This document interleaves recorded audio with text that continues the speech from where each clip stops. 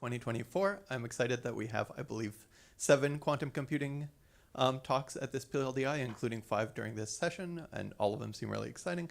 So the first talk will be by Ritvik Sharma, and he'll be talking about compiling and optimizing Qubit circuits. So very exciting work. Go ahead, Ritvik.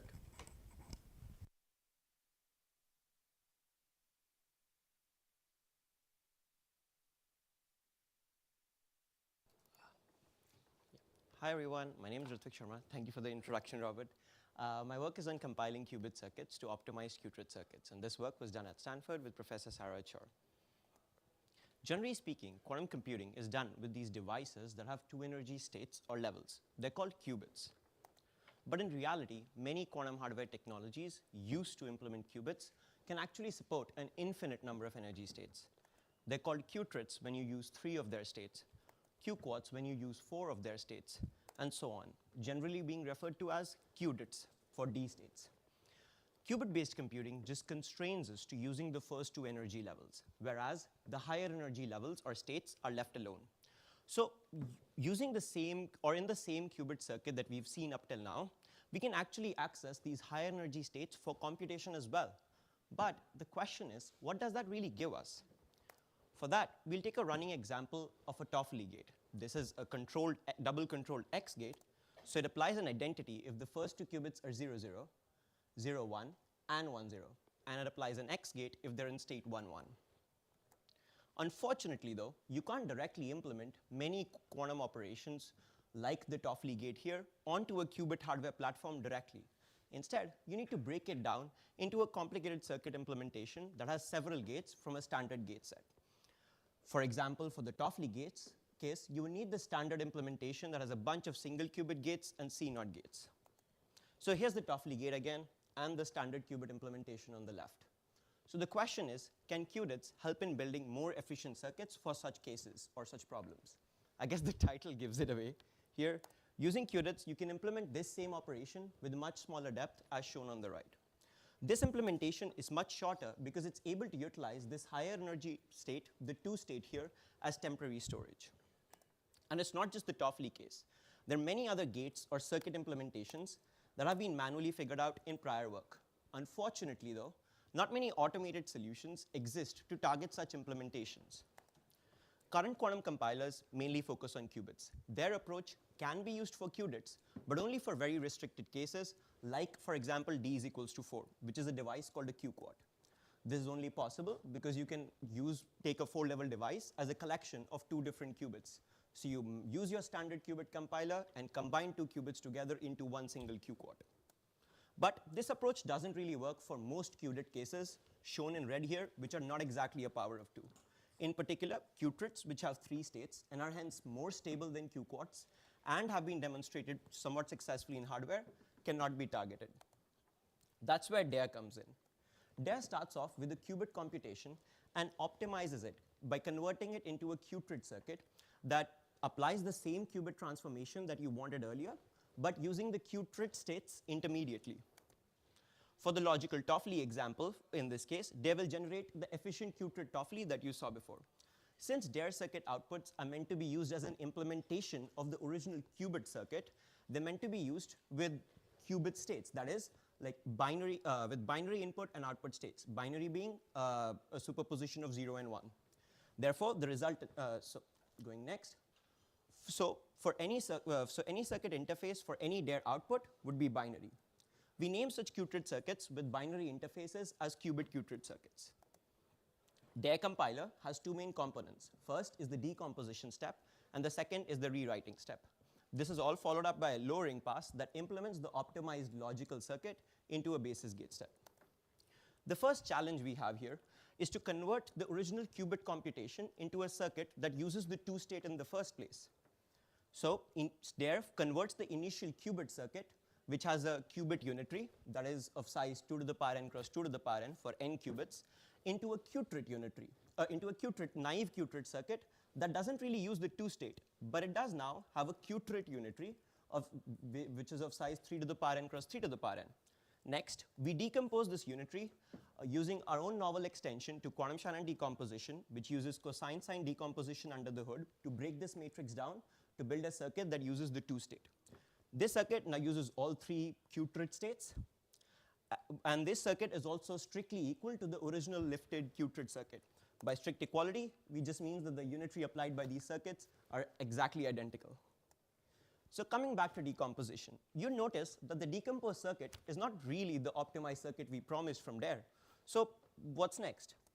That's where DARE implements a series of rewrites to optimize this decomposed circuit to give you the final circuit by deleting a bunch of gates and controls. First, like most rewrite systems, we contain a bunch of 6 strictly equal rewrites. These rewrites optimize a circuit without changing the underlying computation, that is the unitary, applied by the circuit at all. Using only strictly equal rewrites, we start from the decomposed circuit and delete the gates at the end and get this circuit here. You again see that it's still not all the way there, and this is not enough for optimization of Qubit circuits in general. So what can we do more than strictly equal rewrites? DARE solves this issue by implementing a series of novel rewrites that don't preserve strict equality of the circuit, but instead they preserve a novel notion of equality that maintains the actual operation being applied by this circuit for binary input and output states. And these rewrites are hence more relaxed and allow for more aggressive optimization. Showing that for the Toffoli example, you'd see we notice more gates and controls now and get this circuit, which is exactly the same as the optimized circuit that we were promising. We call this equality property as Qubit equality. Here's the comparison of the final circuit from using only strictly equal rewrites and Qubit equal rewrites. So let's try and understand why Qubit equality makes sense. Here's the unitary of the Qubit circuit and the Qubit Qubit circuit. The Qubit Qubit circuit uses the two-state only temporarily. Thus, if we drop all the rows and columns of this unitary that interact with the two-state, that is ones whose base 3 index representation has a ternary or 2 value in them, then we get back the original Qubit unitary. So there's a lot of degree of freedom in the Qubit Qubit unitary that we need to utilize during the rewriting or optimization process. DARE rewrites exploit this very freedom to optimize the circuit while maintaining Qubit equality. We verify Qubit equality using the unitary of the circuit before and after the transformation. Earlier, you saw a linear algebra interpretation where we drop all those rows and columns and show that those unitaries just need to be the same as the original Qubit computation. However, formally, for proving our rewrites, we use an outer product notation to write the unitary of the circuit before and after transformation and ensure that the difference of these unitaries is dependent on at least one of those Qubits being initially in the two-state. Again, since the circuit interface was binary, this difference will never actually be seen on the circuit output for any valid input. Hence, if delta U is dependent on the two-state, as shown with the Dirac outer product notation here, Qubit equality is maintained. This is on contrast with strict equality, where the unitaries are exactly equal. Let's walk through an example of DARE rewrites and how we go about building and proving them. Our rewrites are built as a collection of these manually specified basic transformations. Each transform has 3 components. First are a set of necessary gate conditions. Second is the transformation applied if these conditions are met. And finally, a transform comes with the proof that shows that it maintains stricter Qubit equality. Let's walk through an example. This is a transformation called CC inter, and it preserves Qubit equality. For it to maintain Qubit equality, it requires a pair of gates that are applied together on the circuit called bookends that modify their target Qubit k from being subsetted to a binary basis, that is a superposition of 0, 1 states, to a ternary basis, a superposition of 0, 1, and 2 states, and vice versa. A bunch of intermediate gates between them share with them a common control, as shown with the value C here. And the intermediate gates are controlled on Qubit k on state 2. Then the transform deletes the shared control from the intermediate gates. Now, let's walk through how we prove any transformation, especially CC inter here, for our transforms. We use the outer product notation to write the unitary of each gate, and when we multiply them in the reverse order, we get the unitary of the fragment itself. The outer product notation allows for a symbolic representation of arbitrary controls for the rewrite. Now, let's take an example of a control gate inter, the one in between.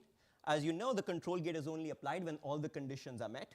So for each control condition, we have these matrices actually that have just one element, which is shown with the bracket notation here. For the given control conditions, the target unitary U prime prime is applied. And if a Qubit is skipped, you just apply an identity on it. But we also need to add to this what happens when the control conditions are not met. For that, we add the rest of our normalization term and rewrite it into this form shown here. Going next.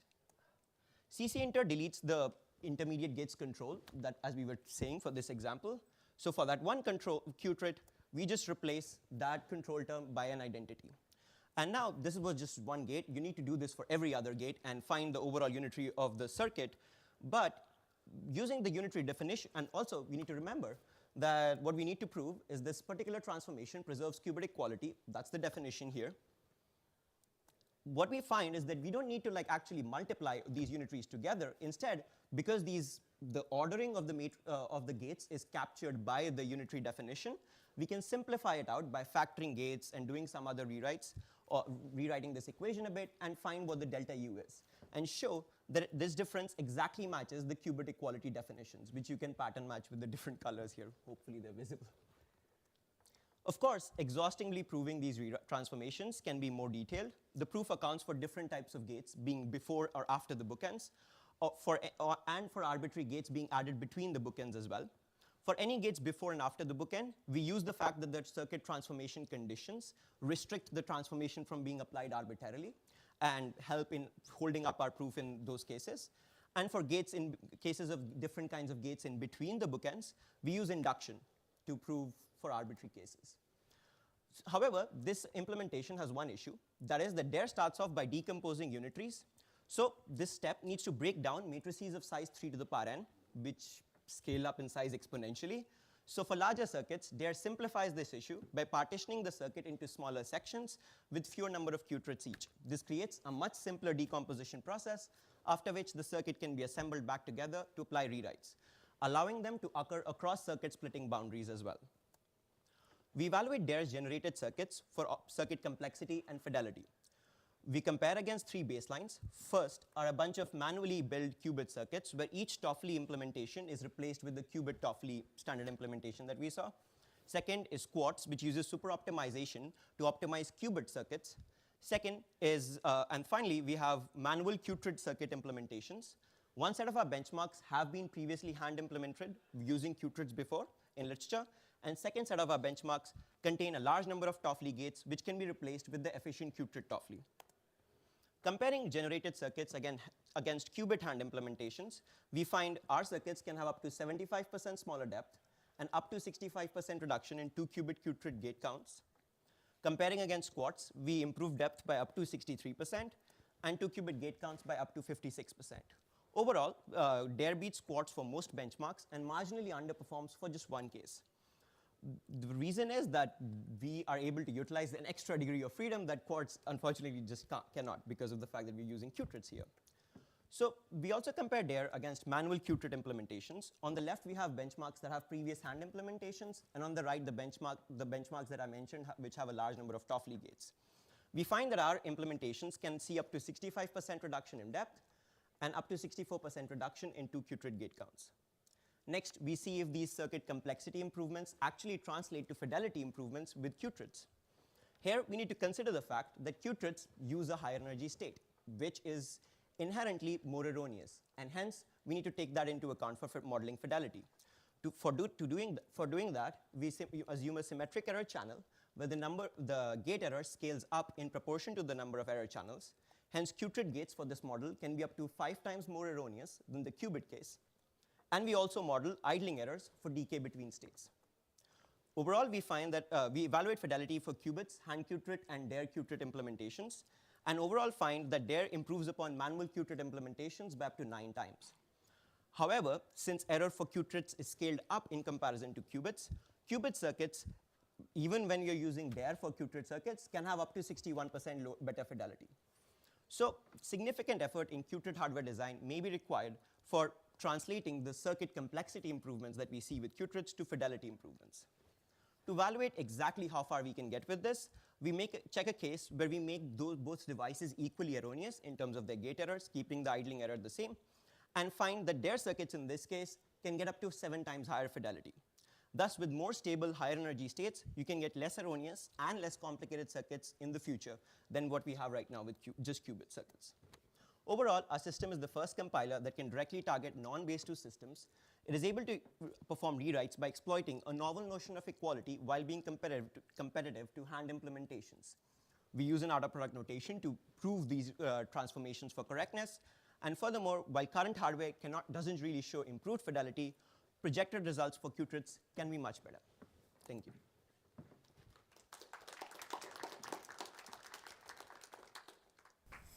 Thank you. People can line up in the middle to ask questions. Hi, thanks for the great talk.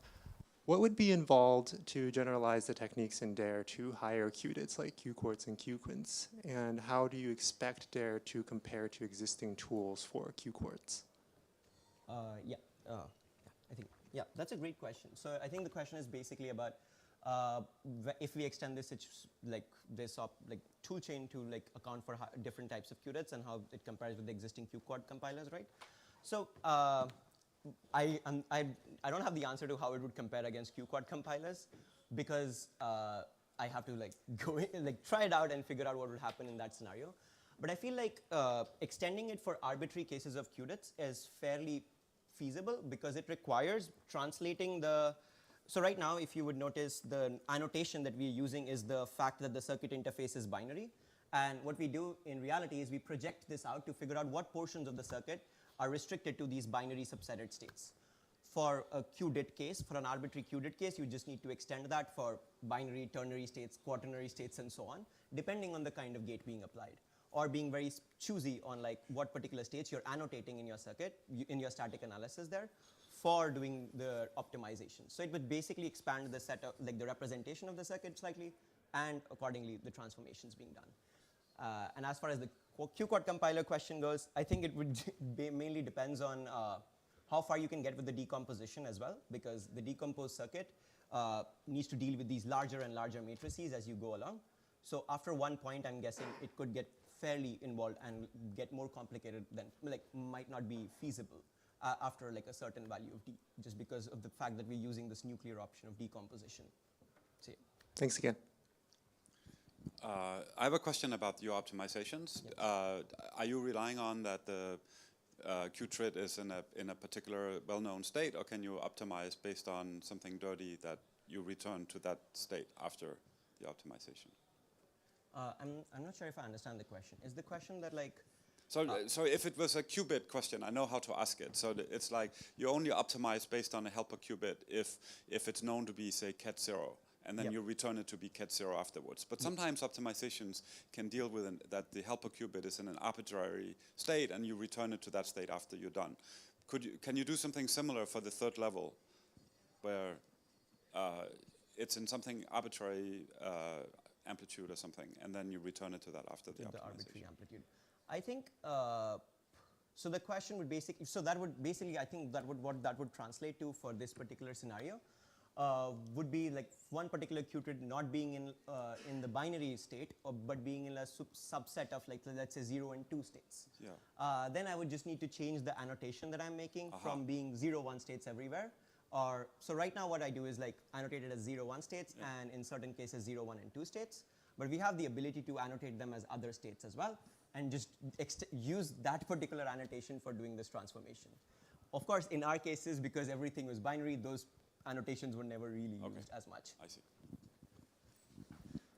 Thanks for a great talk. So basically, you are talking about if we have a qubit circuit, and if we are implementing the same gate, we have some advantages in the Qtrit circuit compared to the qubit circuit. Is that right? But I was thinking, do you consider that? Because I know for some gate they have some really smart decomposition based on the Qtrit circuit. Do you comparing your optimization method to those smart decomposition method? Because I know there's something published in the Nature Physics about large Toffoli decomposing using the Qtrit circuit, and they have really nice result. Yeah. Yeah. So I think the question would just basically become, how do you implement large Toffoli decompositions? No, I was thinking you are compared to the qubit circuit. Yeah. How about you compare some smart decomposition, but they are originally using the Qtrit circuit? That's why you can say you are optimizing something, right? Yeah, so that's where our comparisons against previous hand implementations come in. Okay. Where, if I can go to the slide, and one set of our benchmarks basically were some of the benchmarks that have been hand optimized with Qtrits before. Yeah. That include like something like a 3-qubit Toffoli to a 4-qubit Toffoli and incrementer operations. Okay. So I think it's further up. Sorry, let me just. So yeah, the set of benchmarks that we used were basically those implementations. Of course, because we're using decomposition. The one unfortunate aspect of that is we can't directly decompose an arbitrarily large Toffoli to do this kind of an operation for like, let's say a 14 Qtrit circuit or something like that. So, and I guess one solution to that might be in the future would be to just take a qubit implementation of it and partially decompose it for different sections, the same way we were doing for other circuits at the end here. So, yeah. Okay, thank you. Let's sync up with the speaker again.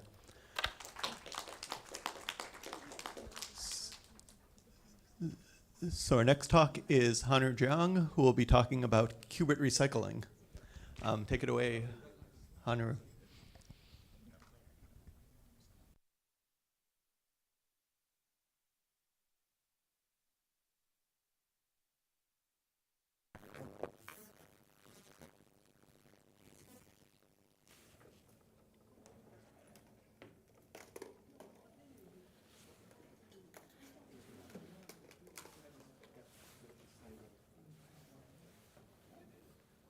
Okay, thank you for the introduction. It's good to be here.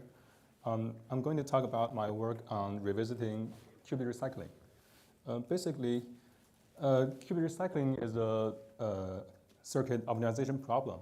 It aims to reduce the circuit width, that is the number of qubits occurring in the quantum circuit. It is relevant because the number of qubits is one of the major limitations in current quantum devices. But qubit recycling is not reducing circuit width in an arbitrary way. It is restricted to these two circuit transformations. One is topological deformation. It means that we can slide the gate along the wires so that if two gates applied on disjoint qubits, they commute. Another is reusing discarded qubits. Here we use the triangles to denote the allocation and discard gates. And if we find one discard precedes the allocation, we can reuse the qubit as a fresh one by resetting it. And the operation on the right-hand side is actually the mid-circuit merriment and reset, which is recently available in practical quantum devices. So let's take a simple example to illustrate how we reduce the circuit width using these two transformations. So given the circuit actually first allocates 4 fresh qubits, do some computation, and discard 3 of them. So we first postpone the allocations and bring forward the discards so that the 2 of the discard gates actually precedes the allocations, and then we reuse them, and the circuit width is reduced by 2. And we may come back to this example later in this talk. So simply speaking, qubit recycling is to find a topologically identical circuit to reuse the maximum number of discarded qubits. This technique is not new. The earliest paper I can found is a paper appeared in 2016 PRA paper. They reported that they managed to reduce the circuit width by up to 90% using qubit recycling. And last year, there are 2 papers on this topic. One is CAQR, where they have reduced the qubit usage by up to 80% and with a slightly increased depth in circuit. Another work is from Continuum scientists, where they managed to reduce typical 80-qubit QAOA instances to about 20 qubit to run on their quantum machine. But there are still some questions not answered about qubit recycling. One is this complexity. The problem seems to be very hard because existing approaches on this topic usually uses heuristic-based algorithms, and the exact algorithms are of exponential time. Another question we can ask is about, is there a better algorithm for this problem? And once we have a optimizer for qubit recycling, it is natural to ask how to achieve certified compilation. One approach is to through translation validation, but it might be infeasible or incomplete because checking equivalence of circuits is known to be QMA complete in general. And another approach is by compiler verification. Probably the best known work on this is Vox. But Vox correctness criterion requires the denotation of two circuits to be identical, which is overly strong for qubit recycling. We can take this example. On the left-hand side, there are 3 qubits, but on the right-hand side, the optimized circuit only have 2 qubits. And the resulting denotation of these 2 circuits have a mismatched dimension. Even if we trace out the discarded qubit, there's still a mismatch that the output qubits are actually not equal, but up to permutation. And lastly, managing matrices for permutation is painful. For example, if we want to permute 10 qubits, we have to have a unitary of more than 1,000 rows. So look at these questions. It seems like we lack a good abstraction for this problem to make use of the right existing results or techniques. And this will be the main theme of this work. So in the rest of this talk, I will first introduce our abstraction for the qubit recycling problem, which is a triangulation problem with respect to the qubit dependency graphs. And based on this abstraction, its complexity and heuristic-based algorithms follow easily. We managed to prove that the problem is NP-hard. And our heuristic is optimal for small circuits that we have evaluated. Finally, we managed to implement a certified compiler or optimizer based on this abstraction. And we make use of categorical semantics to organize and simplify our proof. So let's start with the abstraction. The first observation is that we can simplify the solution of this problem. To determine the solution of qubit recycling, it suffices to have a recycling strategy describing which qubit is reused by which other qubit.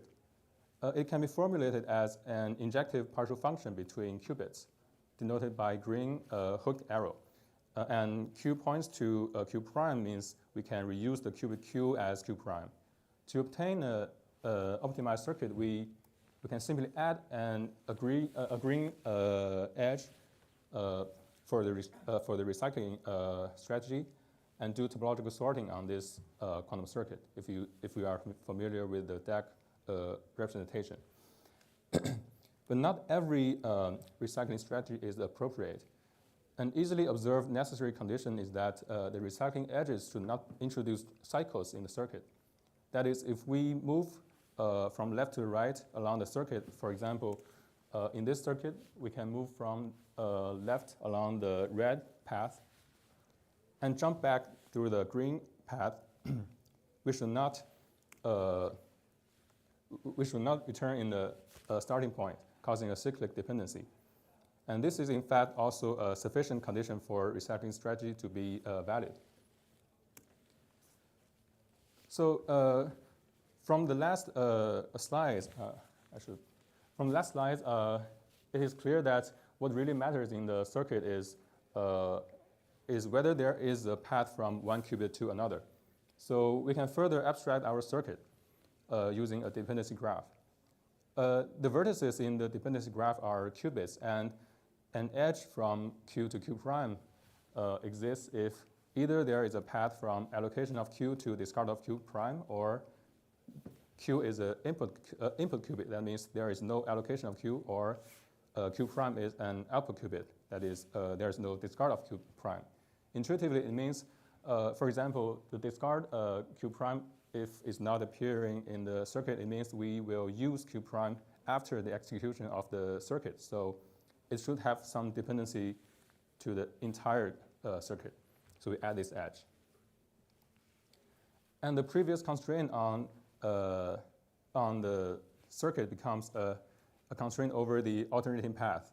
That is, if we walk through the dependency graph along one black step and one green step, the path should be acyclic.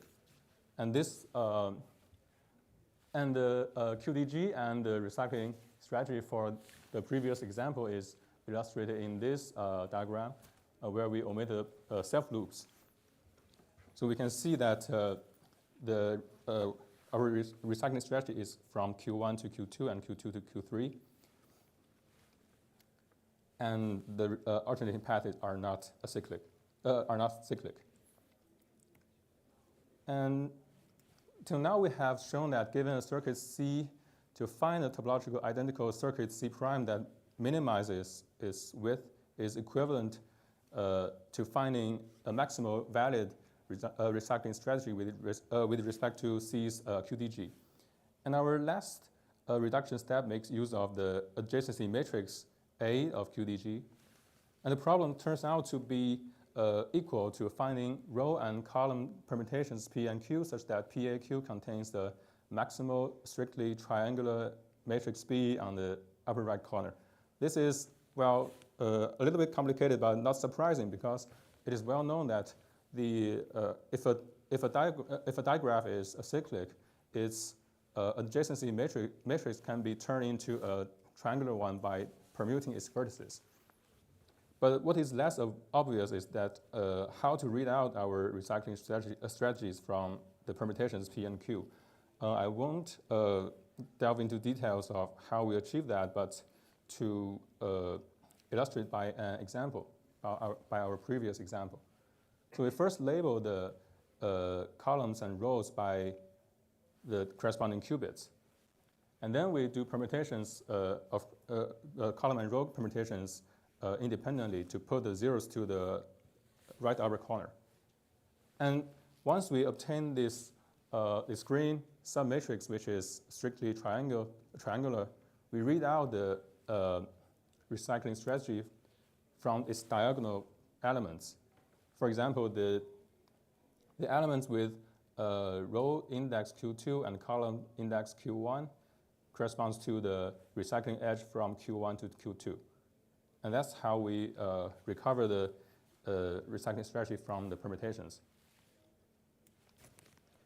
So putting these together, we obtain this diagram that to obtain an optimized circuit for a qubit recycling problem, it suffices to find a recycling strategy which is valid and do topological sorting and qubit reusing. And finding the recycling strategy is actually polynomial time equivalent to a triangularization problem, that is finding independent row and column permutations. Based on this abstraction, the complexity and heuristic-based algorithms follows easily. We prove that the problem is NP-hard by reducing from Will's question. It asks whether, given a square matrix A, does there exist permutation matrices P and Q such that PAQ is triangular, which is very similar to our previous triangulation problem. And this problem is known to be NP-complete.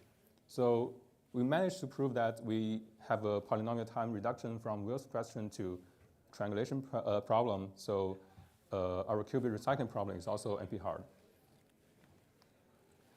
So to solve this problem, we follow one row at a time manner. To triangularize the adjacency matrix one row at a time iteratively. So basically, we choose a row with zeros in it, the green row in the bottom, and swap it to the top. Then we do column permutations to put the zeros of this row to the right. And then we repeat the procedure with the remaining submatrices corresponding to the zeros of the first row. And so what really matters is how we choose the next row in each iteration. Basically, there are two methods. One is to choose the row with maximum zeros in it, and another is to choose the row that maximizes the number of zeros in the remaining submatrix. So we also introduced the dual circuit technique by the quantum scientists. And it turned out that their technique is quite simple in our settings, which is triangularize iteratively column by column instead of row by row. Using these techniques, we have a algorithm that performs quite good. It achieves optimal for 76 out of 84 evaluated Revit circuits. For the rest 8 of the circuits, we don't know whether they are optimal or not because they're too large to decide optimality. But our algorithm is better or is equal or better, although only in one circuit compared with the art. Okay, so the last piece of this work is about certified compiler for Qubit recycling. It is also based on the previous abstraction, and what we really verified is the topological sorting and the Qubit reusing module. So this is the workflow of our optimizer. Given an input circuit C, we first try to find a recycling strategy using the algorithm presented before. That is our solver in the gray box. And then we feed the recycling strategy to the sort module to do topological sorting. If the sort succeeds, it means the recycling strategy is valid, and we reuse the circuit and obtain an optimized circuit. Otherwise, it means our solver returned an invalid recycling strategy.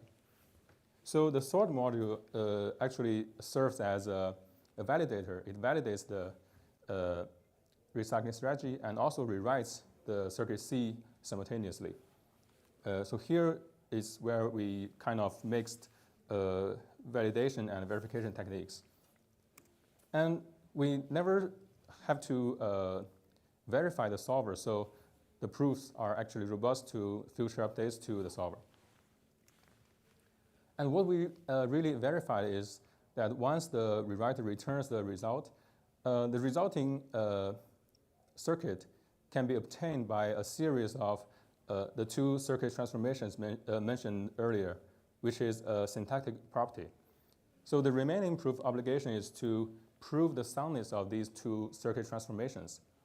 As we have explained before, we can expect an equality in their denotations, and we need better tools for manipulating permutations. So our solution is to adopt a symmetric monadic category as our semantic domain. And SMC, you may think of it as a well-organized and comprehensive library on top of matrices that isolates the elements that are directly relevant to our objectives. But SMC is not an arbitrary choice. It is actually a shared structure in commonly used semantic domains, such as superoperators and ZS calculus. So using SMC, we may find that the previously introduced key ingredients have a obvious semantics. For example, the topological deformation has its semantics as interchange law in SMC, and reusing qubits is actually applying isomorphisms, that is right and left unitars. And permutations becomes an isomorphism generated by associator and twists. And finally, the semantic equivalent can be defined by equality up to the above isomorphisms, and the soundness is straightforward. So in summary, we revisited Qubit recycling by providing a new abstraction for it. And based on this abstraction, we prove its NP hardness and provide slightly better algorithm, and implemented a certified optimizer making use of categorical semantics to simplify our proof. That's all.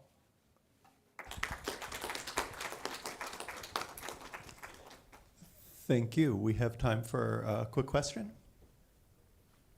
Thank you for a great talk. So in order to do Qubit recycling, you need to prove that superposition, it is not, Qubit is not in a superposition, isn't it?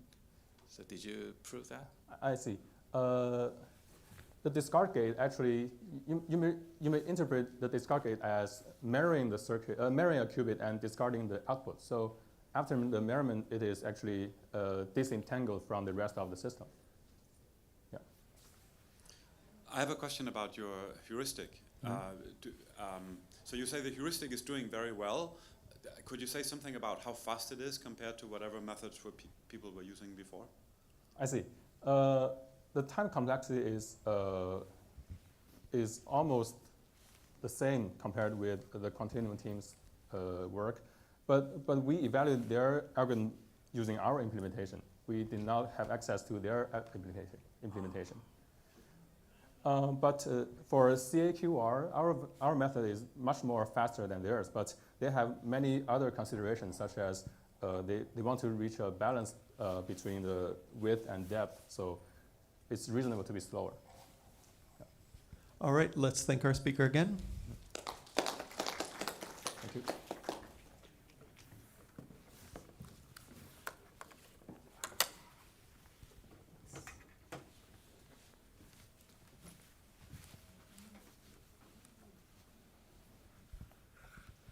And next up is Charles Yuan, who will be talking about the decomplexity cost of error correction for control flow.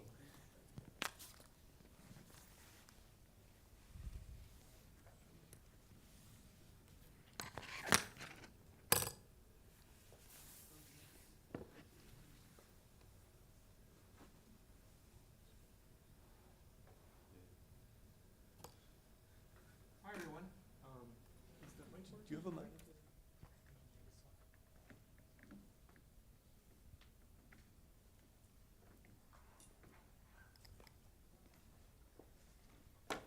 Hi everyone, I'm Charles, and I'm really excited today to present to you our work on the decomplexity costs of control flow and error-corrected quantum computation. Now I'm sure you agree that was a real doozy of a title, so let's break it down into its parts and see what I mean. First, what is a quantum computer and why do we want to build one? Well, in short, a quantum computer is a device that uses quantum information to solve problems faster than any classical computer can. What I mean by that is that we know of quantum algorithms that can deliver an asymptotic advantage in time complexity over classical algorithms for tasks ranging from factoring to linear algebra and physical simulation. And these quantum algorithms achieve this by exploiting quantum information. Whereas a classical bit can exist either as 0 or 1, a quantum bit or qubit exists as 0 and 1 at the same time. Now mathematically, a superposition is a linear combination of states 0 and 1. These coefficients are called amplitudes, and if it helps, you can think of as saying how much 0 and 1 there is in the state. A hallmark of a qubit is that when you look at its state, when you measure it, it will collapse to a classical state with some probability that's determined by those amplitudes. And quantum algorithms will use this phenomenon and other phenomena of qubits to achieve their computational advantage.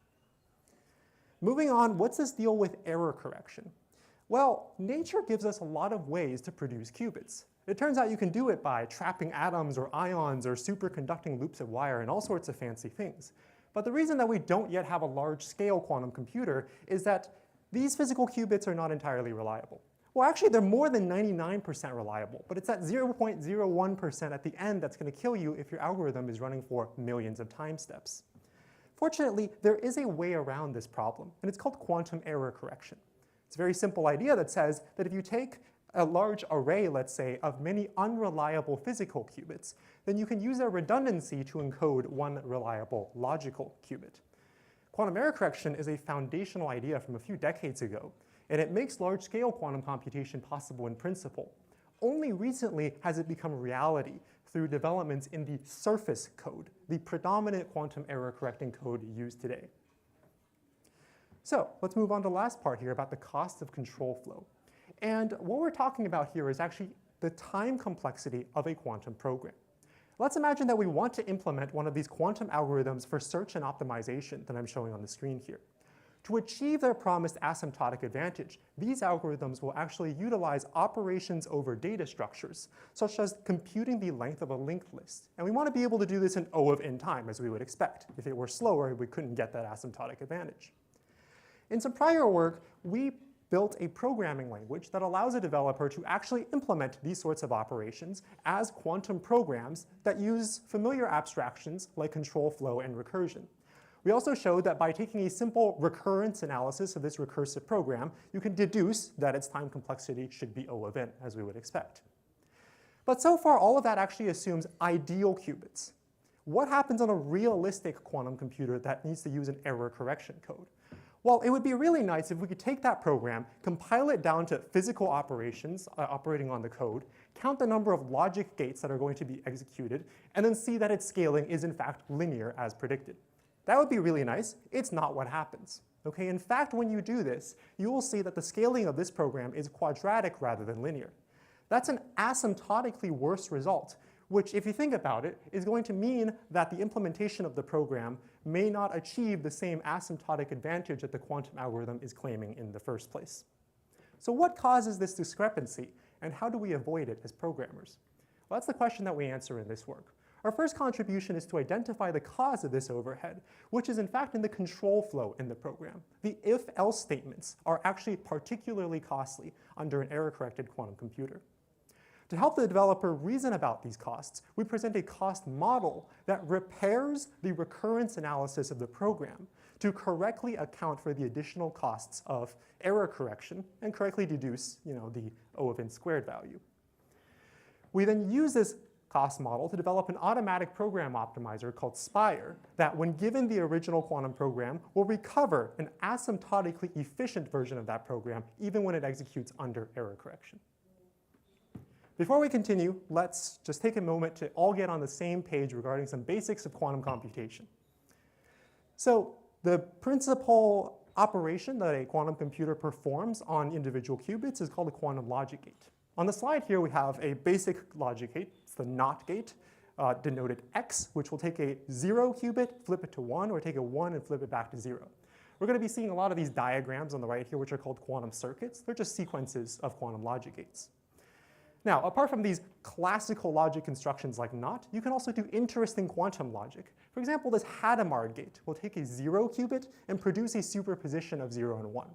It will take a 1 qubit and also produce another superposition of 0 and 1 with a sign difference. That's right, the coefficients in these states can in fact be signed. And in this case, we'll call that sign difference a phase. One other thing that we're going to want to do is control the execution of a logic gate on the state of another qubit. This controlled NOT gate will flip the state of its second input only if its first input is equal to 1. Otherwise, it'll do nothing.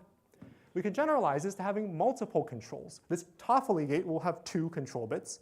You can go even bigger and get these things that we can call multiply controlled NOT, or MCX gates, which we'll be seeing a lot more of. Now, we don't want to be writing literal logic gates all the time, so it helps to be able to develop language abstractions like this assignment operator that will end up compiling down into logic gates. So here we have a program operating over 3 Boolean variables that's just going to assign one to another and then one to another, which will compile down to 2 C0 gates, one corresponding to each statement. Now, for some technical reasons, quantum algorithms will not in general want the state of a temporary variable, like the t variable in this program, to be non-zero at the end of a program. It turns out that when this is true, the quantum algorithm will in general give an incorrect result. And to resolve this issue, what you have to do is a process called uncomputation, which is essentially reversing the sequence of bit flips that happened on that temporary variable to restore it back to the 0 state by the end of the program. And we can reflect that in the program via this operator that I'm going to call unassignment. It is the exact opposite of the assignment operator. And in this case, it'll just compile to another C0 gate. Now, we don't want to have all of these arrows around, so it really helps to automate that with some structure. We're going to introduce this with do statement. And what it's going to do is it's going to execute the with block, then the do block, and then it will invert the contents of the with block to automate this whole uncomputation thing. The last program structure that we're going to want is control flow. So if we have an if statement, like this if statement over x and y with a statement inside, that's just going to compile to a controlled quantum logical gate, in this case, the Toffoli gate. Given all these ingredients, we can then put them together to see how a structured quantum program using control flow will eventually compile down to an explicit quantum circuit. All right. So that was all the background. Let's get to the main subject, which is the cost of control flow. So the question that we need to consider here is, how do we actually get a program to run on an error-corrected quantum device? Well, the chief thing that we need to do there is to take every logic gate in the program and find some physical way of realizing it as little physical operations on that error-correcting code. Now, we're not going to go over the details here, but for a subset of quantum logic gates, it's well known how to do this in the literature. This subset is called the Clifford gates, and it includes the C0 gate and the Hadamard gate that we saw earlier. Notably, it does not include many of the other gates that we would want, like these larger multiply controlled X gates. these gates cannot be realized directly on an error-corrected quantum computer. What you have to do is decompose them to smaller gates. And you can't actually decompose them to Clifford gates alone. You have to add a gate to your hardware gate set, which is called the T gate. What is this T gate? Well, here's its mathematical definition. It does nothing to 0, and to 1, it puts like a root of unity on it. Okay, this is the mathematical definition. Fortunately, we don't really need to understand that for this talk. All you really need to know is that given the T gate, what we can then do is take arbitrarily large MCX gates and use this recursive decomposition on the slide to turn them into Toffoli gates, which we can then write out as this sequence of Clifford gates and T gates. Okay. So far, I've been highlighting these T gates in orange. And the reason that I've been doing that is that even though T gates are possible to realize on an error-corrected quantum computer, they are very expensive to do so. How expensive? Here's a figure from a paper from some folks at Google that depicts the physical operations required to realize C0 gates and Hadamard gates on the surface code. Now, you don't need to understand the details of what this diagram means, but the shapes, the volumes of the gray blobs in the picture give you an idea of how complex it is to physically realize each of these gates. So what about that T gate? Well, if you look at the diagram, one thing you'll see is that it's got these two little protrusions going into the back of the page. Where is that going? Are you ready? It goes here. Okay. This picture depicts the complexity of realizing a T gate on a surface code error-corrected quantum computer. And what it really emphasizes is, yes, you can implement this gate, but it costs about 100 times more than any Clifford gate in your system, which means that it rapidly dominates the cost of your quantum algorithm. This domination has been the cause of quantum algorithm designers studying T complexity, where the number of T gates of a quantum computation is the dominant factor in how well it performs under error correction. Now, how does that apply to our case? Well, one thing we can show is that a large MCX gate with a lot of control bits requires a proportional number of T gates in order to realize. And what this means for our programs is that programs with deeply nested control flow that compile to a lot of control bits end up being a lot more expensive to realize. Let's bring that all the way back to our running example in the length program. How do we explain that asymptotic discrepancy from earlier? Well, one thing we need to understand is that for the compiler to take the program on the left and compile it to a circuit, the first thing that it has to do is unroll the recursion, exposing this nested structure of if-else statements, translate each one of those statements to a circuit, at which point we will observe that despite the program having only length, say, O of n, the number of control bits will scale as O of n squared. This is, in fact, the explanation of the discrepancy in the graph that we saw in the beginning. Cool. So now that we have a better understanding of the cost of control flow, let's see how we can help the developer reason about it through our cost model. The idea here is that we want to be able to take the syntax of a program and produce a function that just computes its T complexity, right? It tells us that the way that it should scale on the error-corrected device is O of n squared.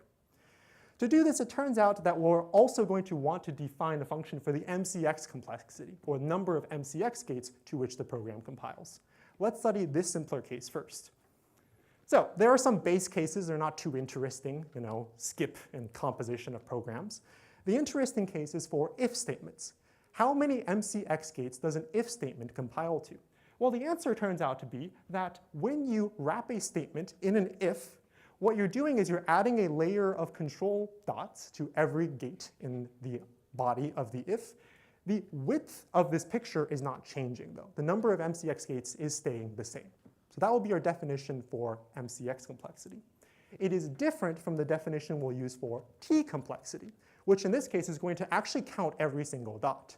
All right, so in this case, we're going to define the T complexity of if as being the T complexity of the body of the if plus some multiple of the width of this picture, or the MCX complexity.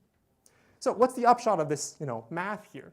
Well, it actually allows us to repair the recurrence analysis of the program from the beginning to add terms that correctly account for the additional T complexity of performing control flow at every level in the recursive call tree of the program. And you can prove that performing this analysis will give you the correct T complexity of the algorithm. But that's actually not the only thing that the cost model does for us, because it also allows us to automatically optimize programs, rewrite them to lower their T complexity. One of the first optimizations we can perform is something called conditional flattening. As the name suggests, it works with these nested, deep sequences of if statements and flattens them down.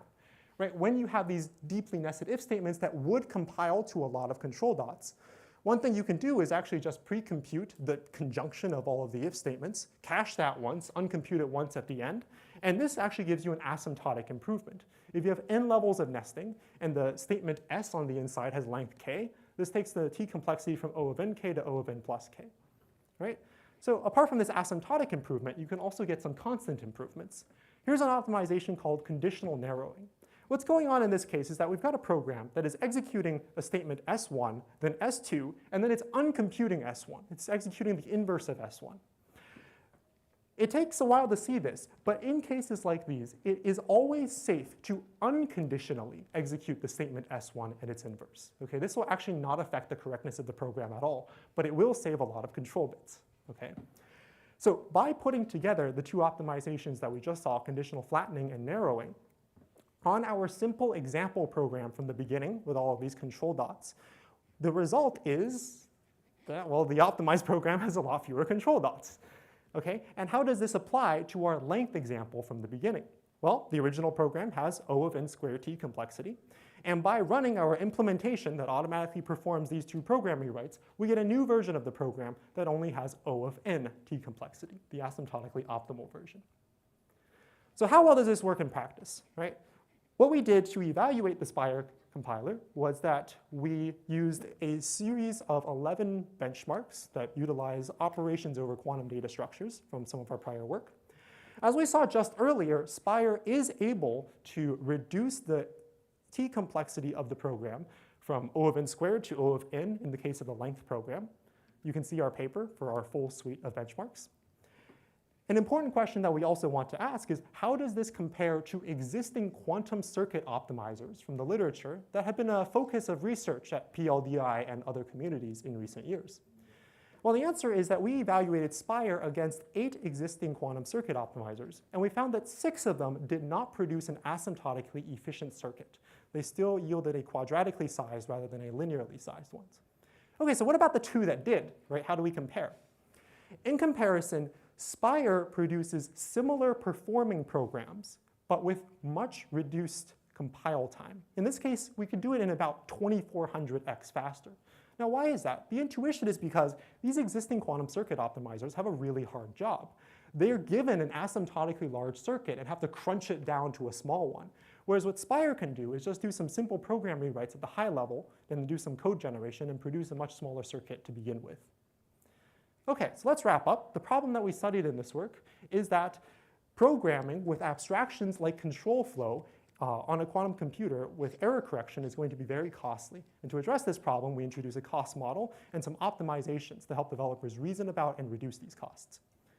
Moving forward, there's a lot of opportunity here to improve quantum circuit optimizers by exploiting the kinds of program structure that we identified in this work. Now, if you're curious, so far we've been talking about one specific error correction code, the surface code. In the paper, we have a discussion about how these costs and techniques will apply to other codes. There are other improvements that we can do, other things that quantum algorithm developers are doing right now by hand that we can import into automatic compilers, which leaves open a question of, are there programs that fundamentally can't be optimized this way to get an asymptotic improvement and will always remain some kind of bottleneck under error correction? So if there's one takeaway from this talk is that the interface between quantum programs and the error-corrected hardware on which they're going to run is going to be really key for us to study to develop more expressive and efficient programming abstractions for quantum computing. Thank you.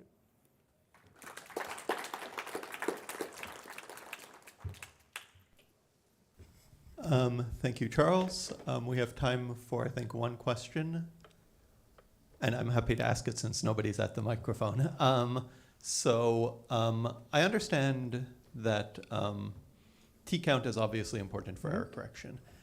And I understand that, using this control flow, you can, in other words, doing the control flow analysis, you can dramatically reduce the number of MCX gates.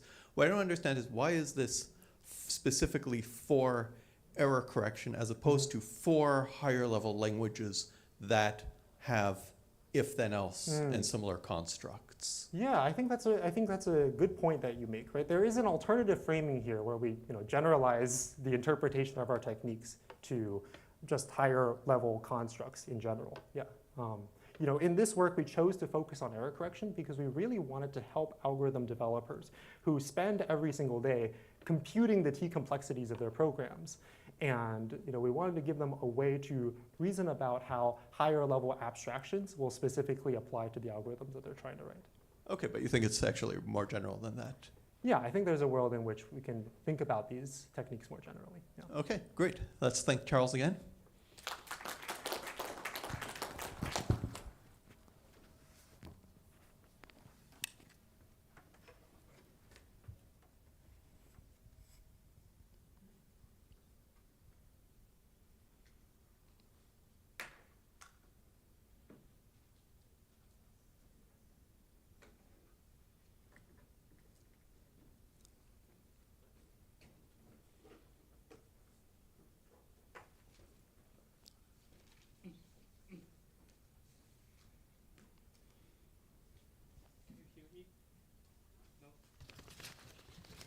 Can you hear me? Okay. Yep.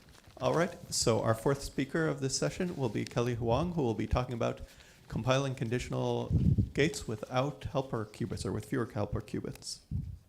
Oh, without, sorry.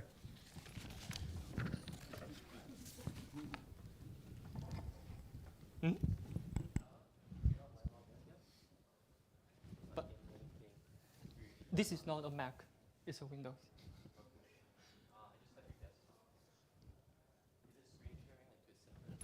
I think it plugs the.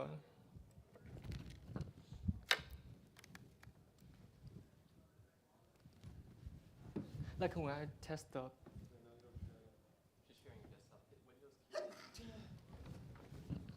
Could you please help me right here?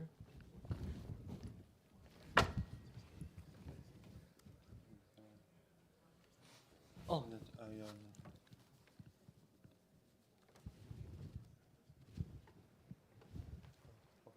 Okay. Hi everyone. Today I'm going to talk about our research work, compiling conditional quantum gates without using helper qubits. And we are Kelly Huang and Professor Jens Pelsper. We are from the UCLA Computer Science Department. So the goal is to persuade you that conditional gates can be compiled into codes of linear size. And we're going to go through 3 points to support that. The first point is that the challenge here is to compile conditional gates without using helper qubits. And that is the main challenge we're taking on in this paper. The second point is that in our paper, our compilation scheme is linear. And the third point is that, as our experiments show, our method is the best for 8 qubits and up. So we're going to go into that. First, let's go into the challenge. The challenge has to do with the conditionals, so we can take a look at the conditional gates in classical computing. Here is an if and else statement with 2 Boolean variables, b0 and b1. If they are both true, then we do the Boolean negation on the Boolean variable b2. That's the normal way as we all know it. In quantum computing, we have something like that, and we want to compile it. But the question is, how can we compile it?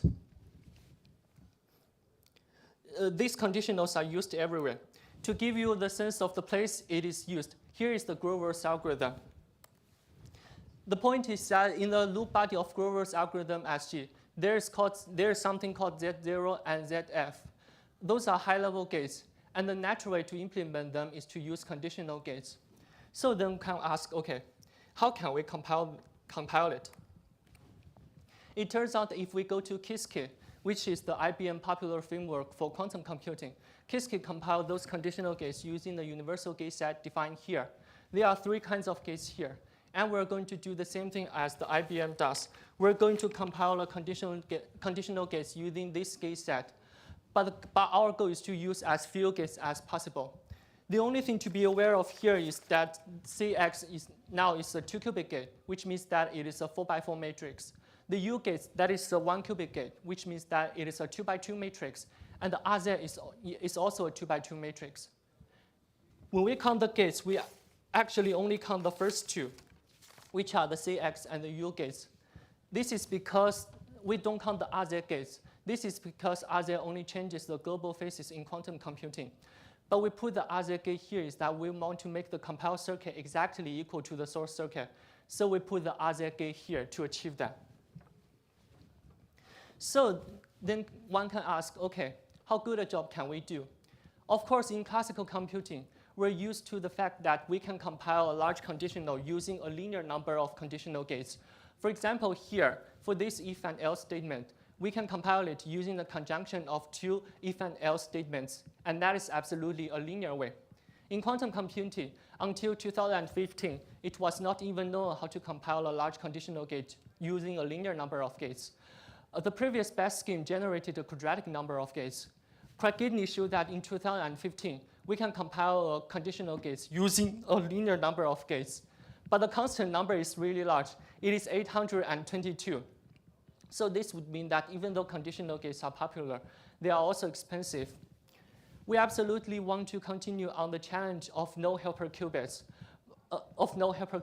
and a linear number of gates in the implementation, but we want a lot less than 822. So this gives us a chance to talk about our second part, which is our compilation scheme. Now I'm going to introduce our compilation scheme in a few steps. The first half of the idea is to do a little trick. In quantum computing, we can always have something like the square root of x. So in the compile code, we have that if Q0 is true, then we apply the square root of x to Q2. If Q1 is true, then we apply the square root of x to Q2. And we can see that if they are both true, then we actually apply the square root of x twice on Q2, which as a result, we apply the x gate to Q2. If they are both 0, then we do nothing on Q2. For these two cases, it looks like we are actually implementing the quantum conditionals. However, if Q0 is equal to 0 and Q1 equal to 1, or if Q0 equal to 1 and Q1 equal to 0, our compiled code doesn't work. For these two cases, if only one of them is 1, we actually want to do nothing on Q2. So our next step is to hack this code a little bit. And then we get exactly our compilation scheme for 3 qubits. What we do here is that we still keep our statements about the square root of x gate on Q2. But now I'm going to introduce the idea of +1 and -1. And I'm going to do +1 and -1 modulo 4. And I'm going to gently change the order of Q0 and Q1 and think of it as Q1, Q0. Now if we go through these 5 steps in the compile code, we can actually see that it actually implements the quantum conditionals as we defined before. If you understand this example, you will understand the whole paper. So let's go through each example. The first example is that, the first case is that Q0 equal to 0 and Q1 equal to 0. The first 2 lines of code do nothing on Q2, and the third lines of code adds 1, and then we get 0, 1. The fourth line code is conditional on Q1. Now Q1 is equal to 0, so we do nothing on Q2. And the fifth lines of code is doing a -1. And then we get 0, 0. And we can see that if we have 0, 0, we actually do nothing on Q2. The second case is that Q0 equal to 0 and Q0 equal to 1 and Q1 equal to 1. The first 2 lines of code implementing the X gate on Q2. The third lines of code add 1, and then we get 0, 0. The fourth lines of code is conditional on Q1. Now Q1 is equal to 0, so then we do nothing on Q2. The fifth line brings us back to 1, 1. And we can see that if we have 1, 1, we actually apply the X gate to Q2. And the third example is that if we have Q0 equal to 1 and Q1 equal to 0, the first 2 lines of code implementing the square root of x to Q2. And the third line adds 1, and then we have 1, 0. And the fourth line of code is conditional on Q1.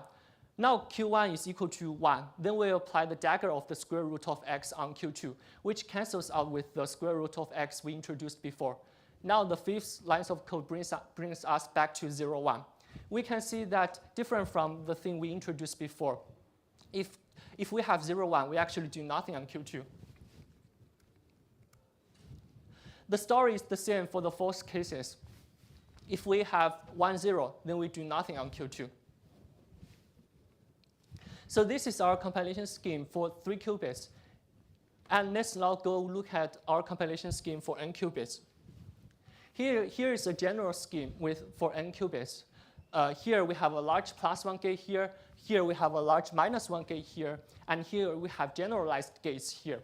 What they do is the same as we introduced before, but now they are using roots which are beyond the square roots.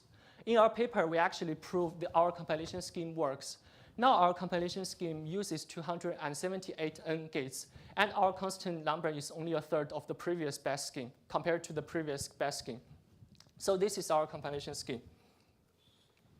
Then we want to ask, okay, how does this work in the experiment? We have 3 questions to ask. First, does it reduce on the code size? The answer to this question is yes. Our compilation scheme produces code that is 34% compared to the previous best scheme once we go to 23 qubits and above. The second question is that can a quantum circuit optimizer help achieve our results? This would mean that you take the Qudit scheme and then you apply a really good quantum circuit optimizer. The answer is no. Even though after optimizing the Qudit scheme with the quantum circuit optimizer, our compilation scheme still produces code that is 49% as large as that produced by the state-of-art and the optimizer. And the third question is that can the output from our compilation scheme be further optimized? The answer is yes. You can take our compilation scheme and run it on the good optimizer. The code will be 80% smaller on average. So let's see those things on graph. The first graph is about the code size. We're comparing 4 methods here. The green one is the best one from Qudit, and it is exponential. The yellow one is from the Baranko's paper, which is considered to be the best one before the Qudit scheme, and it is quadratic. The red one is from the Qudit, and it is linear. We have differences between odd and even numbers because they have different implementations. And our compilation scheme is in purple. It is linear and it is better than other compilation schemes. The second question has to do with the quantum circuit optimizers. And here we list 7 quantum circuit optimizers that we experimented in our paper, including Qudit's own optimizer. We found out that the VOQC from the Popo 2021 is the best one. It optimized the Qudit scheme the most. So if we take a look at this graph, we have our compilation scheme in purple that we introduced before. Now the red curve is about the Qudit scheme and the VOQC optimizer. We can see that even though after optimization, it is still well above our curve, and the optimization rate is around 30%. And the last thing is that, of course, you can use those optimizers to optimize our compilation scheme. The thing is that if you take the VOQC optimizer, which has the biggest effect, now our compilation scheme has the constant number down to 228. In the worst cases, before it was 278. So our conclusion is that first is that our compilation scheme produces code that is 34% compared to the previous best scheme. And second thing is that you can not use the quantum circuit optimizer on the previous best scheme to achieve our results. But of course, you can use those optimizers to optimize our compilation scheme. We think there's a lot of room for improvement here, and we strongly encourage the PLDI community to contribute more on the quantum circuit optimization. The last thing is that our compilation scheme is really simple to implement. It only contains 5 steps to implement, and we strongly encourage you to try it on your own quantum compiler. And that's all. Thank you.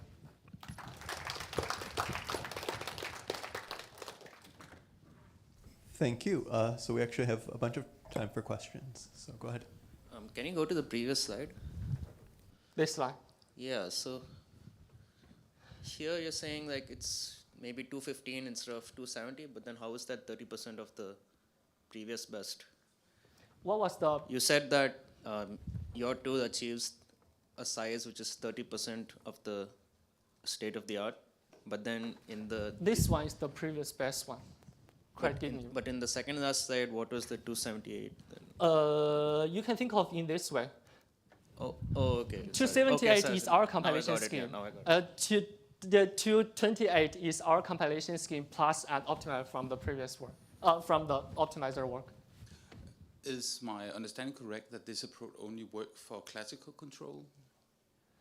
For classical control, what do you mean? That the controls are not in a superposition. Okay, it's just the examples you show are only that, and so it still works with the addition and mod 4 operation. Okay, well, I would like to see the details on that then. Hi, excellent talk. I like the way you explained the example. You showed three questions. No, the three questions that you had. Yeah. So the second statement, is that really right? That no optimizer can achieve your results? Or is it no existing optimizer can achieve your results? At least we tried these 7 optimizers. They cannot achieve our results. And the VLQC one is the best one. And it cannot achieve our results. Yeah. I can guarantee that. I tried all of them. I can guarantee that. No existing. No existing, yeah. And I think there's one more research work which is called CROW, right? And we do not try those things. CROW uses reinforcement learning in quantum circuit optimization, but we don't have the the resource to do reinforcement learning. Yeah. Hi, just one question. You mentioned something about your scheme performs really well after 8 qubits, and that's when it shows optimality compared to other schemes. So just curious, does something different happen on when you deal with smaller controlled gates, or is there a more different optimal way of compiling them down or implementing them in general? Or was it just that there's somehow special cased and in these Once again, I actually don't understand what you're asking. Oh, sorry. So I was just saying that you mentioned that your scheme particularly performs really well after 8 qubits in comparison to Qiskit's compiler, I think. Yeah. So I was just saying does Qiskit do something special or special case them before 8 qubits to achieve those results, or is it something like that? I can give you the Qiskit. If you have qubits smaller than 8, Qiskit exponential methods actually produces code that is smaller than our compilation scheme. But it is exponential. It means that it grows really fast.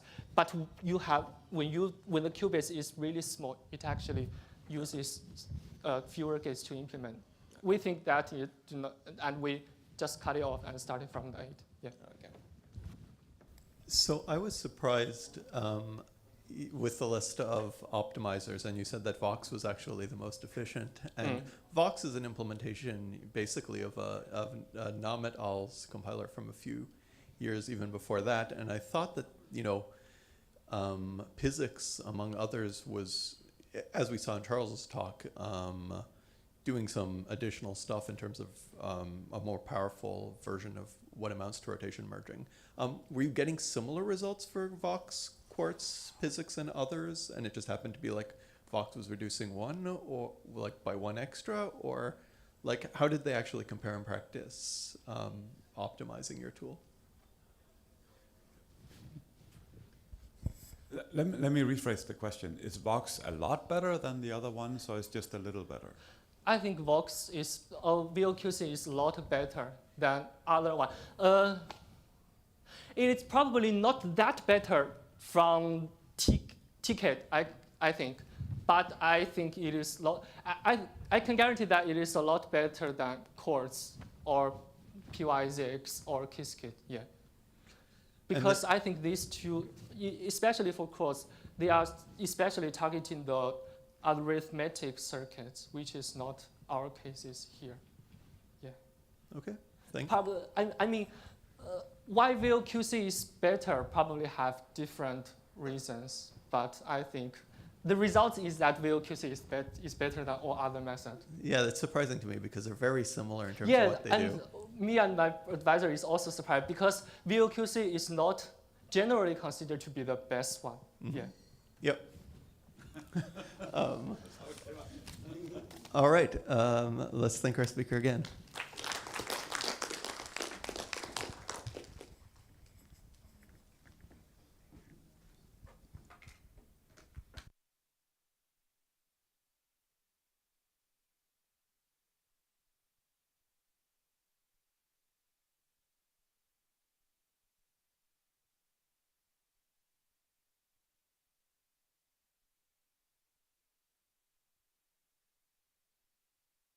Okay, so our last speaker of the session will be Anita Buckley, who will be talking about an algebraic language for specifying quantum networks. So go ahead, Anita. Hi, my name is Anita Buckley, and I will talk about an algebraic language for specifying quantum network protocols and how to verify their behavior. This is a joint work, and I'm very happy that all my collaborators are here at PLDI. Quantum networks are networks connecting quantum-capable devices. All the previous talks in this session were interested in what's happening inside quantum devices. Now we connect these devices together and make them communicate with each other. Each device in a quantum network will have a few of so-called communication qubits designated to establish connections with other devices in the network. By being connected, we mean that distributed devices can share entanglement. If you're not familiar with entanglement, think of it as communication qubits sharing a correlated random secret. Quantum networks bring benefits. For example, scaling of quantum computation that is also part of IBM quantum roadmap. Another benefit of quantum networks is that they provide secure communication with killer apps such as teleportation and entanglement-based quantum key distribution. Quantum networks are coming into reality. Just as I was preparing this talk, reports came out of quantum nodes built in the US, China, and Netherlands. Now, computer science becomes essential to drive further advances in this field. And with this purpose, we are here. Quantum networks rely on Bell pairs, which are the fundamental entanglement resource of quantum networks. Bell pair is a pair of entangled qubits that are correlated by what we called earlier shared random secret, or what Einstein called spooky action at a distance. We denote the Bell pair by a tilde connecting the nodes that contain entangled qubits. One limitation of Bell pairs is that they carry no control information. Thus, quantum networks have to be built on top of classical ones. Classical networks consist of end nodes that are connected through switches via classical channels. On top of this, quantum networks have separate quantum channels, quantum-capable end nodes, and repeaters to overcome short distances. Some of these nodes can also act as quantum source, where Bell pairs are created locally, such as the two indicated with black star on this picture. Now let's have a look how protocols run on such architectures. From now on, we will represent network's topology as a graph. In a classical network, a packet, the information carrier, is forwarded from source S to destination, say D1 in this example. The packet is forwarded through switches hop by hop, 1, 2, and 3. In quantum networks, on the other hand, qubits cannot be forwarded over larger distances due to the decoherence and the no-cloning theorem. Let's have a look at a simple protocol that generates end-to-end Bell pair between nodes A and E. We started by creating a Bell pair locally at E and another one locally at C. Next, we transmit a qubit of the EE pair to D and each of the qubits of the CC pair to its neighbors, A and D. Then we perform entanglement swap. This operation is Bell measurement that exchanges the two Bell pairs into one over larger distance. This way we generated end-to-end Bell pair AE. To overcome qubits decoherence and short lifespans, we perform as many operations as possible in parallel. Consider the next protocol example that will generate end-to-end Bell pairs, one between nodes A and D, and another one between B and E. The protocol will run in 3 rounds. In the first round, we generate 4 Bell pairs locally, 2 at E and 2 at C. On the right, we write the execution histories that record Bell pairs that were produced in each round. And in gray, we annotate the action that created them. In round 2, we in parallel transmit the qubits to their neighbors. And in the third round, we perform the swaps to obtain the green bell pair AE and the purple bell pair BE. Given that quantum networks work like this, we need to make sure that they behave as intended. We should be able to answer questions like, does a protocol establish bell pairs between the specified end nodes? Are two protocols equivalent? Can a protocol execute with a given number of resources? Or can protocols run in parallel without interfering with each other? As a solution, we provide formalism to answer these types of questions, similar to what Netcat did for classical networks, which also inspired our work. We designed a specification language for end-to-end bell pair generation. The name Bellat alludes to bell pairs and Kleene algebra with tests, CAT. Bellat's key features are its syntax and semantics that provide abstraction for quantum network primitives such as the actions we met earlier. They model multi-round behavior as seen in the protocol example by capturing concurrent resource sharing and synchronization at the end of each round. Bellat's algebraic structure is based on Kleene algebra with novel axiom capturing ground synchronization.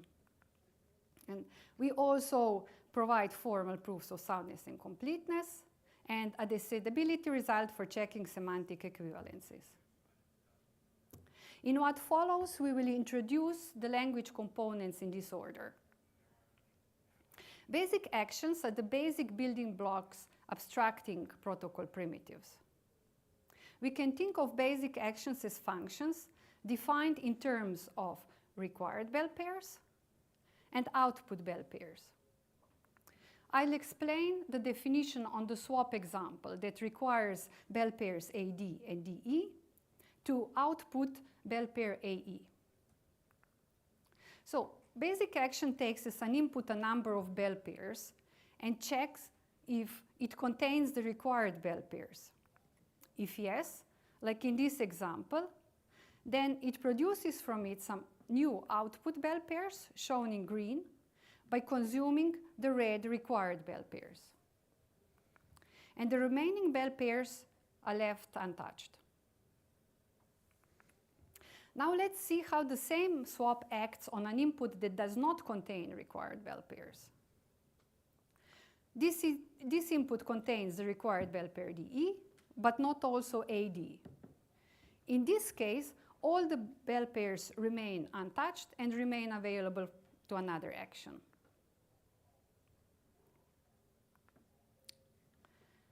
This way, basic actions abstract all protocol primitives. For example, swap requires two bell pairs to output one over larger distance. Transmit requires a local bell pair and can only forward its qubits to the adjacent neighbors.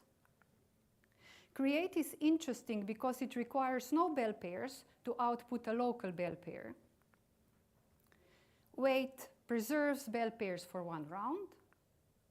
And fail drops bell pairs.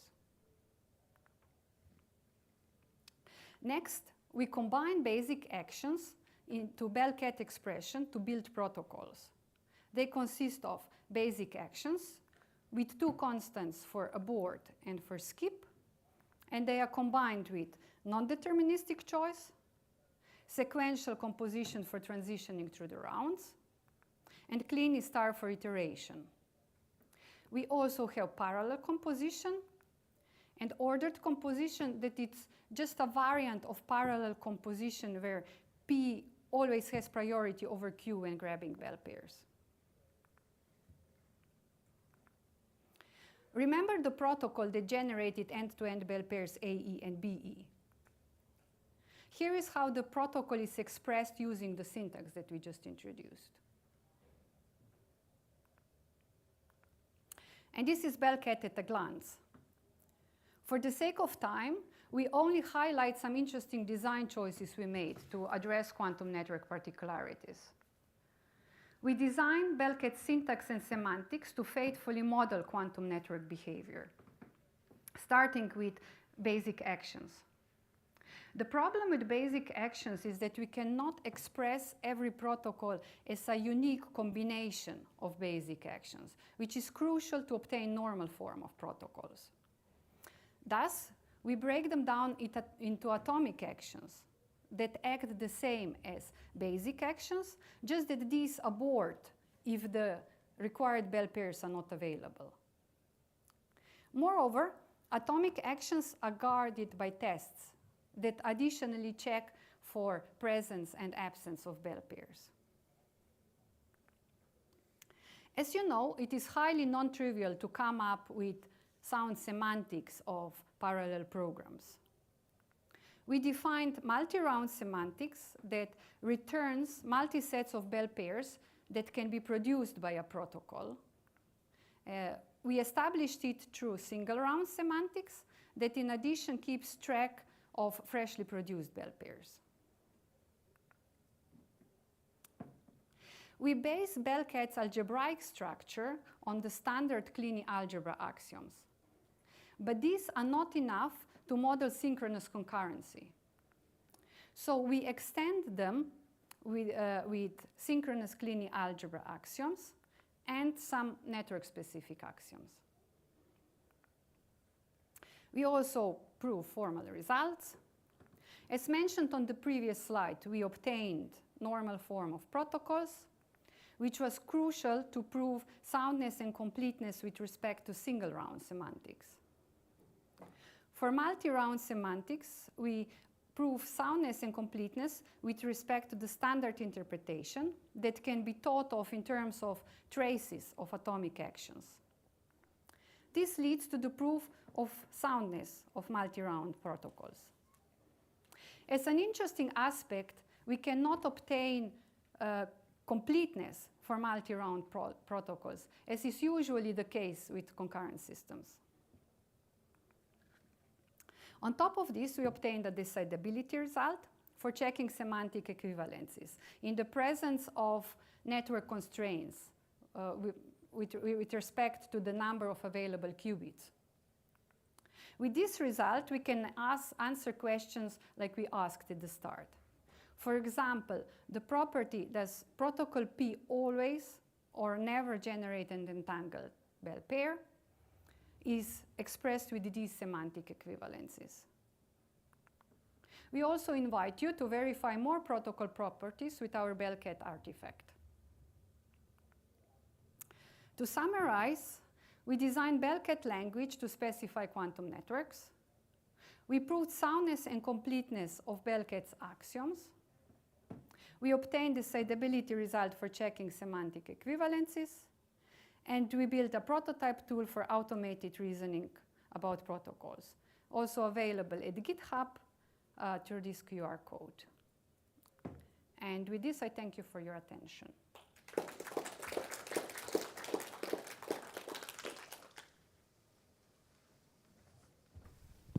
Thank you for the talk. I'm surprised that you can reuse the Kleene algebra axioms because of distributivity and idempotency of Kleene algebras, and which seem incompatible with quantum. Very good question. Have a look at the synchronous Kleene algebra axioms. They do not have, we have to remove idempotency. Yes. We do have Kleene algebra axioms, and if you remember our example, we had rounds, right? And the round, I can only sequentially transition through different rounds, which has no interleaving. So all the interleaving is done within, with the parallel and ordered composition within single rounds. This is how we kind of constrain our algebra to model and not run into problems like you pointed out. So one of your original questions was about equivalence of two protocols that you can ask. Do you have like an example or an experiment where you try two different protocols and to see whether you can prove that they are equivalent or not equivalent? So now, first we have to clarify which equivalence we're talking about. Either axiomatic equivalence with their axioms, and then we also have the semantic equivalences that I give at the end, right? Yeah. With the presence of the, maybe here, this is the multi-round semantics, and this N0 is I constrain the inputs that I can provide as a... Okay, so you make your choice. Do you have an experiment in one of these settings? Well, we have the artifact that you can just provide different inputs and see, if they are equivalent. Yes, I'm wondering whether you had like your standard example of two protocols you tried, and then one way or the other you find out that they're either equivalent. Yeah, we have. Maybe I have them in. I'm not sure if I have them in protocol. So the example I have given you, right? Yeah. I'll just try to. It was very straightforward. I transmitted as far as the adjacent neighbors, and then I did the swaps. Yeah. And one of the transmissions was that I transmitted local qubit to each neighbors. But it could easily be that my network can only transmit one of the qubits and the other one has to be kept in the memory. So I will need an additional swap to overcome the first step. Right. So with this semantics, the two protocols would be equivalent. And you can prove that? Yes. Yeah. That's great. All right, let's thank Anita again.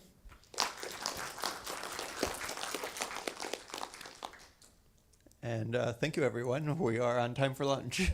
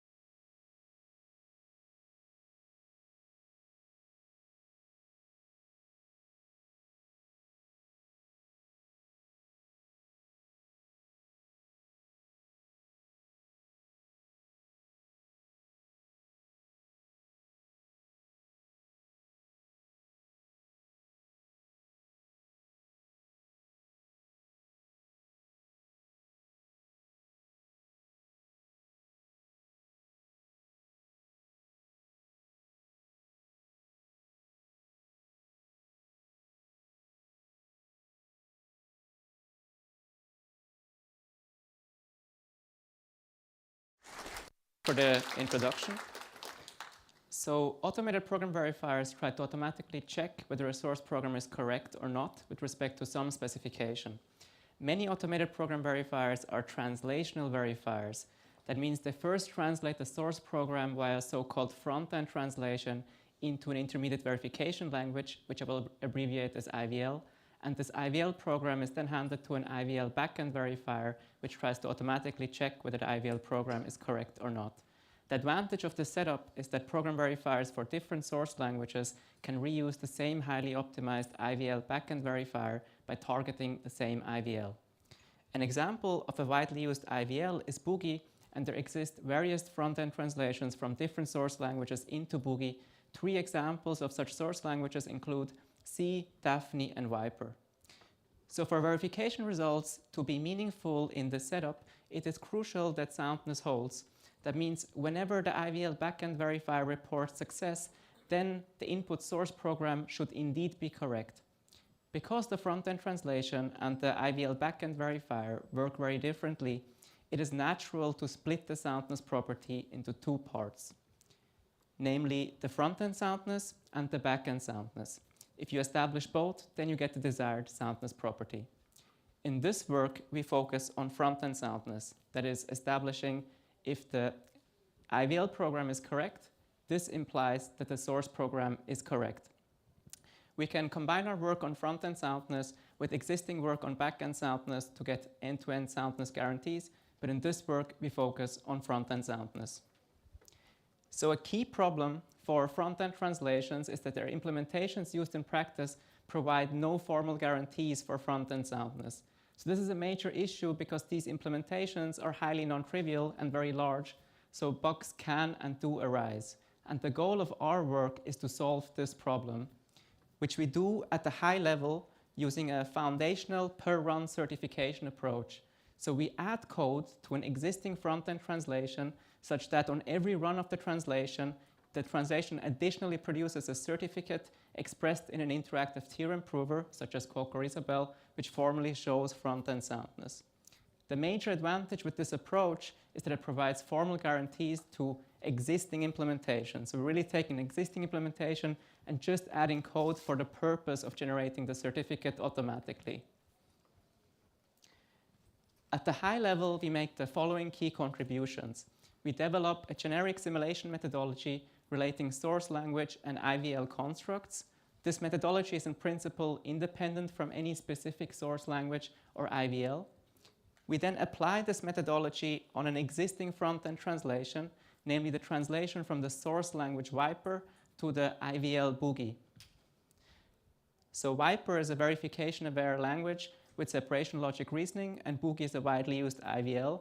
And using this methodology, we're able to realize the approach that I showed on the previous slide.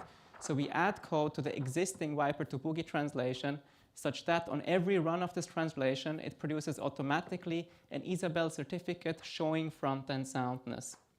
I want to emphasize 2 things here. Firstly, the generation of these Isabelle certificates is fully automatic. And secondly, this Viper to Boogie translation is an actively maintained and used tool which existed before we did any work. And so before we did anything, this was 8,500 lines of Scala code, and we left this code largely unchanged and just added code for the purpose of generating these certificates. Finally, we evaluated our certifying adaptation of the Viper to Boogie translation on a representative set of Viper benchmarks. Our artifact, which includes the certifying adaptation as well as the evaluation, is available online. I want to now discuss some of the challenges that occur when justifying front-end translations. I will illustrate them for the sake of concreteness based on the source language Viper and the IVL Boogie, but these are challenges that apply to front-end translations in general. So the first challenge is the semantic gap between the source language and the IVL, which is very large. As an example, for Viper and Boogie, the state models are very different. So Viper has a built-in heap and also tracks permissions for heap locations, while Boogie only has a simple variable store. The execution models also differ significantly. So in Viper, expressions can fail to evaluate, for instance, if there's not sufficient permission to a heap location that is being read. statements which operate on separation logic assertions are also complex in Viper, while in Boogie, expressions never fail to evaluate and statements are very simple. Finally, Viper is based on a flavor of separation logic, while Boogie does not use any advanced program logic reasoning. I just want to make now some of these points more concrete by showing you an actual example. So here you see a Viper exhale statement on the left and the Boogie code that is generated on the right by the existing implementation. So an exhale statement takes as input a separation logic assertion, and it checks whether this assertion is satisfied in the current Viper state. If it's not satisfied, the exhale fails, and otherwise it removes the permissions specified by this assertion. The details of this exhale are not so important here. The key point is this is a complex operation that must be reflected in the Boogie code, where Boogie does not have any built-in notion of separation logic. I will now just outline some points in the Boogie code regarding the semantic gap. So first, the Viper state, which consists of a heap and permissions for each heap location, is modeled explicitly in the Boogie code via two separate Boogie variables, one modeling the heap, one modeling the permissions. So these are basically Boogie maps. Then you can see a bunch of assert conditions in the Boogie code. These are encoding when the separation logic assertion is satisfied. So these are non-trivial in general. Finally, in this highlighted part, you can see that the Boogie code is using axiomatization. So there's a Boogie function ID on positive. This has no body, but is constrained by a Boogie axiom, which is also part of the Boogie program. It's not shown here, but when you reason about the translation, you need to take this axiom into account. This is another example of a semantic gap, because on the Viper side, there is no axiom or function. So I want to show now one more challenge based on the same example. And so this is, if you look at these two highlighted parts, the current Viper to Boogie translation omits these under certain conditions, because under certain conditions you can show that they're actually not required. And so this is really a challenge that appears for implementations that are used in practice which want to optimize the encoding as much as possible. And so the general challenge here is dealing with diverse translations for the same construct depending on the context where different conditions may hold. I want to now move on to the final challenge, which is non-local reasoning. So in Viper, you can define methods which have a precondition, a postcondition, and also a method body. Each Viper method is translated to a Boogie procedure, and the Boogie procedure encodes two things. So first, it checks whether the pre and post condition are well formed. This is a semantic condition. And secondly, it checks whether the body does not fail and whether the body respects the pre and post condition. Now you can, of course, define a second Viper method that calls this first Viper method M1. Then you get the corresponding Boogie procedure that encodes the second Viper method. And the call to the Viper method needs to be somehow encoded in this Boogie procedure, so in the second one. And what's challenging is that the soundness, so this encoding of this call, is sound only if the pre and post condition of this first method are well formed. And this is where non-locality comes in, because to justify the encoding in one procedure, one needs to take into account a check that was done in a different procedure, in this case, checking that the pre and post condition are indeed well formed. And I just want to emphasize that this is yet another challenge that occurs especially for implementations used in practice, which are the ones we're interested in, because the reason for this dependency is actually an optimized encoding of the call. I want to zoom out now a bit, and I want to show you how we automatically generate this, the certificate showing front-end soundness at a high level. And here I will also point out where the challenges appear that I just discussed. So in general, a Viper program consists of a sequence of Viper methods that are translated to a corresponding sequence of Boogie procedures. There's a one-to-one correspondence. And our certificate relates each method with the corresponding procedure by proving the following statement. So if the Boogie procedure body has no failing executions, this implies the condition on the left for the corresponding Viper method. So first, the Viper method specification is well formed. This is the first part of the encoding that I showed on the previous slide. And if all specifications are well formed, this implies that the corresponding wiper method body has no failing executions. So if you can show this for every method procedure pair, then you actually directly get front-end soundness, which in our case is if there are no failing boogie procedure executions, which is the same as the boogie program being correct, this implies that there are no failing wiper method executions, which is the same as the wiper program being correct. But the challenge is really this first part, so relating a wiper method with the corresponding boogie procedure. And in our certificate, this is done via a simulation result, so showing that the boogie procedure body simulates the corresponding wiper method body. And all the challenges that I discussed appear in the automatic generation of this simulation certificate. So let's take a closer look at the simulation. So let's get back to our original example. We want to show that the boogie code on the right simulates the wiper statement on the left. And because the exhale is quite complex and the semantic gap between the languages is large, we decompose the simulation into simulations of separate semantic concerns, which together make up the exhale, because showing the simulations of these smaller semantic concerns is easier than doing it for the exhale in one go.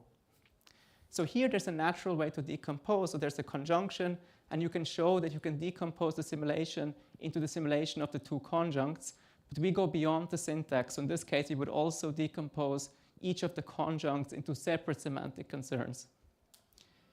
So a bit more concretely in this example, we would decompose the simulation of the exhale into 5 separate semantic concerns that are highlighted here, each with a different color, and the boogie code highlighted with a particular color is simulating one particular semantic concern. So for instance, here, the first 2 semantic concerns are simulating the simulation of the first conjunct. The next 2 semantic concerns are simulating the simulation of the second conjunct. And the final part below in violet, this one is simulating just the finalization of the exhale that always happens at the end. So at a high level, our proof automation strategy for automatically generating this simulation certificate is to decompose the simulation into small semantic concerns. So the decomposition follows fairly naturally from how the wiper semantics is defined. And then we use Isabelle tactics to discharge the simulation of the resulting small semantic concerns. So our paper outlines much more about how we do this exactly from a technical standpoint. Moreover, the paper also talks about how we deal with the diversity and non-locality challenges that I discussed at the beginning. And if you're interested, I refer you to the paper, but I now want to move on to the evaluation. So we evaluated our certifying adaptation of the existing wiper to boogie translation on 72 representative wiper programs, and the corresponding 72 automatically generated certificates that show front-end soundness were all successfully checked by Isabelle. To give you a bit of an impression of some of the numbers here in these programs, I'm just showing 6 of the larger examples from these 72, so you can see the size of the wiper code in lines, the size of the boogie code, so the translation, the size of the Isabelle certificate that we generate, and finally the time it takes to check the certificate. It checks Isabelle to check the certificate in seconds. And so if you just focus on the last column, you can see that these times are not short, but we believe a natural workflow is to generate and check certificates just for final release versions or as part of continuous integration. So we believe these times are acceptable. And all of this is also available in our artifact. So I would like to conclude my talk by just saying there's a lot more regarding both of these boxes here in our paper. And if you're interested, please read our paper. Otherwise, I'm happy to take questions now. Thanks.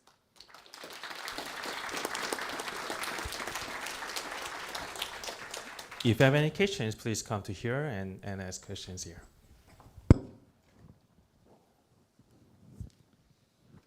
Yeah, hi, thanks for the talk. That sounds all pretty cool. So I was wondering, you mentioned in the beginning that the translator was 8,500 lines of Scala before you did your work. So could you give us an idea for how much code you had to add, and also in terms of long-term maintenance of this, as presumably this translation will keep evolving, Vibra gets new features or existing things get refactored. Is there any way to quantify or hypothesize how much having this certificate around will impact the future development of that translation? So there are two parts to what code we added. So we added code for the purpose of generating more information so that we know what proof to generate. This is really within the translation that's already defined, and there we just add around like 300 lines, so not much. This is just like hints and stuff like this. And then we take these hints and then transform them into a proof, and this is largely boilerplate code. This I don't know how much it is, probably maybe 1,000 or more. So I would say this is around the size of the code. And regarding how the development will change, so we definitely want to keep evolving the certificate generation, also extend it to a larger subset. So I think it'll be harder to develop fast in the sense if you want to keep the certification at the same level. So there I think I don't have enough experience to say how it will evolve exactly, but in my experience, the certification really informs the development in the sense whether you know whether the transformations are correct or not. So I think this is the main impact, but how it will really impact the development, I'm not sure. I think one could probably have like two versions, a fork that is that uses certificates and one that's just normal, and then one lags behind a bit. But I think keeping them up to date at all times might impact development speed a bit too much. But the goal would be to have certificate generation with always with the newest features. Okay, cool, thanks. Just interested, did you tailor the Isabelle kind of tactic setup for each of the different segments of the code you were trying to prove? Yeah, so we have two different approaches. So one is more agnostic towards what segment we are trying to prove. In other cases, we have more specific lemmas that we show which are more useful for certain segments. So we have a bit of both. And did that give you a big runtime impact, like when you really tuned for particular code snippets and things like that? Yeah, I think if you tune it for something, then you can definitely get speed-ups there, but we have not yet invested much time into optimizing the proofs.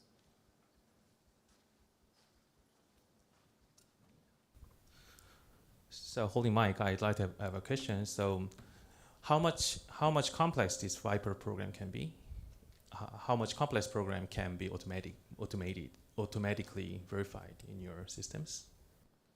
So I'm not sure what you mean. So in our case, the generation of the certificate is always automatic, no matter how complex the Viper program is, at least in our subset. We just don't support the entire Viper subset yet, and I think increasing that subset will make Viper programs more complex, but the goal will be to keep this automatic all the time. Let's give him a big clap. Thank you.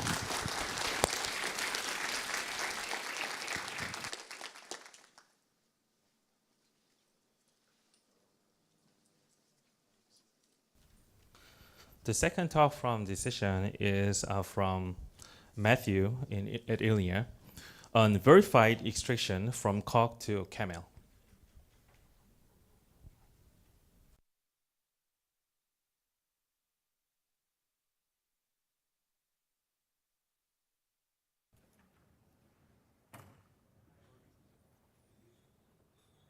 All right.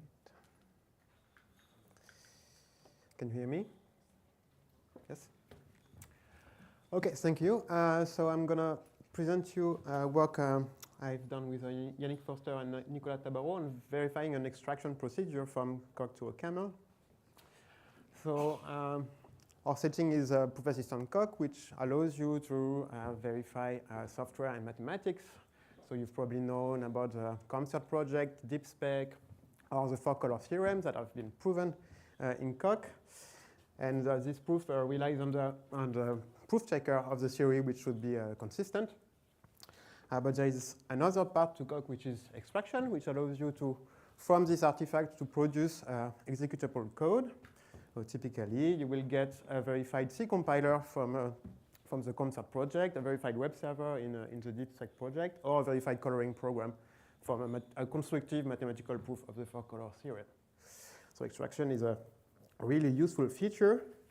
And our work is to enlarge the trust that you can have in in the verified artifacts, because right now the extraction procedure is just proven on pen and paper.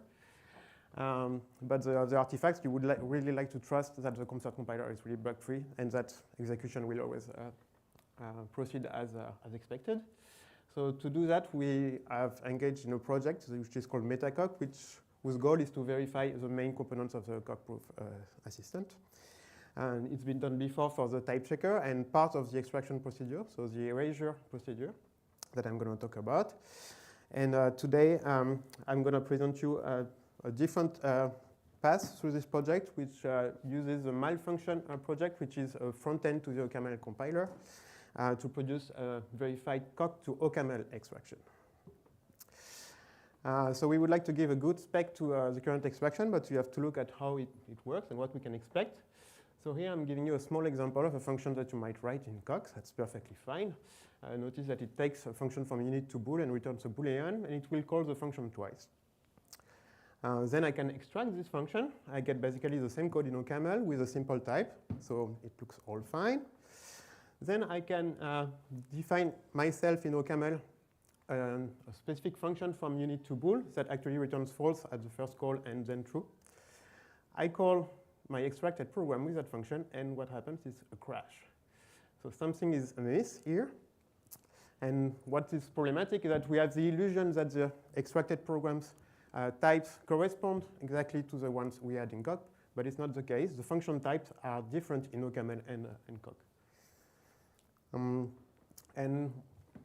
Worse than that, actually I did not show you the implementation of this apply function or end function, but it uses ops.magic. So the extracted programs go outside the scope of the OCaml type system, so we have to resort to a pretty bad construct of the OCaml language, which is actually not part of the OCaml language according to Xavier Leroy, which is this ops.magic function which allows you to cast from any type to any other. So to ensure correctness, there are multiple solutions. We could try to manually inspect the code that is extracted and the way we interact with it from OCaml, but we have to be doing that thinking about the original coq types the extracted code had, which is pretty hard.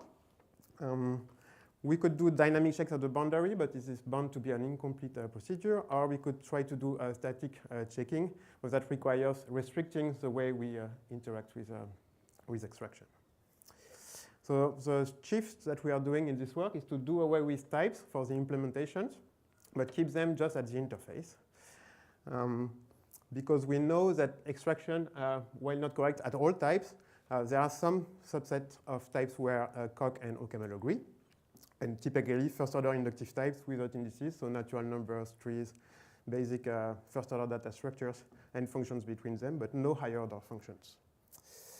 And the theorem we want to prove is this strong interoperability theorem that any OCaml use of the extracted code will be safe, will not crash.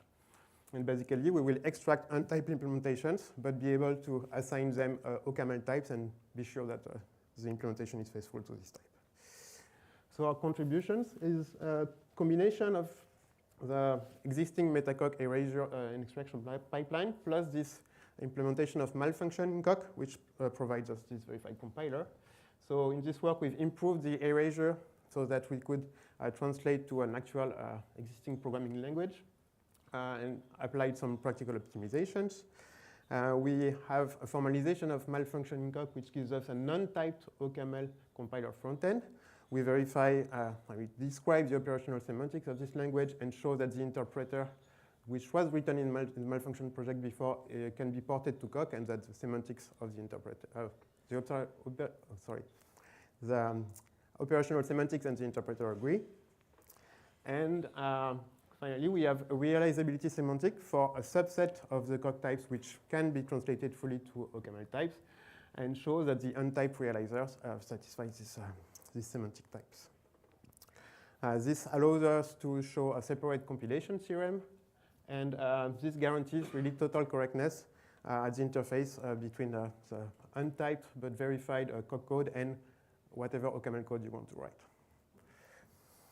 Okay, so some related work. The KKML compiler, which is a certifying compiler for ML that's implemented in HOL, which has a slightly different objective than this. There is an existing certicoq compiler from coq to C, but it does not benefit from the compiler of OCaml, which applies many optimizations to a functional programming language. So it's a related problem also. And there is this UF project which compiles, but for only a subset of coq, which easily translates to C. So I said in the context is that we work in the metacoq project, where we have already verified quite a bit of the meta theory of coq. So the name of the calculus is Pickwick in metacoq, and we verified a type checker for this semantics, which should correspond to coq. They are not exactly the same as implemented coq today. Part of this work includes a formalization of erasure, which takes a term in the calculus of constructions and produces a non-type term in the lambda calculus extended with a box construct that represents irrelevant information, and that also supports a match, fix, and cofix, so support for data types and co-data types. The idea of erasure is pretty simple. We will erase all the non-computational contents, so things that don't participate to computation of natural numbers, for example. So all types are erased, but also all proof terms, so objects P of type big P, which is a proposition. There is one particular point where erasure is subtle, is when we have an interaction between the propositional and computational world, typically when we eliminate inequality, which happens when we want to cast an object from one type to another. We are pattern matching on an inequality value, but producing a computational value. And what erasure does is really just erase the cast, forget about it. So if I start from this coq function which implements reversal of a vector, which is annotated with types and coercions, erasure will really just produce computational content of just basically list reversal where we have indices around. Okay.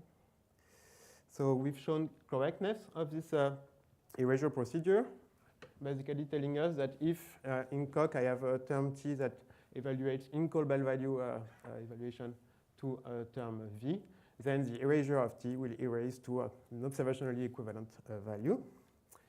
And from this, along with all the meta theory we've proven in metacoq, we can show that if you have a closed term of type natural number, thanks to strong normalization, it reduces to an object n which is irreducible.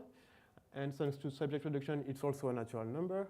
And thanks to canonicity, it's necessarily one of two cases, either 0 or a succession of successors applies to 0. And by standardization, we can show that if we were able to evaluate T to n, actually to reduce T to n in any order, because the reduction is really not specified. We don't have an evaluation order in coq. We have just pure reduction, strong reduction at any point. We can also attain the same natural number of just doing callback value reduction, with callback value reduction. Finally, this tells us that the extracted version of T will also evaluate to the extracted version of n, and they are equivalent. So the full pipeline that we have, starting from this erased language down to OCaml, includes quite a few passes. I'm not going to detail them today, but the main idea is that we start from a language that has the operational semantics close to coq. So typically, when we want to reduce a fixed point in coq, we must check that the argument of the fixed point reduces to a constructor before we can reduce. And no no practical programming language wants to do that. We don't want to do a check each time you want to unfold a fixed point. So we need to implement some translations that go closer to the operational semantics of a typical language. And again, these optimizations are justified because we have typing invariants. For example, for this case of unfolding of fixed points, we know that if we have a closed term of inductive type, it must reduce to a constructor. So this check is superfluous. We don't need to do it when you do weak callback value evaluation in an empty context. So this goes down to the malfunction language. And this is the abstract for the malfunction paper. It is a non-typed program representation intended as a compilation target for functional languages, consisting of a scene wrapper around OCaml's lambda intermediate representation. So the first untyped representation is the OCaml compiler. And the nice thing about malfunction is that we can benefit then from the whole pipeline of the OCaml compiler to compile our functional programs. So what we did is to basically verify the syntax of malfunction in Coq and port the existing interpreter. And we define the big step operational semantics with a heap and environment, because now we are really talking about OCaml-like values. So we have references, we have arrays. We show that, we produce during this big step evaluation values. So closures or blocks for constructors. So we have a different representation for constructors than what we have in Coq. We also handle the case of primitive integers and floats which were added to Coq recently and which are exactly the same in OCaml or malfunction. And then we have a proof that this agrees with the interpreter. So compiler correctness, we still follow the same forward simulation. If we have T, which call by value evaluates to V in the erased language, then our compiler down to malfunction will also preserve observations. We can compose with the erasure correctness to get the same theorem for the lower level now. Okay. One thing which was not considered in our previous work on erasure is how do we prove a separate compilation theorem for our verified compiler. So what we would like is that you could compile a function T from nat to nat and separately an object U of type nat. And if this application was reducing to a natural number in Coq, then the application of the compiled components should also reduce to the same natural number in OCaml or malfunction. To do that, we need to actually define step index realizability semantics for a subset of OCaml types, so the first order function types and first order inductive types I was mentioning. So only for a subset of the Coq types. And we need to show that the functions that we compile from Coq are pure, they don't touch the heap, so that we can verify this theorem. Also, part of this theorem involves a readback function that allows us to decompile a malfunction encoded inductive value into a Coq inductive value, which we can reuse when we develop our plugin to interact with this extraction. So we have a plugin that basically runs the self-compiled verify pipeline I've just shown, which can link with a malfunction or OCaml compiler. And which allows to also link the generated code with some FFIs that implement primitive types like ints, floats, or arrays. We can also link the extracted code even to Coq's messaging system if we want to write some kind of interactive plugins. And thanks to this readback ability, we can also develop kind of verified eval command that evaluates a closed term of inductive type to a value in malfunction and reads it back into Coq. And this part, the whole circuit has been verified. So by example, here I'm giving you some definition function n that I used in my previous example. I apply this function to true. So as you can see, the type of function n takes a Boolean, but it decides depending on the Boolean if I'm going to return a function from Booleans to Booleans or a natural number. Clearly, this type is not expressible in OCaml. I can ask my plugin to extract this definition. So it will produce an MLF file, so a malfunction file. So it's S expression representation of untyped OCaml, basically. We also have a meta program that allows you to extract an interface for this for the functions you want to extract. So here it will find that what needs to be exported from this function definition is just the type of Booleans, and we are actually compiling a function from bool to bool. And this is one of the types for which we have the theorem that interoperability will be safe. And we could also run, thanks to this readback translation, the function apply to false to produce a Boolean in Coq. Finally, I'll talk a little bit about benchmark and evaluation. So with respect to the existing coq extraction, as soon as we enable optimizations in the OCaml compiler, they're pretty indiscernible as the existing unverified OCaml extraction or extraction through malfunctions. Compared to certicoq, we are in a bit better shape here because on the left side, the blue bars represent the performance of our new verified extraction with optimizations applied in the OCaml compiler, and on the left side you have various runs with certicoq applied with we're using either GCC, CompCert, or Clang to compile the C code that is generated by certicoq. In this case, we are always better, but it's to be expected because the CompCert C compiler is not really designed to compile a functional language, whereas the OCaml compiler has been made for that, of course. Okay. Some future work. So we have been looking at how we can use extracted coq functions from OCaml, but there is also a common use of extraction, which is to use this extract constant directive, which allows to call OCaml functions from coq. And this we have not considered. But to do that in a proper way, we really need to have some kind of program logic for the external world, for the malfunctional OCaml world. And there is a project going on based on Iris doing that.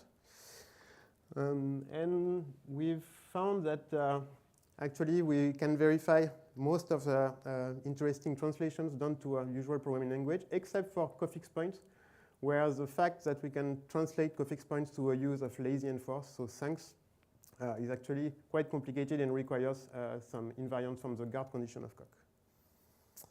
And that's it for me.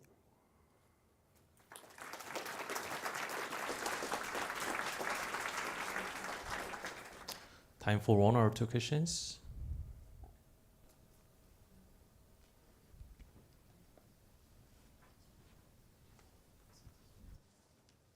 Yes, thanks, Mathieu. I was curious, what is the formal semantics for malfunction? Does it have one? How? I didn't understand what was the formal semantics of malfunction. So they were not formal. So basically, it's the scene wrapper around the OCaml plus an interpreter that has stricter semantics than your OCaml compiler. Up to now, it's been true that it held. So you can inspect the interpreter and convince yourself that it corresponds to the semantics of the OCaml compiler. But as there are no formal semantics of the OCaml compiler, you only have, some informal trust in you can only have informal trust in it. Could you have written yourself a specification in coq for malfunction and try to prove that what you generate is correct with respect to that semantics? That's basically what we did, but we wanted to start from the expertise of someone who knew the OCaml compiler and actually wrote an interpreter thinking that it would really model what the OCaml compiler is doing. So that's why we started also from the interpreter of malfunction. Makes sense. Real kick, please. Sorry. Real kick, please. Real kick, please. About the yeah. Quick, I guess. I was actually also wondering about the semantics. So you mentioned at the beginning that basically the old thing used object.magic, which exposes lots of internal details of the compiler, so it's hard to reason about. So instead now you use malfunction, which exposes even more internal details of the compiler. Yes. And somehow that's easier to reason about. Why? So the first version of extraction, actually it does compile to an untyped language. It just tries to type check back these untyped terms, try to type them maximally, and when it fails, it inserts object.magic. That was the whole procedure of extraction was doing. So we never managed to really reason on the object.magic annotated code. We always reason on the untyped realizers. Okay. I might have more questions later. Thanks. Let's give him a big hand.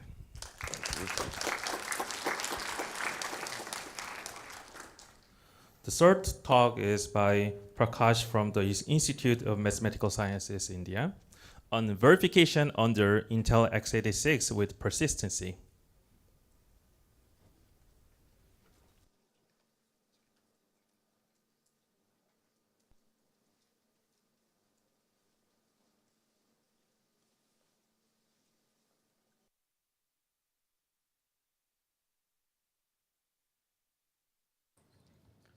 Hello, I'm audible? Am I audible? Hello? Yes. Okay. Yeah, so I will talk about verifying programs under Intel x86 with persistency. This is a joint work with Parosh, Aziz Abdullah, Mohammad Fauzi Atiq, Ahmad Bojani, and K. Narayan Kumar. So this is a brief outline of what my talk will be about. I will first introduce persistency through persistent TSO. Then I will go to the actual model, which is persistent x86. Then I will talk about the contributions that we have in the paper. So let us start with sequential consistency, which we all know. We have seen something about it in the morning talk as well. It is a simple and intuitive architecture. Unfortunately, it is very expensive to implement. Most of the modern architectures implement what is called weak consistency, which is efficient and realistic, but unfortunately, it is too complicated for the programmers. And as a research community, we have been looking at how to verify programs under sequential consistency, and we have been reasonably successful about it. And we have also focused our attention to verify programs under weak consistency, and our current work is somewhat in this direction. While these two pillars look very disjoint, they are not so disjoint. The techniques and tools that we develop for sequential consistency comes very handy to verify programs or to show verification of programs under weak consistency.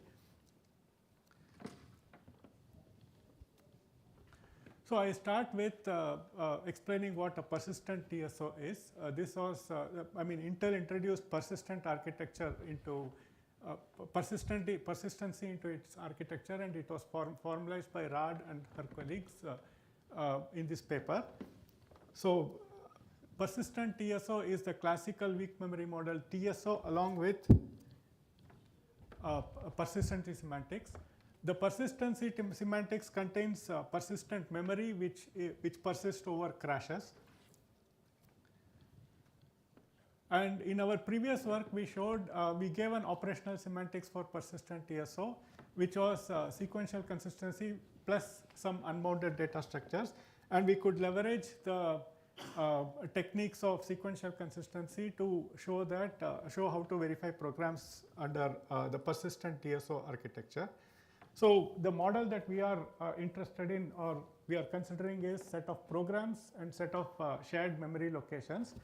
And if you take the classical sequential consistency semantics, the operations are somehow very atomic. That is, the operations that each program or process does is visible to all processes immediately.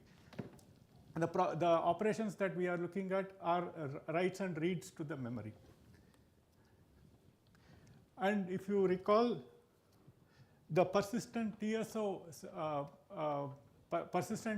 was is a two-stage combination of classical TSO and persistent two stages, which includes classical TSO stage and the persistency stage. We will explain each of these individually. Let us take the classical TSO semantics. It contains between each process, you can think of it as having a buffer or a store buffer which stores the uncommitted writes to the memory. And whenever a program performs a write, these writes are now buffered into the store buffer, and they are non-deterministically propagated. The reads here is, the read is either from the memory or from the buffer. In case the value is found in the buffer, then the process reads the value from the buffer. If it is not found in the buffer, then it reads it from the memory. Now, one thing important to note here is that the the memory is volatile. If there is a crash, then the values in the memory are lost. So we have the persistency stage, which now enables us to retain the values across crashes. So the persistency stage includes a persistent architecture which has a buffer of its own. You can think of it as archiving the writes. So any write that hits the volatile memory is now archived in the persistency stage, and it is persisted to the persistent memory. It also has a persistent memory, which is now like which is persistent across the crashes. For instance, any write that goes to the memory, volatile memory, is now buffered in the persistency buffer, and for instance this way, and it is non-deterministically propagated to the persistent memory. So one thing important to note here is that this persistency stage also involves a non-trivial reordering of the write instructions. So for instance, Y was much earlier to other writes, whereas it went to the persistent memory much early.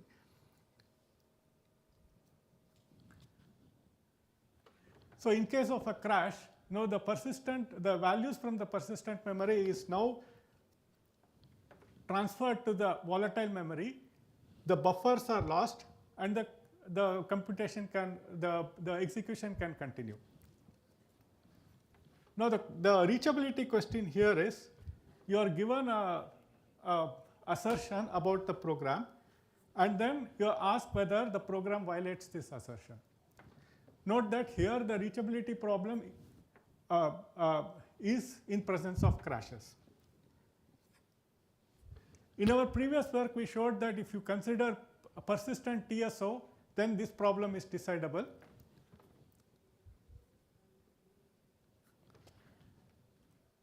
So next I will introduce to you what this x86 consistency semantics is. So the x86 persistency semantics was introduced in this paper by Rad and her colleagues. It gave a more fine-grained implementation of the Intel x86 architecture, which somehow included the power of sequential consistency and other classical weak memory consistency like TSO and PSO. And it also had the persistency architecture. Now let me give a very brief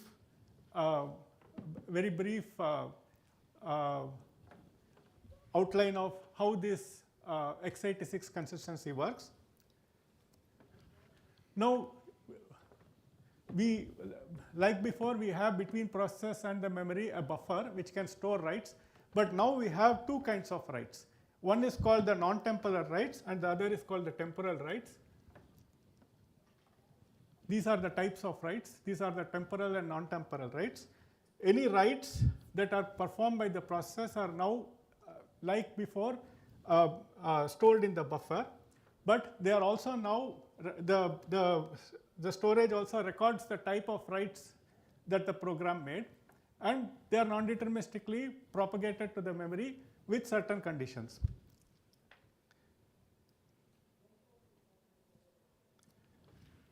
So the temporal writes are ordered. They are propagated to the memory, volatile memory sequentially, whereas the non-temporal writes can, if there are no other writes ahead of it in the same variable, then they can actually reach the volatile memory, and they are also persisted directly. So for a non-volatile memory, non-temporal write to be executed, you need the persistent memory not to have any writes to the same variable. For instance, the non-temporal write can now not be removed out of the buffer and propagated because there is a write in the persistent buffer. But whereas if the persistent buffer did not have any write to that variable, then the non-temporal write can both go to the volatile memory and also directly persist. The temporal writes can go to the volatile memory and also be buffered in the persistent buffer. So one thing I would like to mention here is in our paper we show the original semantics had different types of memory variables, and in our paper we showed that we can work with one of the types. I refer interested audience to look at our paper. So now I'll come to the contribution. Before I go to the contribution, I would like to explain certain challenges that this architecture provides. First of all, the buffers that are there, both the store buffer and the persistency buffer can be unbounded. Secondly, there can be a non-trivial complicated behaviors or reorderings of the writes in the buffer. And thirdly, even if the programs by themselves are finite state, they can spawn an infinite state space. So our contributions in the paper are, we show how to eliminate or abstract persistency finitely. We show that the reachability is undecidable, and then we also show a decidable under approximation. So what do we mean by abstracting persistency? We show that the reachability in presence of persistency can be reduced to reachability without persistency. So let us consider that we have a persistent configuration where there is a value that is present in the persistent memory. Let us assume that this is in fact the final configuration. Now, why was this value in this persistent memory? First of all, this was because this value was persisted at some point. A write persisted to the persistent memory at some point. And why was this write persisted to the persistent memory at some point? Because there was a process which actually made this write. And more importantly, after this write persisted, there was no other writes that persisted later. So this part did not have any other writes to that variable which persisted. Now, if you can implement this as a monitor which speculates a persisting write, ensures that this write is not overwritten in rest of the computation, then, and how do we do this? In our paper we show that we can do this by avoiding certain kind of bad patterns which we call spoilers. In particular, non-temporal writes are spoilers because they persist directly, and there are some complicated fence patterns that can also spoil your writes. And if we can manage to avoid any of these spoilers during our execution, then we can actually eliminate persistency and by preserving reachability. In fact, we believe that these finite abstractions that we provided is a schema and can be used in other scenarios. Now, unfortunately, the reachability for x86 semantics is undecidable. We show this in the paper by reducing a PCP problem to reachability in x86 semantics, reachability of programs in x86 semantics. Then we come up with a under approximation or a fragment called bounded alternation. So what is alternation? So let us consider a thread execution. Suppose this thread execution was such that it can be decomposed into only temporal writes followed by non-temporal writes. Then we say that it has one alternation, because there is one alternation between the non-temporal writes and the temporal writes. Now we can also define k alternations as k such segments, and we say execution is k alternation bounded if each thread performs at most k alternations. Now you can ask reachability with respect to this k alternation bounded execution. We say we define k alternation bounded reachability problem as whether a program violates an assertion when you only consider a k bounded alternating execution. Now there are certain challenges here also. Notice that the temporal rights and non-temporal rights can interleave with each other in a very non-trivial manner. So the idea we employ to show decidability is that we split the computation according to the stage within the alternation. That is, we have two stages here. One is the temporal rights followed, and the other one is the non-temporal rights. And we somehow run these two stages parallelly. So so what we do is we transform this into a set of programs, each thread in the original program into a set of threads, and each thread is somehow responsible for completing its stage. And there is a finite interface between each of these stages, each of the threads that execute the stage. And then we transform reachability there to reachability here, but under a different semantics, a classical weak memory semantics called PSO, whose decidability, the reachability here is decidable, which is already known. And hence, we also get the decidability for the alternation bounded reachability. So yeah, this is what I have to say.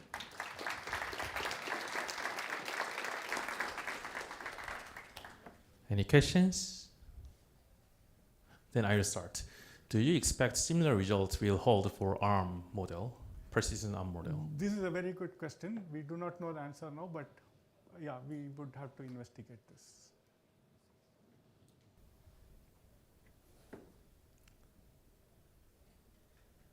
Just in case there are no other questions, I'd like to have one more question, which is that you found some under approximation that is actually decidable. So probably the proof, your undecidability proof, is going to guide the search for the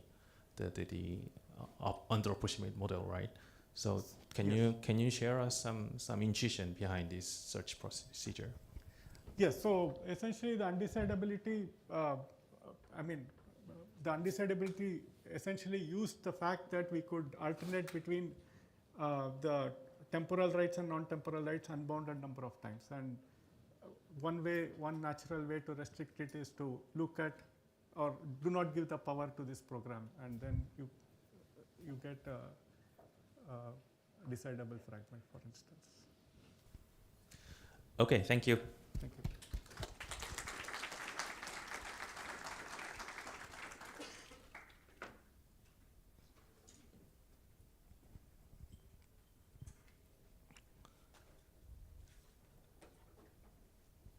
So next talk is by Leonard Gahar, MPI SWS, on refined Rust, a type system for high assurance verification of Rust programs.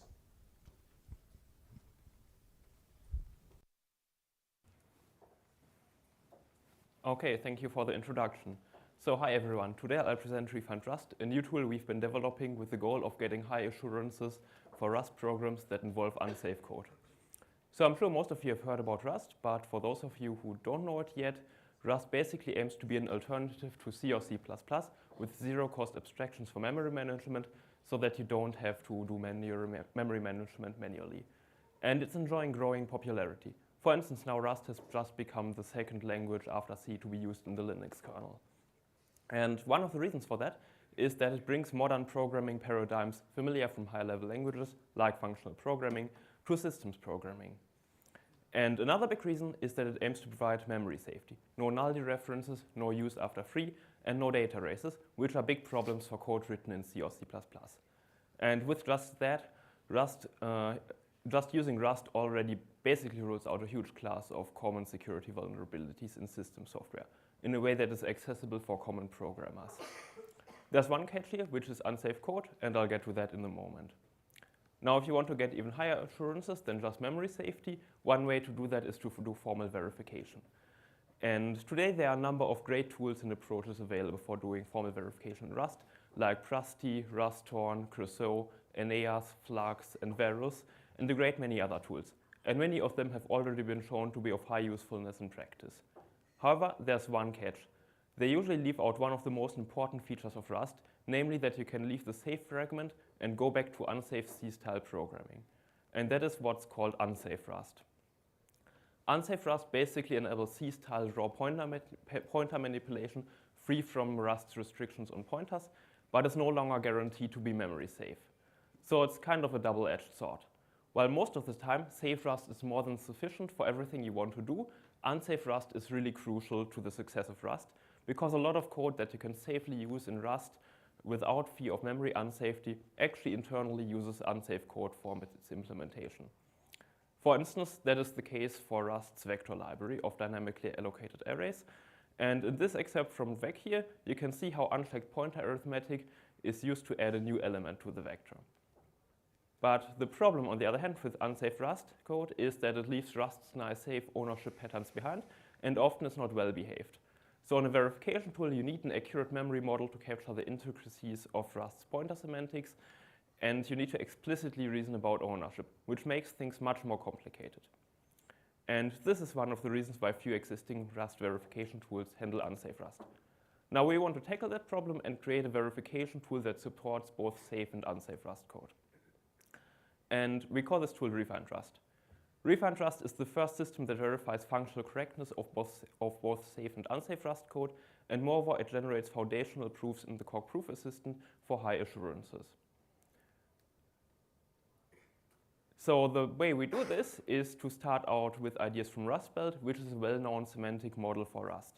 Rustbelt already shows us how to handle Rust's reference types, which are tricky to get right, and it allows us to manually reason about unsafe code.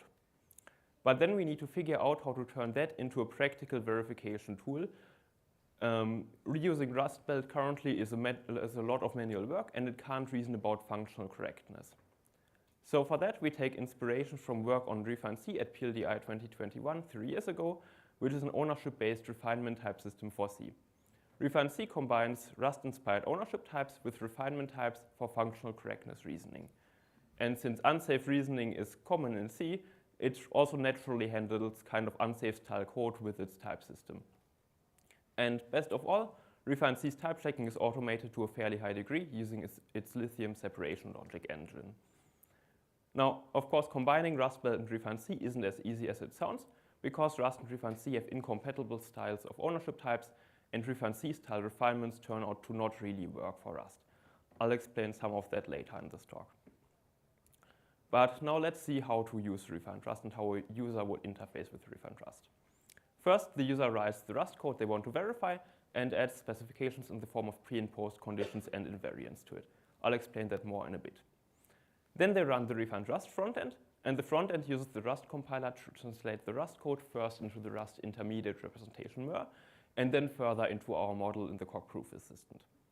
And in addition, it also generates specifications for Refined Rust's proof checker in the form of lemmas that will be checked by Coq. And then it calls the Refined Rust proof automation to generate a proof that the code satisfies the specification. And either this proof can succeed or it will fail because the specification is wrong or there's a bug in the code, in which case we should fix these, or we may need to provide some manual hints and tactics to help the proof automation in Coq. And all of this latter part happens inside the Coq Proof Assistant, so we can assign fairly high trust to it. Now, just to see an example of it, as a first super simple example, let's look at this add42 function from the previous slide. It basically takes a 32-bit signed integer as an argument, and then it returns the result of adding 42 to it. So to specify that this function behaves as intended, we first have to specify a mathematical model for the argument. And in this case, we can introduce a mathematical integer I, and then we say that the argument x has the value I. And then the function should return the value I plus 42. Note that we don't have to specify any types here, but only mathematical values. Now, the mathematical integers in the specification are unbounded, so adding 42 always works. But in the Rust representation, x is limited to 32 bits, so overflows can happen. So additionally, we have to require the precondition that I plus 42 actually fits into a 32-bit integer. Okay, this is pretty simple. Let's look at a more involved example involving actual unsafe code. And for that, let's look at a variant of the VEC library for dynamically growable arrays that I mentioned earlier.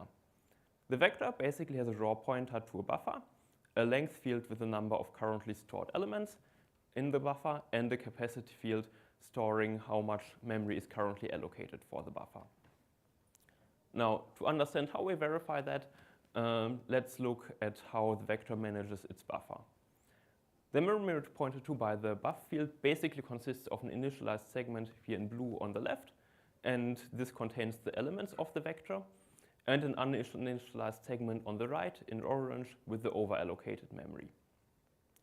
And our first task for verifying vec now and refine trust is to make this representation invariant formal. And kind of we would like to hide all this nasty pointer business or this memory management, and we would just like to abstract the whole vector to the mathematical list of elements contained in the initialized part, and let's call that access. And then we want to forget about the capacity, for instance. And to do this, we put annotations on the Rust code, and let's see how this looks formally. And we define this representation invariant in multiple steps. First, we have to come up with a mathematical representation for the vector and relate it to the physical representation in Rust. Then we define some invariants to represent the initialized and uninitialized parts. And finally, we need some side conditions to keep everything in sync and constrain the size of the allocation. You don't have to look at all of this in detail. You can find this in the paper. But the most interesting part is that we manually specify a type for the buffer using refined Rust's RAT type. And this is a new type that does not directly correspond to a Rust type, but we need it to crucially assert ownership over the buffer and say which elements it contains. And this also nicely corresponds kind of to the intuitive safety invariant that a Rust programmer might imagine for this vector.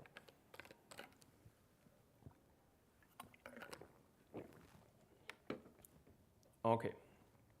With that, we are ready to actually take a look at some of the key functionalities of a vector in Rust.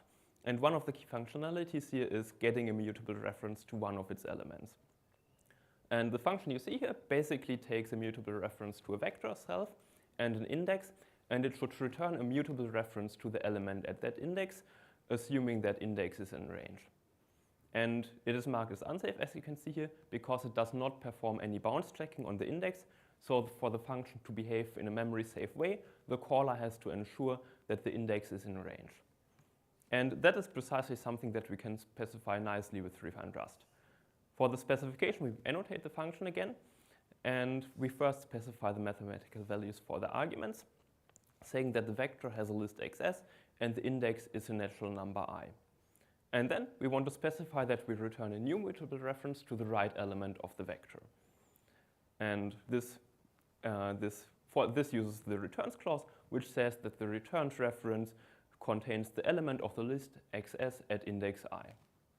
And finally, as I said, we should assume that I is in the range of the list. This is something that the caller has to ensure. Now, there's intuitively some part missing here. Namely, we return a mutable reference, and we can use it to modify the element of the vector at index I. So how does using this mutable reference to modify that element change the whole vector?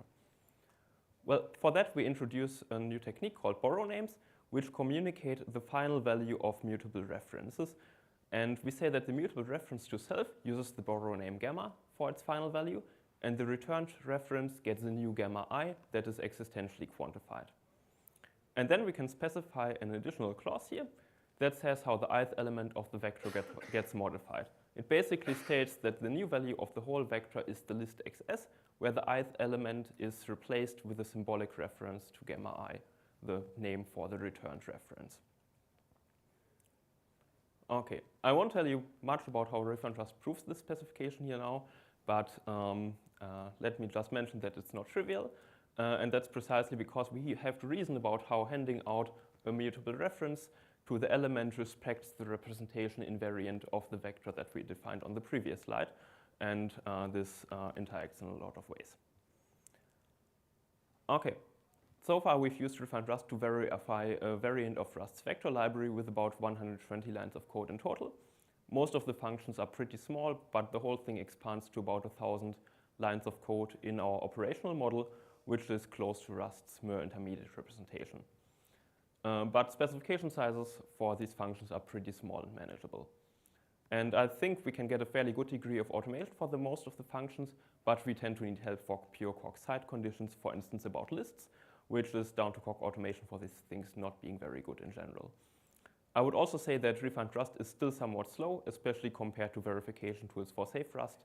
And this is partly due to the increased complexity of working with unsafe code and also working foundationally in Cork. Okay. So far, we've only looked at this small case study. So in ongoing work over the past few months, we've been working on applying refund Rust to more things and scaling it up to be more practical. In one project, we're working on adding support for interior mutability. And together with folks from IBM Research, we are working towards verifying the memory safety and security of a practical security monitor implementation in safe and unsafe Rust, which is developed at IBM Research. And in the course of that, we've also added a lot of support for some of the more advanced features of Rust, like closures, and making refund Rust more practical to use. So this is work in progress. Okay. In the paper, you can find a lot more details on the things I presented, mainly on the type system and the model of the type system, including several technical contributions, such as place types to capture intermediate states of the Rust type system in refund Rust, more in-depth explanations of the borrow variables you saw in the getMud example, and syntactic types to enable layout generic proofs. Since I have some more time, I'll just tell you a bit about place types and zoom in on a small example here that kind of motivates how this happens in the refund Rust type system. You can see here a pretty simple example program. It creates a tuple of two integers, 1 and 2, and then creates a mutable reference XR to the first component, and it uses this mutable reference to write 42 to the first component. And in the end, we assert that the first component is 42 because we modified it through that mutable reference. So while the reference XR is alive, the first component is inaccessible, and if you use Rust and have used it before, this is something that Rust's so-called borrow checker will tell you. But how do we track that in refund Rust's type system? Well, in a sense, the borrow of x.0 here changes what we can do with x.0, so its type assignment in our type system should change. But then we have to figure out what type we need to give it. And for that, our key idea is basically that there are more types than just the types you see at the surface level in Rust. These additional types are called so-called place types, and refund Rust features place types to describe the intermediate states of the Rust type system. In this super simple example program, let's look at how this would be checked by refund Rust by following the states of the type system. In the first step after the initialization of x, we would get a type assignment that states that x is a place in memory containing a tuple of integers. I'm omitting a bunch of things here, among them the refinements of the refinement types, but bear with me. In the first step then, after doing the mutable reference, then there was something interesting happening. First of all, we get a type assignment for the reference XR, of course, saying that it's a mutable reference. But more interestingly, the type assignment for X also changes by making the first component of the tuple blocked. And this is using one of our place types called blocked, which mentions here the lifetime A of the reference. And this means kind of that we can't access the first component of the tuple until the lifetime A ends. And then the rest is fairly uninteresting. We do the assignment, this doesn't change the types. And then A is implicitly ended by Rust as X is accessed again. So refund Rust makes X fully accessible again. Okay, and that's it for my talk. Thanks for listening, and I'm happy to take any questions and chat with you.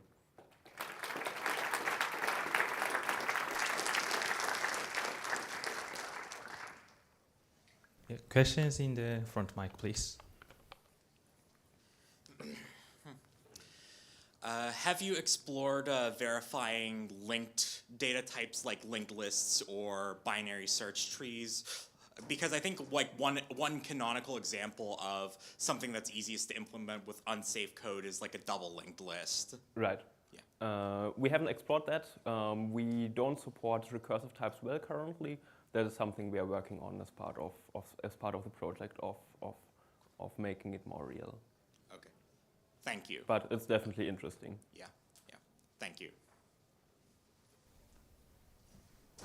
Waiting for the next question, I have a question. Do you happen to support concurrency or plan to support concurrency? So our operational model is kind of naturally, or our proofs are naturally concurrency aware. We haven't verified any programs that actually use concurrency. So that would be something interesting to do in future work. Okay, let's thank the speaker.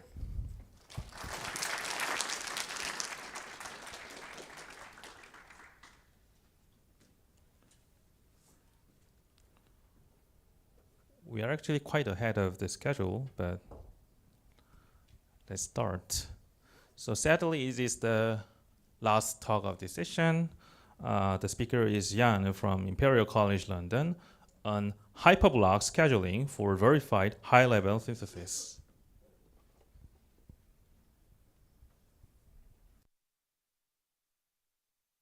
Hi, thank you. So high-level synthesis has become increasingly popular to design hardware over the last 10 years maybe, because it allows you to write hardware in a software language, and you basically write software. It allows you to quickly iterate and only think about the functionality of the hardware design, and you can compile it and run it on a CPU. And then when you're ready, you can pass it to a high-level synthesis tool, which will try and automatically parallelize the software and produce an optimized hardware design, and by also pipelining it automatically.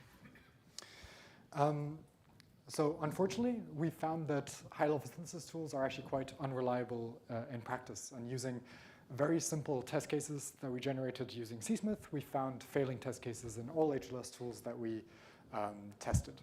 And so this negates one of the main interesting benefits of using an HLS tool, which is that you have a level where you can reason only about functionality, and so it should be easier to prove and test properties about your design. Because now you can't rely on it, so you have to do testing again on the HLS output, which might be infeasible, and it's very time-consuming. And so our solution to this was to extend ComCert with a verified hardware generation backend. So ComCert is verified and written in Coq, and so we added a hardware generation backend, which was also verified in Coq. And so this allowed us to actually produce hardware designs in a verified manner. But this was a very naive translation. We would create hardware designs that were extremely sequential. They would place every instruction into their own clock cycle.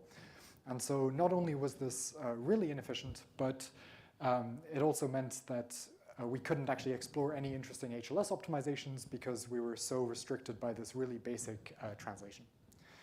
So one of the core optimizations that is needed for any HLS tool is a scheduling step where you can freely kind of move instructions around, and which knows where to place instructions so that you can fill each clock cycle as much as possible to really get the most performance out of your hardware design. And so in this work, we add all these transformation steps, but mainly you can summarize it as we first generate big blocks of instructions. We then pass these to a scheduler. It will rearrange these instructions and place them into cycles, and it knows about latency of various different operations. Then we feed back into the original hardware translation flow that we had and produce much more optimized hardware in the end. So in this talk, I'll really only be talking about the scheduling step, though, because it's the main interesting one and the one that required the most work to actually formalize it in Coq.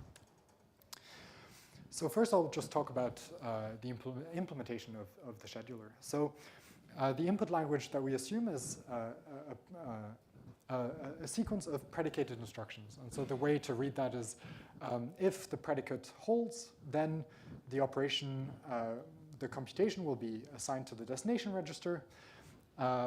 Otherwise, if the predicate doesn't hold, it's essentially a no-op. And so we're then given a list of these predicated instructions, which allow you to represent arbitrary branching control flow as long as it's non-looping. And so then we want to schedule this and rearrange instructions so that we can pack clock cycles as much as possible. But using a naive scheduler that doesn't understand predicates, or Verisert, the original version of our original backend, we'd have to place each instruction into individual cycles, and we produce a really sequential piece of hardware that we don't want. And this is because we have like these read after write conflicts and write after read conflicts. Some of them are fake dependencies that we want to eliminate. And so what we really want to implement is a predicate-aware scheduler that knows about the logical relationship of predicates. For example, here it can figure out that not P1 and P1 they're mutually exclusive.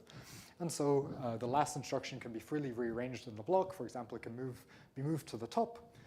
And now, even though there's still a real dependency between the purple and the green, so those will have to be executed sequentially, but now at least we can execute the orange and the green in one clock cycle. So we already save on one clock cycle, and we've packed more instructions into a single clock cycle. Oh yeah, so in addition here, we actually also, the scheduler rearranges instructions, but it also inserts clock cycle edges, which helps the generation. It knows like where to actually separate out each instruction into separate clock cycles. So the scheduler that we implement is called a system of difference constraint scheduler. It's a very common scheduling algorithm that most static HLS tools implement.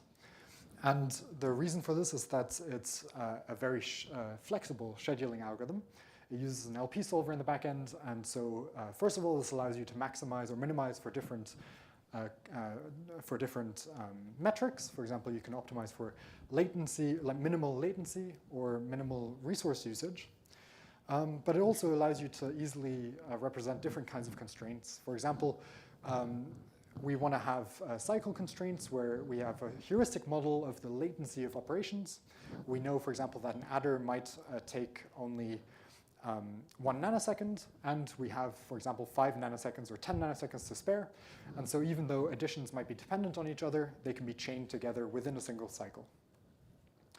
And then we also have hardware resource constraints. So in the hardware that we generate, it's actually quite a big limitation. We have one single memory with one single port. And so the scheduler needs to be aware of that. And so we generate hardware resource constraints for memory operations so that the scheduler only inserts a single memory operation per cycle.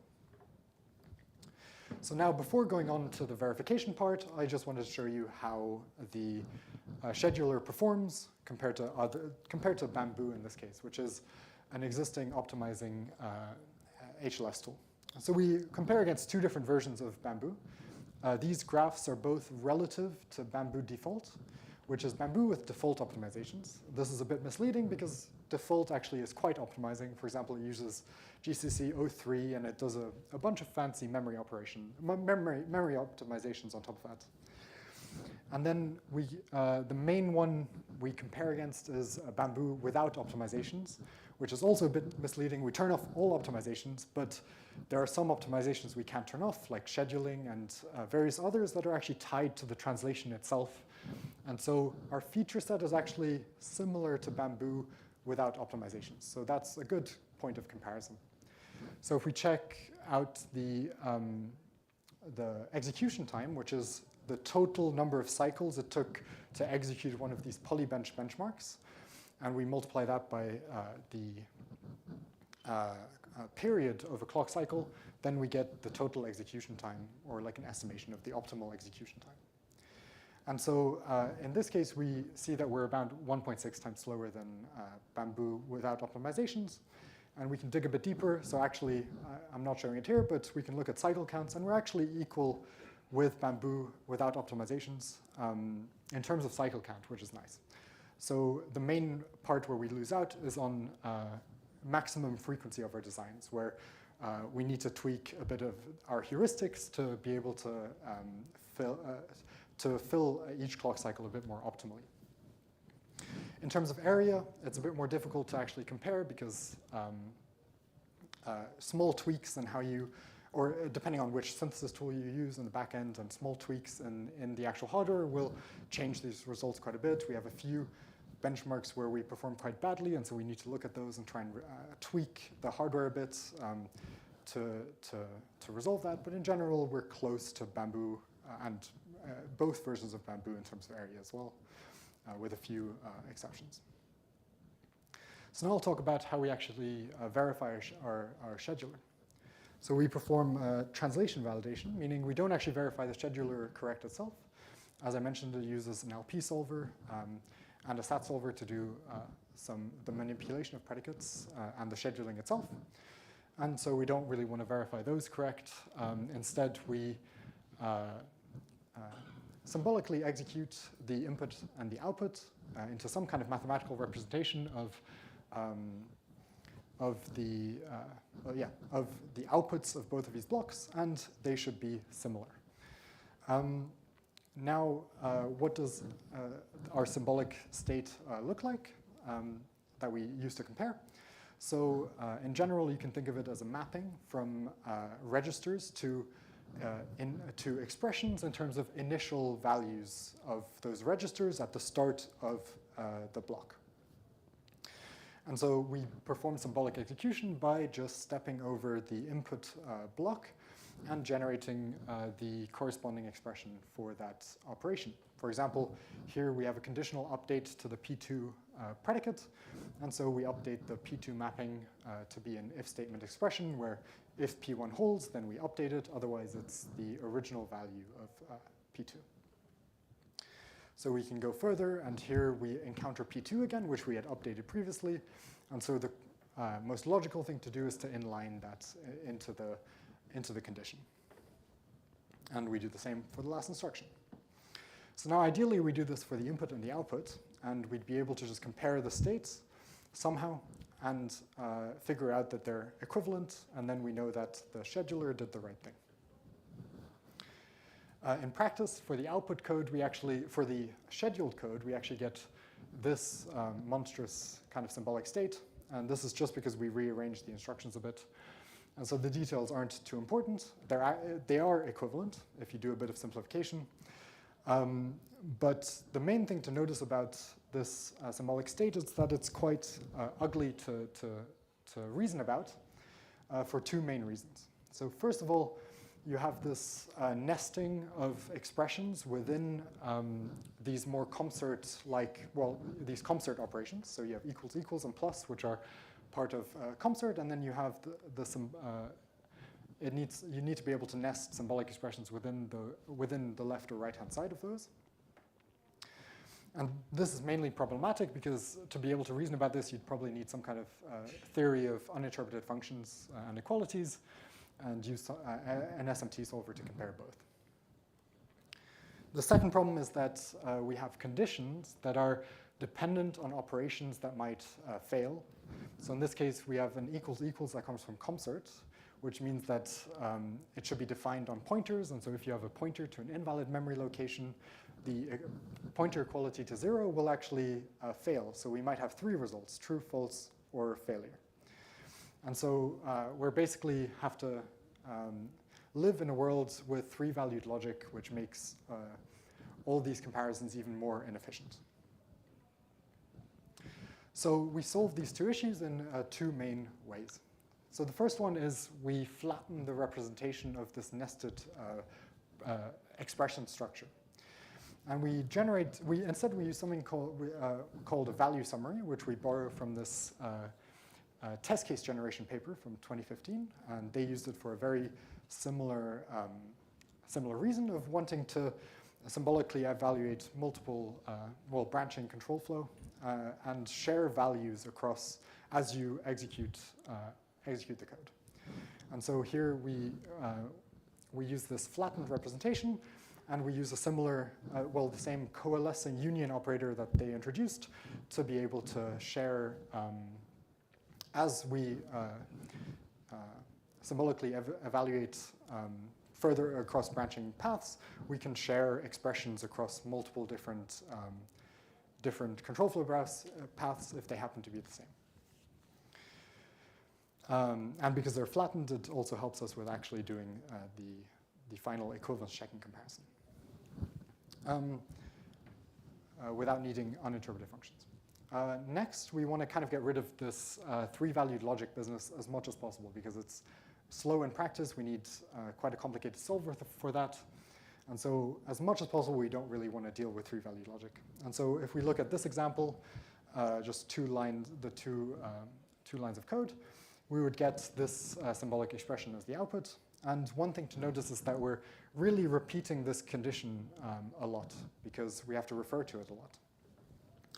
And yeah, what we realize is that we don't have to repeat it a lot. Instead, we can just introduce a new kind of literal, which says we're referring to the final value of P2 instead of the initial value of P2. And as long as we don't modify P2 anymore, this will be fine. And furthermore, what's interesting is that now these expressions associated with registers, which will normally be many more expressions than are associated with predicates, they will only refer to final values of predicates, and we know that the final value of a predicate always has to be defined. Otherwise, you somehow ran into undefined behavior in your input program. And so it means that now these predicates are purely Boolean, and we've kind of nicely contained the three-valued logic to the mappings from in the predicate expressions part. And so this allows us to do the symbolic execution on both parts, and then we can use a very simple verified stat solver that we verified in Coq to check that the conditions of both expressions match. And the expressions inside those, so R2 plus 2, those we just do syntactic equality checks. And then we know that both of these expressions are equivalent. If there's an expression that doesn't appear in one of the sides, then we know that the condition should be equivalent to false for them to be equivalent. So what I haven't mentioned here is how we do equivalence checking for those three-valued predicates. We can discuss that later if you're interested, but we actually have formalized, well, we use SMT Coq to actually do a bit of SMT and and validate the certificates of the SMT solver, just in the worst case where we actually have to do that equivalence checking. In most cases, the three-valued predicates that we get at the end are actually syntactically equal, and so we don't have to do this expensive SMT check. But none of these, so we don't increase the trusted computing base at all of the original Veracert backend. And so as a conclusion, we verified hyperblock scheduling, specifically for high-level synthesis in Coq by extending, adding a scheduler in front of our original backend. And so we achieve a 2x speed up over original Veracert on Polybench, which is nice, but not surprising. And we generate designs with cycle counts that are comparable with existing HLS tools. I shouldn't say optimizing, because we're actually comparing against the unoptimized version. But that's still quite encouraging. We're around 3.6 times slower than the fully optimized Bamboo version, which is mainly due to GCC-03, which it uses. And in general, our clock speed is a bit worse, and so we have to put a bit of work in to fix our model of the latency of operations. And so now that we have a scheduling algorithm, we can try and work on more interesting optimizations that can actually make use of the scheduler. For example, memory tiling, loop scheduling, or resource sharing. So thank you.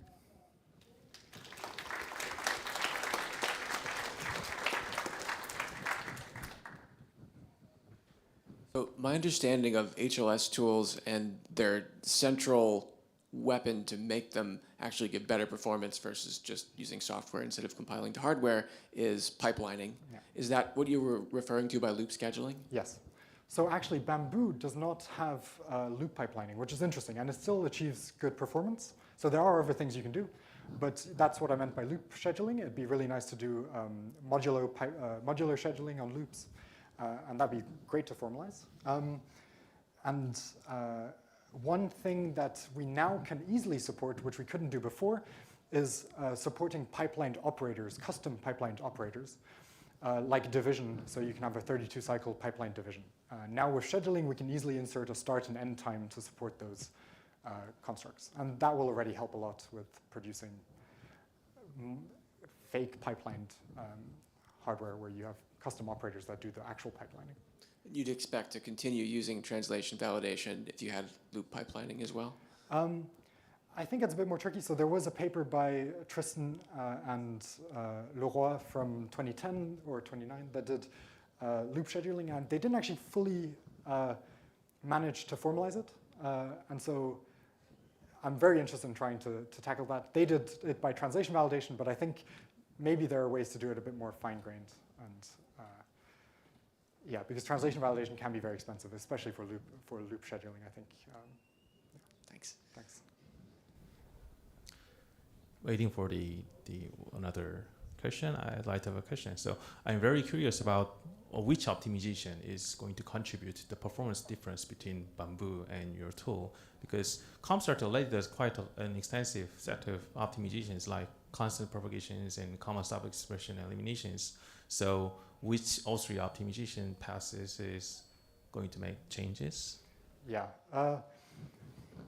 So I know that the main difference right now seems to be the GCC-03 between Bamboo and our version, because there's also some speculation. Bamboo supports a bit of speculation, which is, but mainly it's because of GCC. And so I haven't looked specifically at which optimization makes a big difference, but there seem to be various like SSA kind of global optimizations that seem to work quite well on Polybench and which Bamboo can make use of.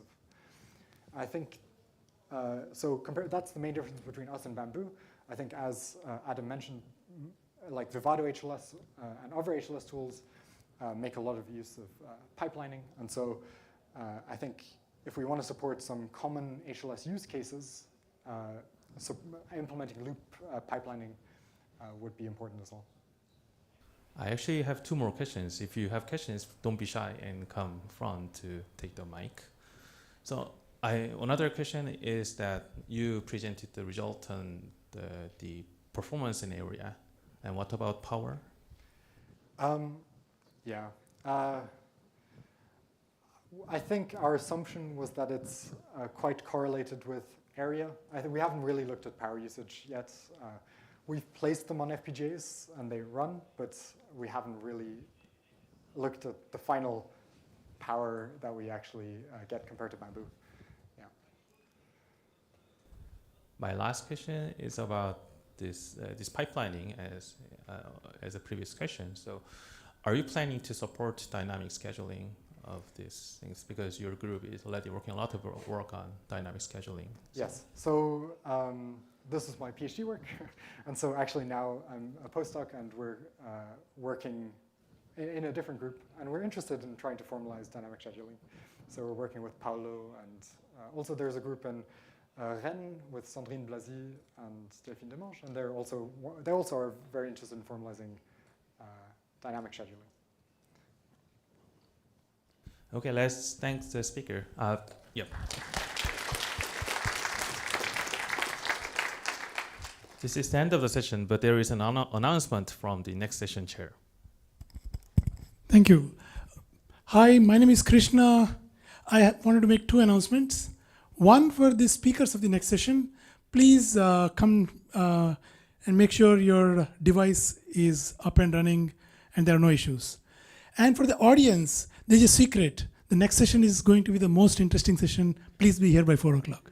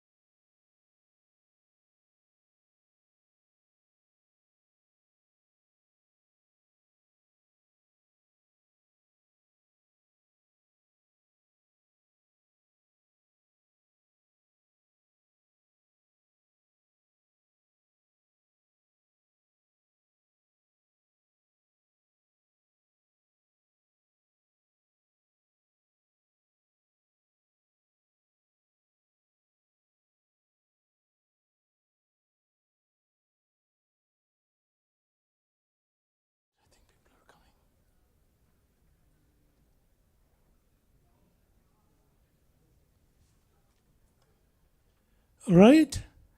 Good evening. Welcome to the session that will clear all the bugs in our minds. Right. We have 4 talks, 3 in person by 4 speakers, and 1 talk offline. We'll start with Theo talking about some very counterintuitive stuff. And those of you who want to ask questions here, you're welcome. There's also a Discord channel. You can post your questions if you are feeling too shy.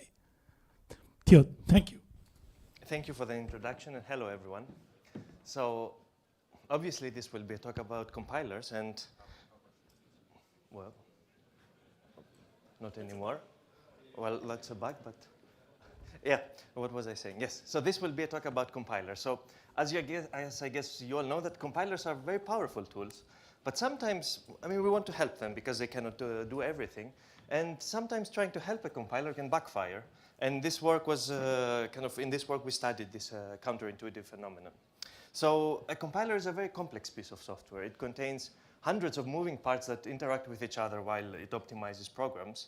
And sometimes even, or either through an improved analysis or through user input, a compiler can gain access to more information about the program that is being compiled, and it can use this to better optimize it. So for example, here we have a very simple program that just compares 2 integers and a simple function that compares 2 integers and a function bar that calls it, and we can also see our compiler's output. So as the programmer, maybe we have some additional context information that the compiler has missed. For example, maybe we know that whenever we call bar, x is at least as big as y. And we can encode it by using such an attribute. And essentially, this instructs the compiler that, hey, you can assume this while you're analyzing and optimizing this program. And if we look at the output, we can clearly see that it's slightly shorter. The compiler has figured out how to note that it doesn't need to check everything that it did in the original program. But then the question is, do compilers always behave this way? Or can it happen that even though our compiler can already optimize the program, we somehow give it some additional information, and not only it cannot use it, but it ends up generating a worse binary? So let's look at a different example. Here we have a slightly more complex piece of code.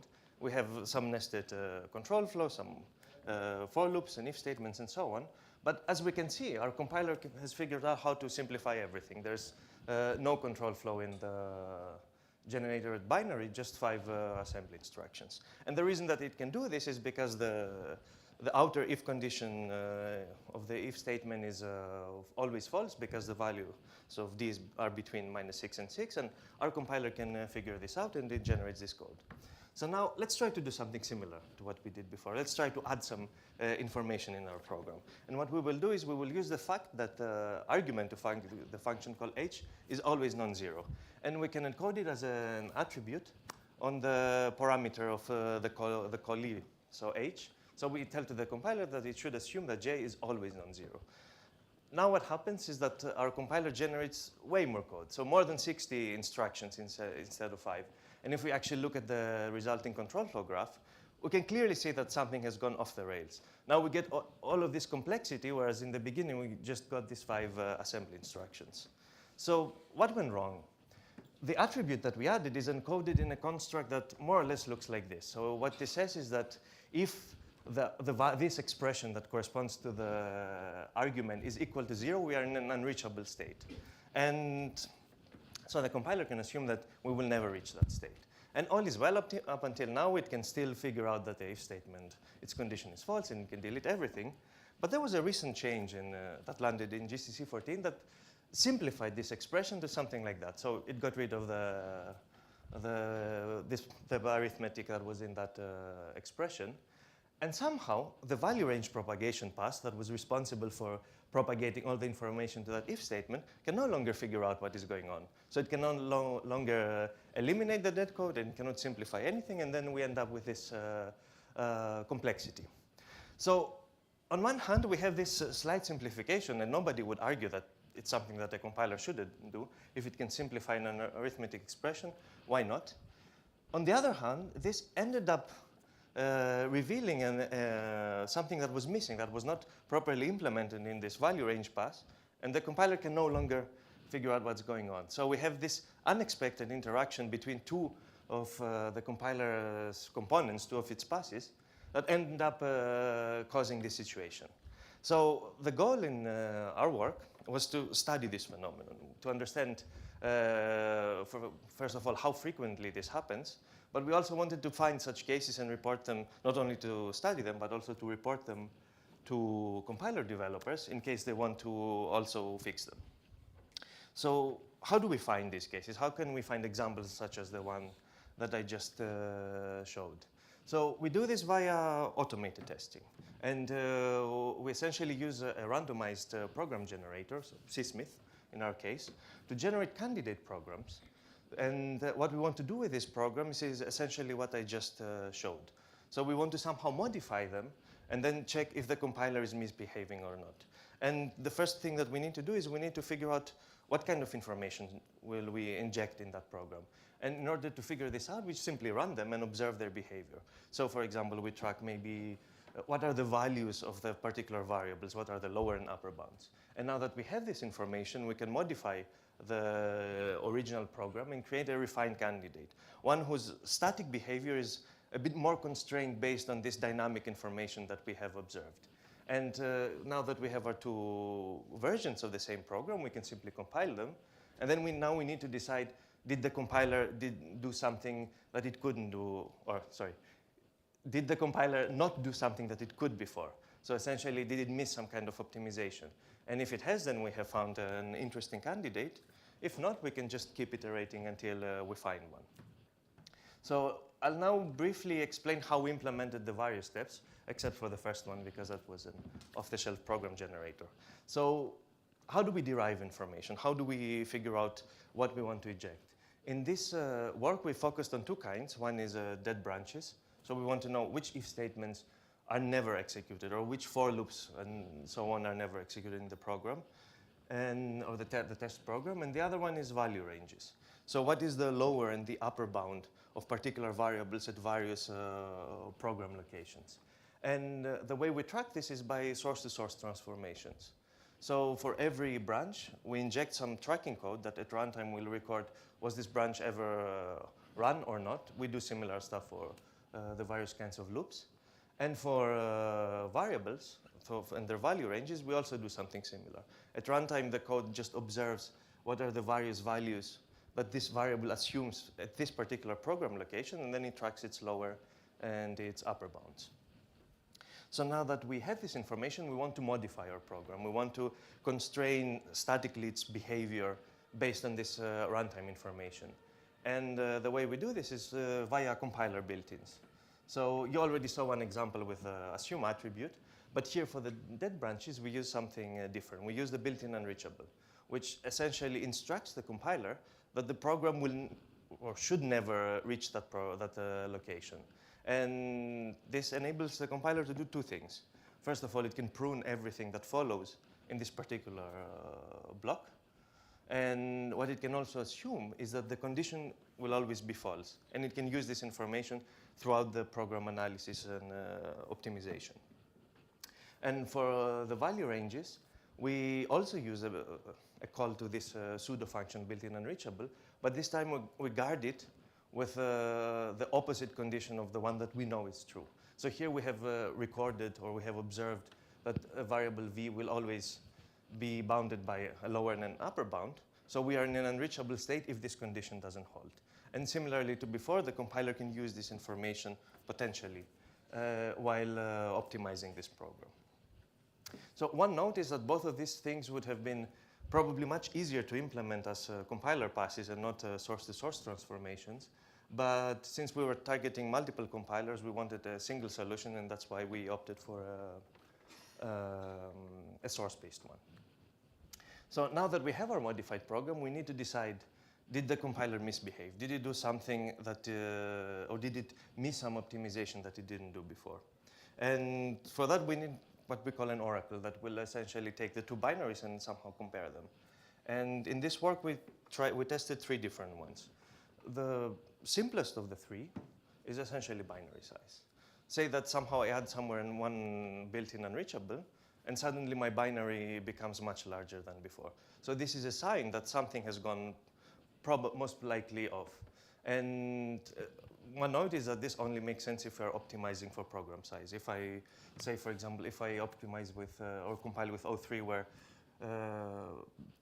things like loop unrolling or vectorization might happen, such an oracle doesn't make sense. So this is kind of a special case.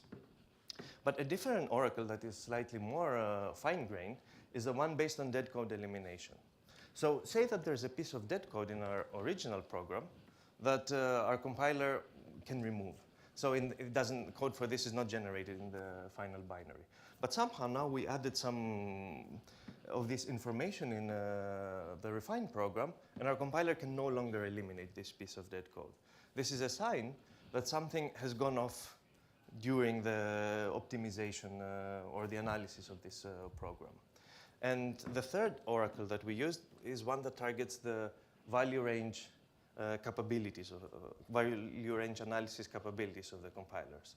So what we want to test here is, can the compiler figure out that a particular variable will always be at a particular program location between a lower and an upper bound in the original program, but not in the refined one? So doing this in a compiler agnostic way is a bit tricky. But what we did was to reduce this problem to, again, a dead code elimination identification one. So say, for example, that we have a variable that is, we know that it's always positive. What we can do is, in the original program, we can inject a piece of dead code that is guarded by the opposite condition. And now, given that we know that V will always be positive, we also know that this piece of the code inside the if statement is dead. And the interesting case is if the compiler can remove this in the original program, but not in the refined. So again, this kind of estimates that the code that we added probably interfered, and the compiler can no longer figure out that in the refined binary, V was probably always positive, whereas in the original it couldn't. And there are some caveats here. If you have to inject this in a live part of the program, not in a dead one, because then you're really not measuring anything. But these are implementation details. The basic idea is this. So this is our end-to-end testing pipeline. So, and it's also available together with instructions in the link shown on the slides. So we used this pipeline to identify and also report a number of such cases, such as the one that I showed, both on, for GCC and LLVM, around 16 total, most of which have been either confirmed or fixed. And a lot of these are either, for example, some of these are related to buggy implementations where some analysis or some transformation wasn't properly implemented. Others are about missed cases that were not implemented in that particular compiler pass. Or some of them are related to unexpected interactions where the compiler developers implemented something and they couldn't foresee that downstream this might hurt another compiler pass. So one thing you might be wondering is, okay, we can find all of these cases, but how diverse are the root causes? Could it be that there's just a small subset of the compiler that is causing all of this, or do we have a diverse set of issues? And one way that we tried to answer this question is the following. We analyzed a number of regressions, and for each regression we know what was modified in the compiler. So we know that, for example, maybe there was a change in some alias analysis pass, and after that change we can detect this kind of behavior. So we analyzed a bunch of them, and then we counted how often do the various compiler transformations or analysis, like value range propagation, peephole optimizations, and so on, trigger these unexpected and counterintuitive behaviors. And it turns out that we can find them pretty much everywhere. And it's not only these passes, but it's kind of these together with the interactions of or the interactions between them. So now that we have this functionality, we can try to answer the other question. How prevalent is this phenomenon? Does this happen very often, or extremely rarely, and we shouldn't care about this? So we did the following experiment for this. We generated 10,000 programs with CSmith, and we used two compilers, GCC 13 and LLVM 16. And for each of these programs, we essentially run our pipeline. So we ran the program, we observed its information about it, injected it, and then used one oracle to figure out, do we observe this weird behavior? And we used the DC oracle. So essentially, we just tested if there was some piece of dead code eliminated in the unmodified program, but not eliminated in the modified one. And it turns out that in around 9% of the test programs, we could trigger this behavior in GCC, and around, 17%, and 9% we could trigger with 9% of the programs, we could trigger this with LLVM. So this shows that at least in auto-generated code, this is not rare at all, and we can very reliably trigger this behavior. But now you might be wondering, what about real code? Does this happen on code that actual users write or not? And if you browse through the bug trackers of both GCC and LLVM, or the discourse of LLVM and the mailing list of GCC, you can actually find a lot of reports by users that are complaining, or maybe not complaining, but reporting similar issues where they try to help the compiler either via built-ins or intrinsics or modifying their source code, and they ended up with a worse result than what they had originally. So to sum up my talk, in this work we focused on this unusual behavior of compilers where sometimes we try to add some information to our programs, and this ends up confusing the compilers, and they generate way worse code than they did without it. And for this, we developed an automated testing-based approach that can find such cases, and we used it to both identify a number of them and report them, both to GCC and LLVM. And we conducted a systematic study, and there are more details about it in the paper.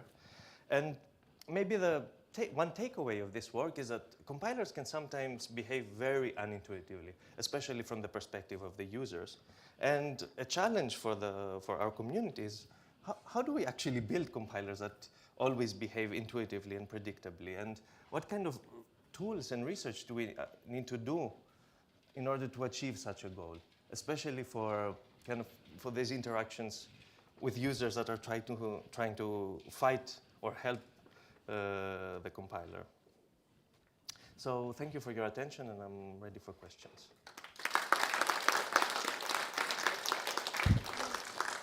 Questions? There's a mic here in the front.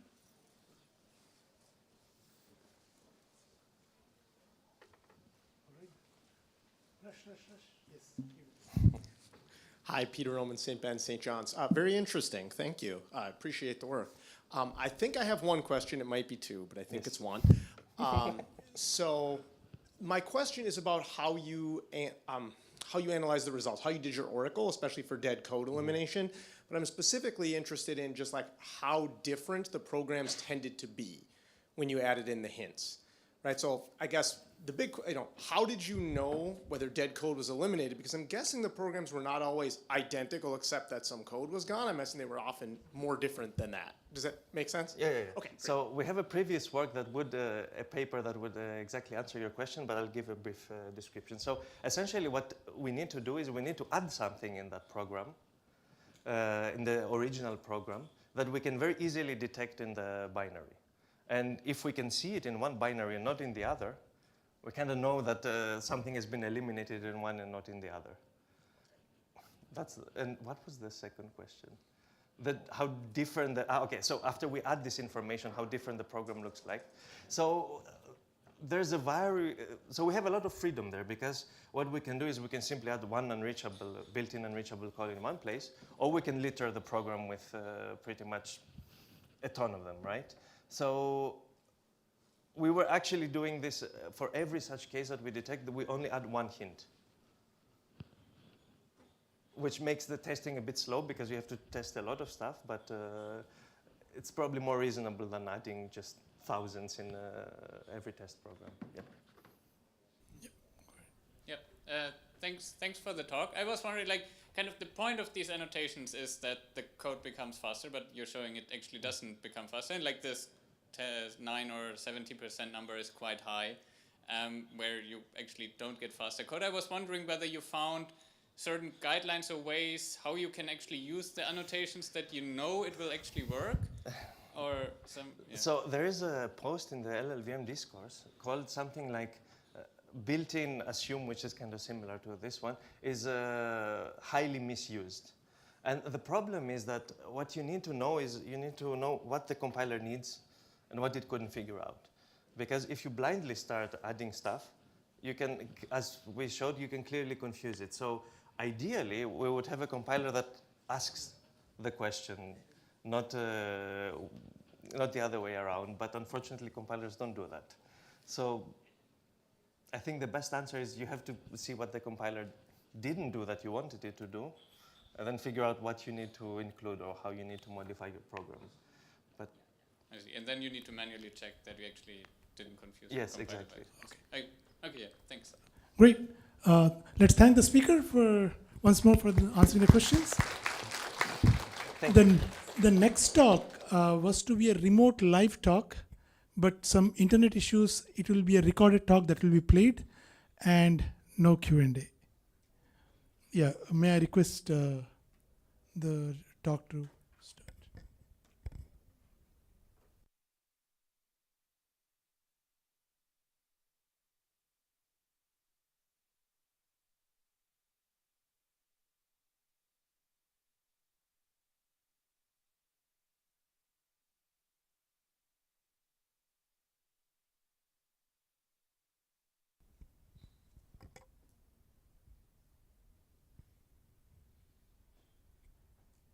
Is it ready? So who is giving that talk? Qubit?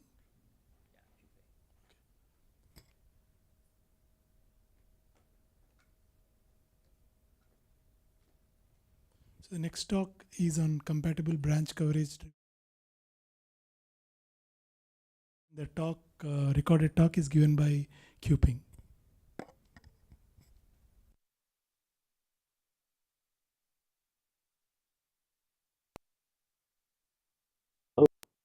I'm Yifan from Beijing University of Post and Communications. My topic is compatible branch coverage driven symbolic execution for efficient bug fighting. In the realm of software development, bug detection is a critical task.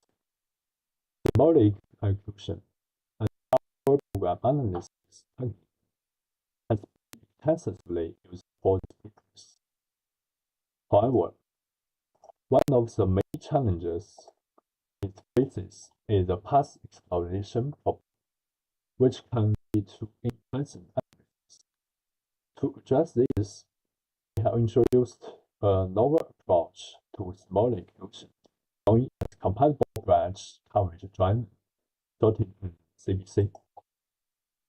To formally introduce the methods of this paper, we first present an observation made in this work. By analyzing a large number of programs, we observed that sometimes branch coverage is sufficient instead of path coverage. For example, consider a simple abstraction provided in our slides. Specifically, the current function of A and B. For this program, this symbolic application needs to know 4 passes to cover the program. However, through concrete analysis, find that the values of A and B, pi2 and pi3, are already covered by pi1 and pi4.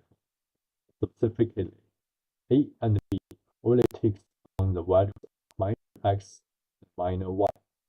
After exploring pi1 and pi4, while exploring pi2, the value of A as minus x is already covered by pi1, and the value of B as y is already covered by pi4.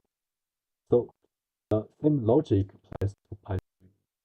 Therefore, for this program, it is only necessary to explore pi1 and pi4 from all cases. So for the path exploration problem, our observation was that branch coverage is enough among branches that will never join find any program in. So based on this insight, we proposed a solution that identifies cases where branch coverage is adequate and increases branch coverage on them. Overall, our solution encompasses static dependence analysis, the identification of composite sets, and password in Symbolic. These techniques allow us to effectively reduce the number of passes that need to be involved, thereby enhancing the efficiency of Symbolic computation. Our approach begins with static dependence. In this phase, we define branch dependence and the branch dependent set. Firstly, branch dependence is a mapping that indicates whether a node has active or control on another node.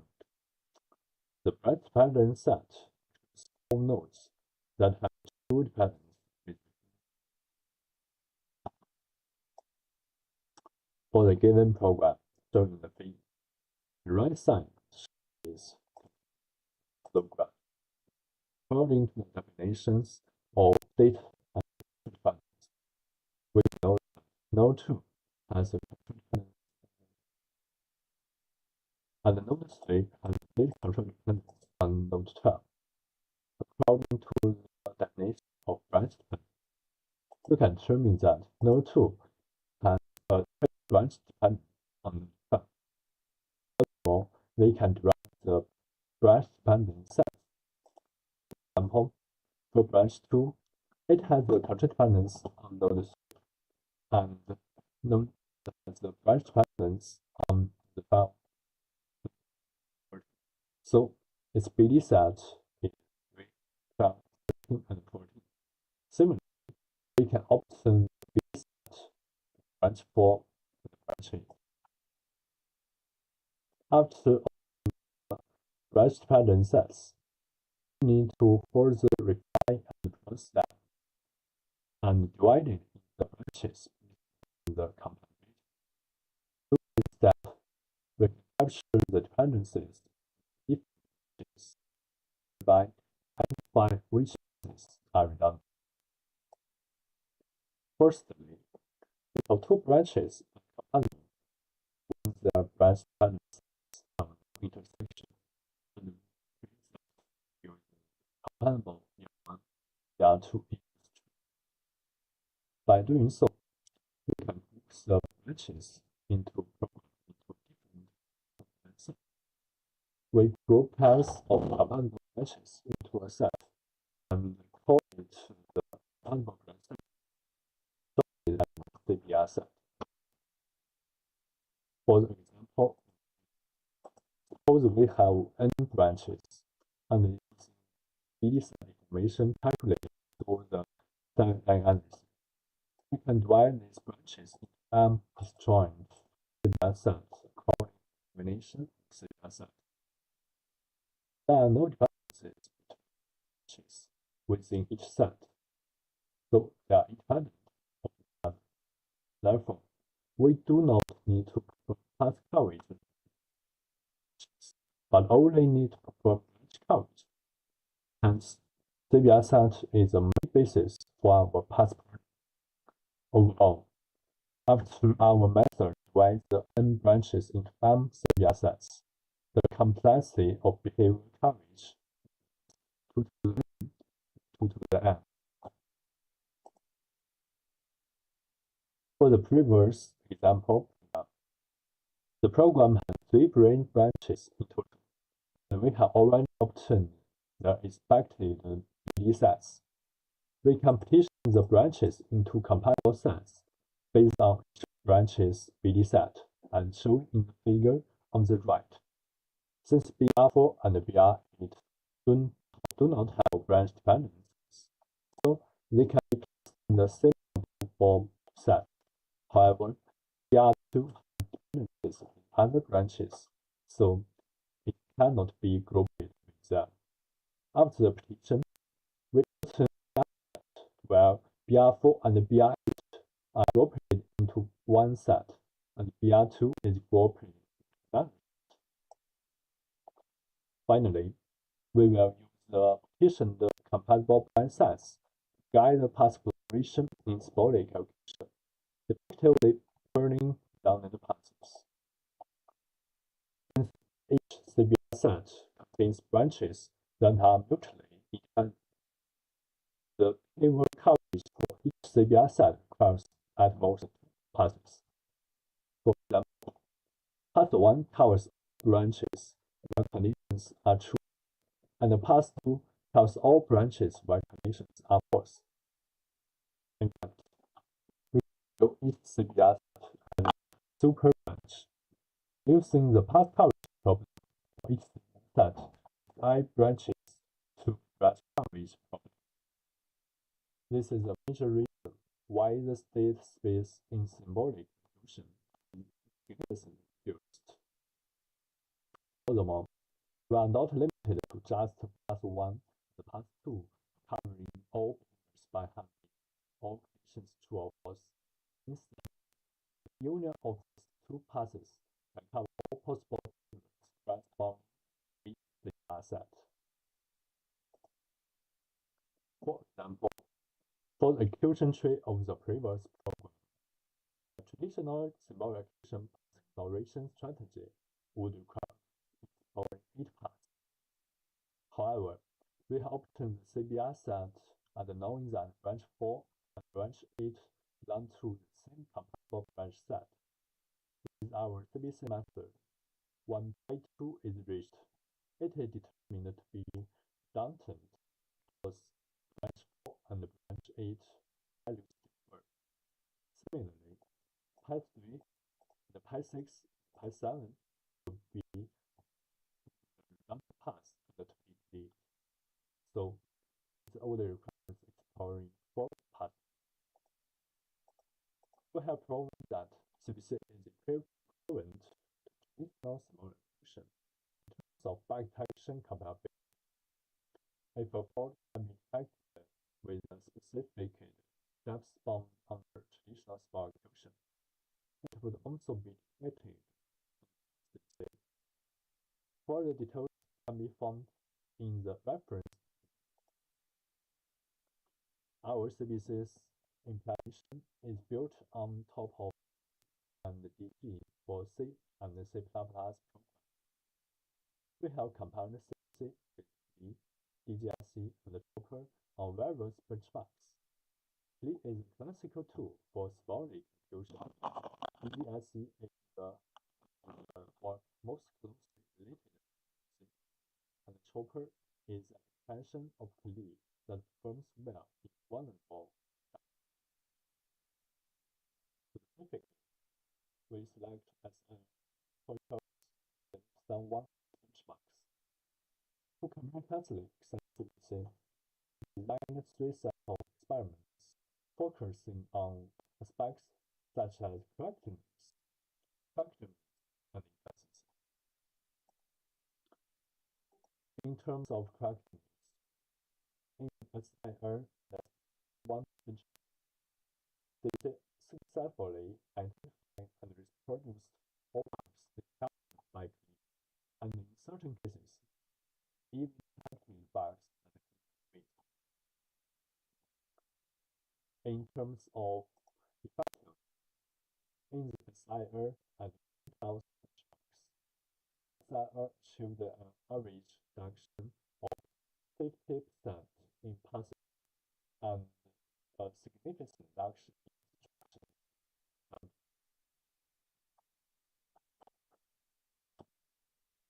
We found that as exploration time increased, CBC demonstrated a coverage compounding. This illustrates CBC's ability to delve deeper into the operation. In terms of efficiency, CBC achieved an average speed up of 3 times in the control and 15 times in the Soundness benchmarks. However, CBC also introduced some overheads, such as purchase with more memory likely. In some test programs, CBC even consumed less memory likely. In conclusion, CBC is an efficient and sound approach to symbolic solution the novel strategy based on program dependency analysis. It has achieved significant path-burning and noticeable time reduction, allowing for quicker flag action compared to conventional tools, always achieving higher branch coverage in less time. Thank you for all your attention. Our implementation of CBC is open sourced on for everyone to access and utilize.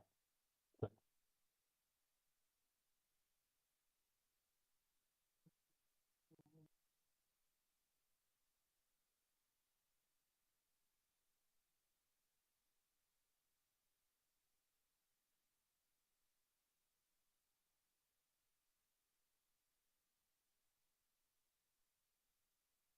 All right.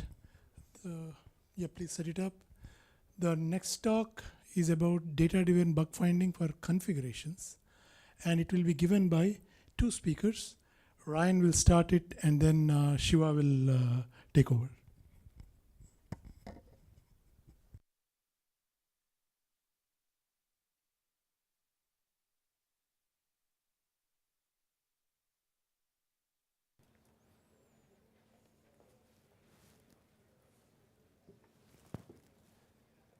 Okay, great.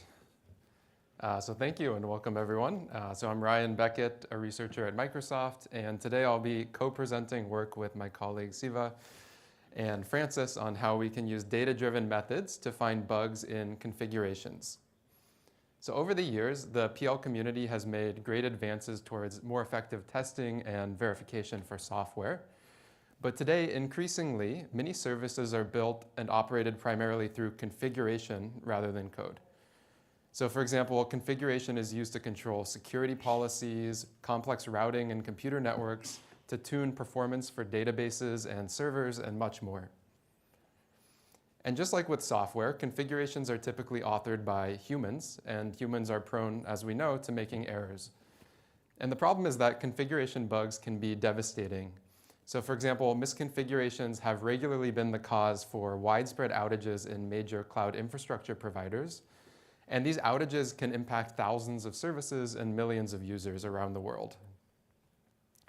So let's take a look at a few examples of the types of misconfiguration that have had wide impact in the past. So here's one example of a misconfiguration where a network operator has used a /2 subnet instead of a /24 subnet in a firewall rule, which results in almost all traffic being dropped. In another example, an administrator has configured a timer for an IGP protocol that should not have been used at all, and this caused the device to take on too much traffic, leading to congestion. And here's another example from a radio unit where someone has configured the unit to use a 34 gigahertz frequency instead of a 3.4 gigahertz frequency on accident by including an extra 0 at the end. So a common theme across many of these configuration bugs is that they're very simple and quite obvious in hindsight. So the question that we have then is, given how simple many of these misconfigurations are, can we find configuration bugs simply by learning common configuration patterns from data? So in this data-driven approach, the key idea is to try to identify bugs as configuration anomalies based on the usage that deviates from the common case that we observe in other configurations. And to find such deviations, we need to look at a large corpus of example configurations. And fortunately, such configurations are typically readily available in real systems. So for example, you might have multiple configurations for different servers or for different network switches and so on. So we can use that information. Of course, finding bugs from examples alone while also having low false positive rate is challenging for a number of reasons. So for one, there's often many intentional differences between configurations. So for example, here is a network router configuration, and you can see that there's a static route used on each device, and the exact IP prefix used can differ, and that's intentional because it captures the unique local address space at the device. However, there's other differences that are absolutely not intentional and are bugs. So for example, there's this prepend command in this router, which is prepending string to a BGP protocol. And in the last configuration here, an operator has mistakenly used the value 2, thinking it means prepend twice instead of prepend the list of values. So that's one challenge. Another challenge is that many configurations employ ad hoc string formats to represent domain-specific constructs. And we need to extract information from these formats without prior knowledge about their structure or their meaning. And then finally, many configurations are written in standard data formats like JSON, XML, or YAML. And these make use of structured data like lists, nested lists, maps, and so on. And so in the rest of the talk, we'll mostly focus on the JSON format, but in the paper, we talk about how we can generalize this. So our paper introduces a tool called Diffy, and Diffy finds bugs in configurations using this data-driven approach. And it works in 2 stages. So in the first stage, we try to take in a collection of example configurations that are similar, and then we synthesize a template, shown on the right here, which is just a representation of a set of configurations. And Diffy seeks to find a template that best generalizes the examples without overgeneralizing. So let's zoom in on this example template here, which I'm also showing in the JSON format. And we can see that for each JSON list, Diffy has determined the best description for the list, given the data it's observed. So for example, this actions list is annotated as having order matter. So in other words, you don't want to deny or accept a route before doing the prepend action. And in another list, for example, the static routes, it's annotated as being unordered, so the order doesn't matter. And in another case, this length match filter component is best summarized with a repeat template, which states that every element of each list in each configuration matches one of the given sub-templates that it's learned. And then for each JSON string here, Diffy has synthesized a template that best captures and generalizes the concrete examples it observed in the example data that we gave it. And the parts of the configuration that vary are left as these template holes, for example, some substring that might differ from config to config. So that's the first stage. And then in the second stage, we use unsupervised anomaly detection to identify likely bugs and report these to the user, along with a score of how likely the bug is. So as an example from this actions list, we can see that if we have the distribution of values that were observed for this prepend statement. And in 43 of the configurations we had, the value was 65,000, which is significant in this particular protocol. In 2 of the configurations, the value was 65,001. And in 3 of the configurations, the value was 2. And so it'll actually flag 2 as the likely bug because it's both less common and further away from typical values. And just as another example, here there's an optional second static route in some of the configurations, 3 of them. And the third octet of the prefix differs between these configurations. However, when we analyze the distribution, we see that it's rather uniform, which indicates that it's likely an intentional difference. So now let me hand it off to my colleague Siva, who's going to talk about how Diffy actually comes up with this template in the first place. Thank you, Ryan. And let's jump in. So the basic building block of Diffy is a fast string template synthesis algorithm that is used for extracting commonalities and differences across configs for downstream anomaly detection. Consider a very simple case of MySQL database configurations. There is a parameter called max heap table size that is configured to have a particular memory size. Given these values, we want to compute a string template that best describes these string values. A template is just a representation of a set of strings. One way to represent these strings is with the any token, which we use to match all strings. However, the token any is too broad because it captures all other strings as well. Alternatively, this next template, which is a disjunction of 3 exact strings, it is very precise, but is complex and likely overfits the examples. In this case, a compromise such as a number followed by any strikes a balance between conciseness and specificity, which is the goal of our synthesis. We provide Diffy with a set of tokens like number and any from the previous slide defined using regular expressions. By default, to Diffy, we provide tokens for objects like numbers, floating points, hex values, and more.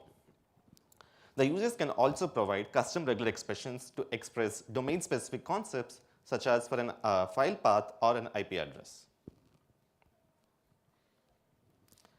But we also need the string template synthesis algorithm to be fast as we process millions of lines of config, and string template synthesis is repeatedly used as a subroutine for synthesizing higher order structures like lists and objects. Let's take the same memory unit example from before along with these two tokens. We also assume a cost for each regex token between 0 and 1 for every character of a string matched by it. Cost 0 means a perfect match and a cost 1 means a worst match.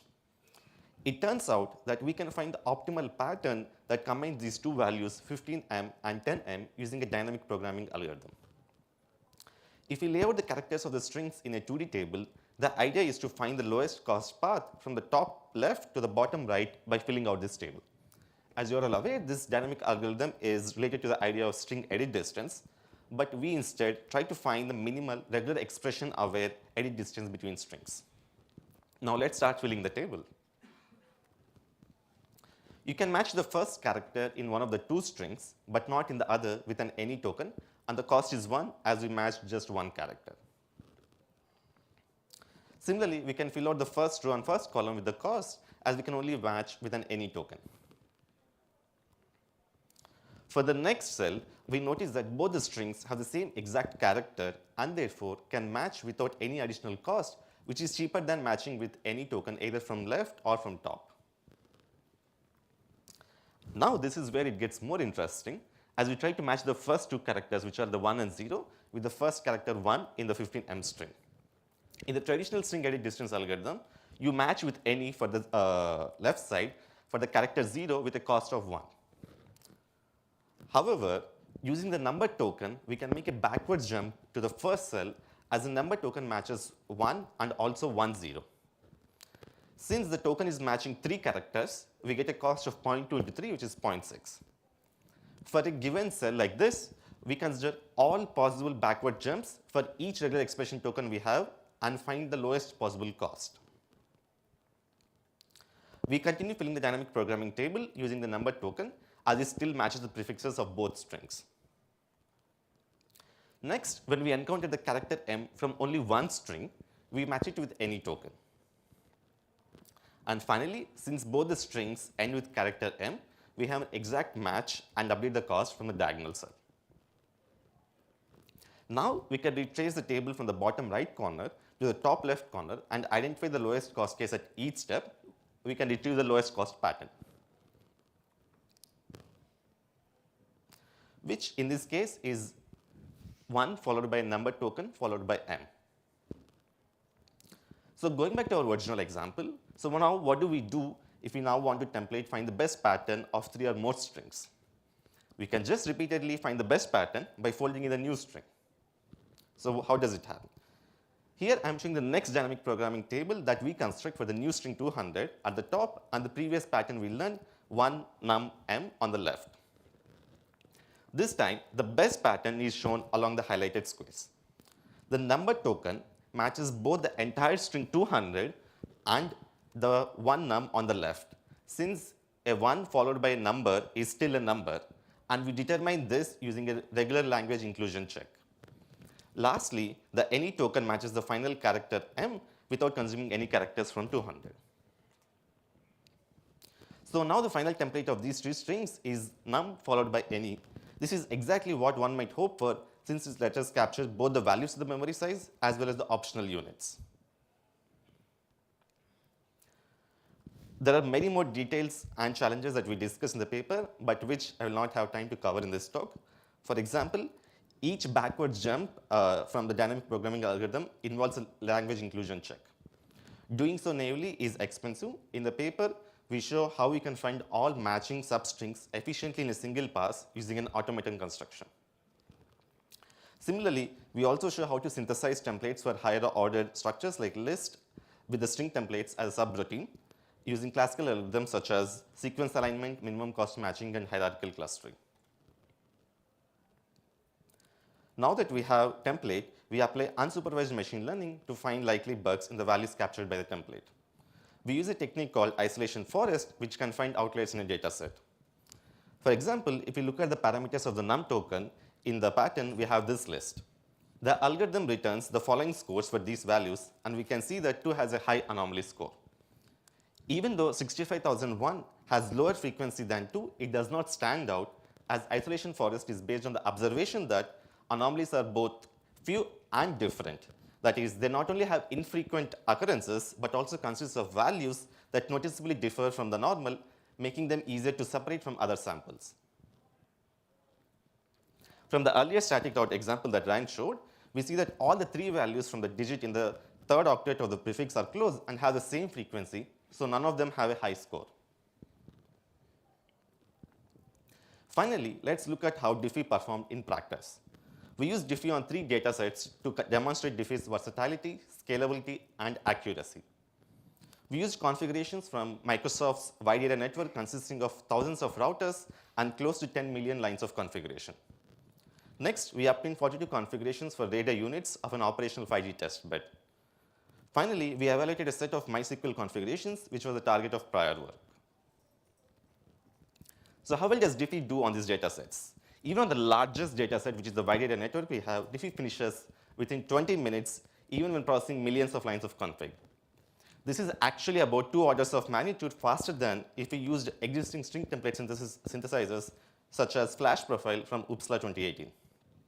On all the 3 data sets, we found that Diffy achieves high precision and recall. On MySQL, Diffy identified 74% of the issues flagged by prior tools that were specialized to that domain while generating far fewer false positives. For each data set, Diffy found numerous issues, of which I will discuss just a few. First, Diffy learned a disjunction of 2 templates for the overload keyword in the IS-IS protocol. The use of a 1200-second timer is uncommon and had previously caused a major outage for Microsoft. The configuration issue was resolved, but automation later mistakenly reapplied the flawed setting. Diffy detected this misconfiguration as a high confidence anomaly from the template shown on the slide, and we were able to alert the operators in time. In another instance, Diffy discovered inconsistencies in regular expression used for filtering. Some routers configured a regular expression with a caret symbol, while most did not. Diffy found that the value of the first any token was typically an empty string and only really the caret symbol. When present, this caret symbol requires that you erroneously require a match at the beginning of the BGP protocol community string. For the RAN, Diffy found 62 true positives. An example bug in the RAN is the case where Diffy successfully identified the misconfigured frequency with a synthesized template, 3 followed by a number, and the value of the number being different and outside the range of typical values, which all fall into the N78 band. In another case, Diffy flagged an incorrect field for the attenuation, which controls the transmit power. For MySQL, Diffy identified fields with patterns like num followed by any, like the example we saw earlier, where number captures the value and any captures units. If users used invalid inputs like KB, Diffy detected these cases due to their rarity.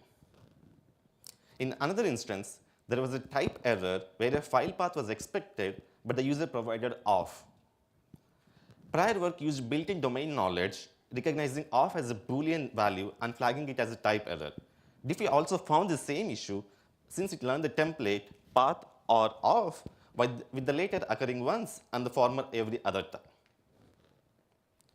With that, I conclude. Thank you, and we are happy to take questions.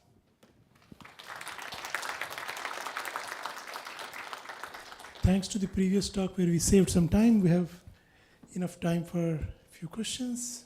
Please. Hi, thanks for the talk. Really impressive results. I was wondering about the core sort of template synthesis algorithm that uses regular expression synthesis. So you had a procedure there with the dynamic programming, and it seemed like you were assuming the regular expression maybe is decomposed into n parts or something like that. I guess the question is, what specific subset of regular expressions do you support in that algorithm? Is it like, does it work for any regular expression, or? It works for any regular expressions, and we consider, so number here is 0 to 9 plus. So you can have other ones like the ones that I showed, floats, hexadecimals, and alphanumeric. There can be any other kind of regular expression tokens. But not just the subset that you consider, but any arbitrary Anyone's. regular expression. That's why we show that the user can provide like IP address or path. They can provide any other regular expression that they think are suitable for their domain. Okay. Just to add a little more flavor. So if the regular expression is easily extended, so like if a number, adding another digit, it remains a number, then we can optimize the implementation, because now you can kind of greedily take the longest match in the dynamic programming table. So for some regular expressions, you can actually optimize the implementation as well. Got it. Thank you. I'll follow up with the previous question. So if you Can you come near the mic, please? So if you generalize the first part of the problem, like you're trying to synthesize the templates, right? So is it like something like generalizing a grammar of the configurations? Like if you consider the problem like this, have you tried some classical algorithms like L star that generalizes from examples? So have you given a thought about that? Yeah, that's a good question. I think that is the right way to think about the problem. We considered some of those algorithms early on. I think we were concerned about scale, which is what led us to this dynamic programming algorithm. But yeah, I think that could also be a valid approach. We can look into. Yeah. Okay, I also have two questions regarding the regular expression synthesis. The first one is, are you manually selecting the weights for each one of the productions? Yes, we are. Okay. The intuition behind different weights is that the regular expressions which are specific and capture fewer strings are supposed to be given better choice. For example, if you have an alphanumeric and number token captures fewer strings than alphanumeric, and we want number to be prioritized if the string is all digits. So that's the intuition, and based on that, you can give the weights for the tokens that you have in the input set. Okay, thank you. And my second question is, when you go from the pairwise case of generating a regular expression from two concrete strings, you generalize this for 3 strings by doing the dynamic programming algorithm on the regular expression and new string. Is this approach invariant to permutations of the input strings? Like, if you have reverse the order in which you do this unification pairwise, is it going to give you the same regular expression? Yeah, that's a great question, great observation. It is not. So the order does actually matter. And in the implementation, we actually experimented with basically, pre-sorting the strings based on similarity. And sometimes that can actually give you a better template. For performance reasons, we also we do a greedy clustering. We didn't show it, but we learn a disjunction of patterns of templates. So we do a greedy clustering based on which has the lowest next cost, which group you can put the current string with. So that also can influence the final templates you get. But one other thing I'll note is a lot of times what we found is actually the exact template doesn't matter. So even if it's not exactly what you would expect a human to write, for the purpose of the anomaly detection, even if you get it slightly wrong, you'll still find the bug in some part of the template a lot of the times, right? Yeah, makes sense. So thank you. Great work. All right, let's thank the speakers.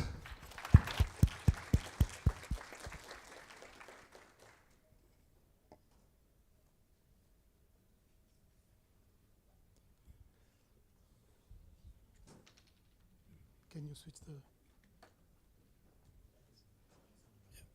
All right, so now we are up to the last talk. This is about boosting compiler testing by injecting real-world code. And the talk will be given by Xiaohua Li.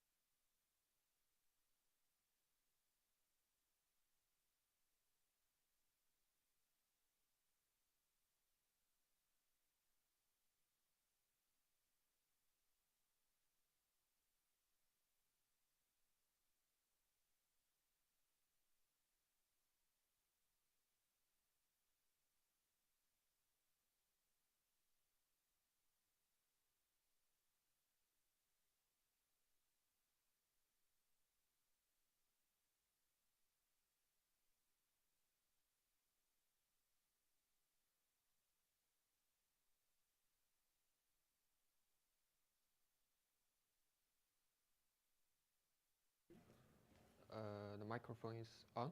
Okay. So, hello everyone. My name is Shaohua Li, and this is a joint work with Tiu and Zhendong.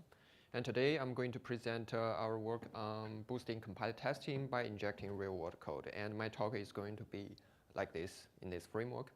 So first of all, let's look at the background and the related work. So compilers, they are supercritical infrastructure software systems that help us translate whatever code we write in high-level language down to some machine code so that we can execute on different platforms. But despite its criticality, compilers, they may also have bugs leading to for example, compiler crashes or even miscompilations to affect the functionality of the software or systems that rely on the compilers. So let me give you an example. So in this example, on the top there's an activate function that takes 2 integers as input and returns some integer. And we are calling this function with some inputs at the bottom. So because the first parameter is greater than the second parameter to the activate function, so the return of this function of this program or the output of this program should be equals to 0. However, if you compare it with GCC 12, GCC 13 with some optimizations 01, 02, it will tell you the result is 1. So what happened? So the root cause is because of bug in the GCC optimizations, which incorrectly translate the code, the activate function, to some max operations, which is erroneous and incorrect. So such a miscompilation can potentially affect a lot the functionality of many software systems. So we need a reliable, so we need to validate the compilers. And because of the super complexity of compilers, one of the most important tool to validate the compilers is to do testing. So here's the general framework to do compiler testing. That is, we first design some program generators or random program generators that can generate a set of different programs. For example, a set of C programs to test the C compiler. And these programs, they are designed to be valid. And then we can then pass them to the GCC LVM clan so that these compilers, we can get a set of executables and to verify if these executables are correctly compiled by the compilers. So the most critical component in compiler testing is about how to generate those programs. So how does the existing work generate those programs? Well, most of them, they directly or indirectly rely on the rule-based random generation, meaning that we have a set of predefined rules or a set of hard-coded rules. For example, when we're generating a new program, we first query some rule to generate, for example, some variable declarations. We query the loop rule to generate some for loop, and then generate some if condition, if got, and then a while loop, so on and so forth. So in some sense, the random generation is really, really powerful. They can generate a large volume of valid programs and to extensively test the compilers. However, because of their constraint limitation, the expressiveness of the generated programs, they're constrained, because if you check those programs, they are of some they look somehow very similar.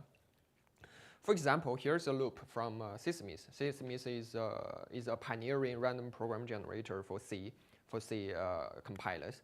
So it generates some for loop, but it always being constant bounded, meaning that, for example, this P1 always less than 6. And here's another loop from the decomposition, which is a more recent random program generator. And although this for loop seems to be more interesting, involved some variables, but somehow these variables, they never been changed inside the loop body, meaning that those loops, they are having the fixed patterns and they are all bounded.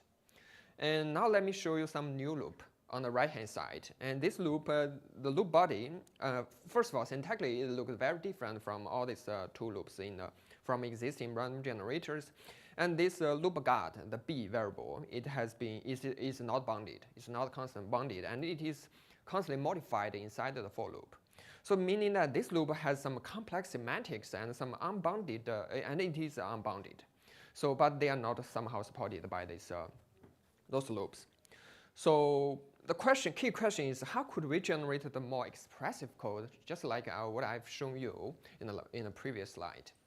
Well, the motivation of our approach is that we need to ask why do we need to generate various programs?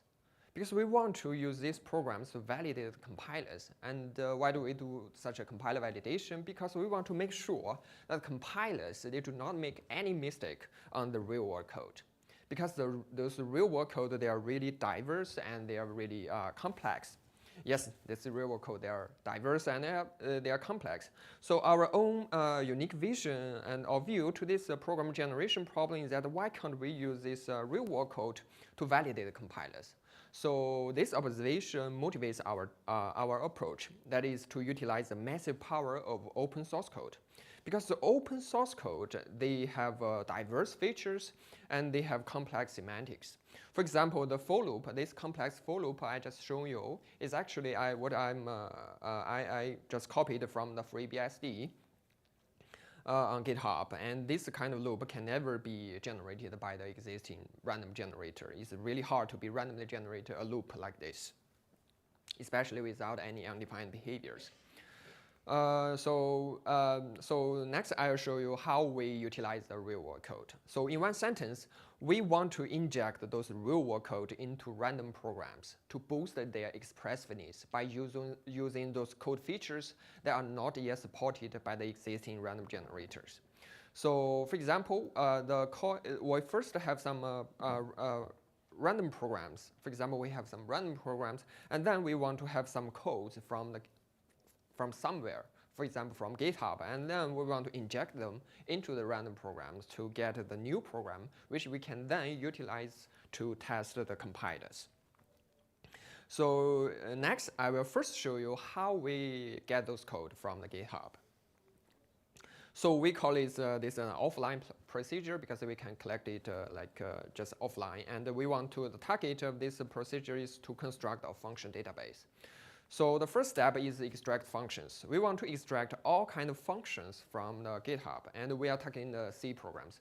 So for example, we can extract the activate function. So we extract the code at the granularity of function because it is easy to control their behaviors, and to control their behaviors to model their semantics.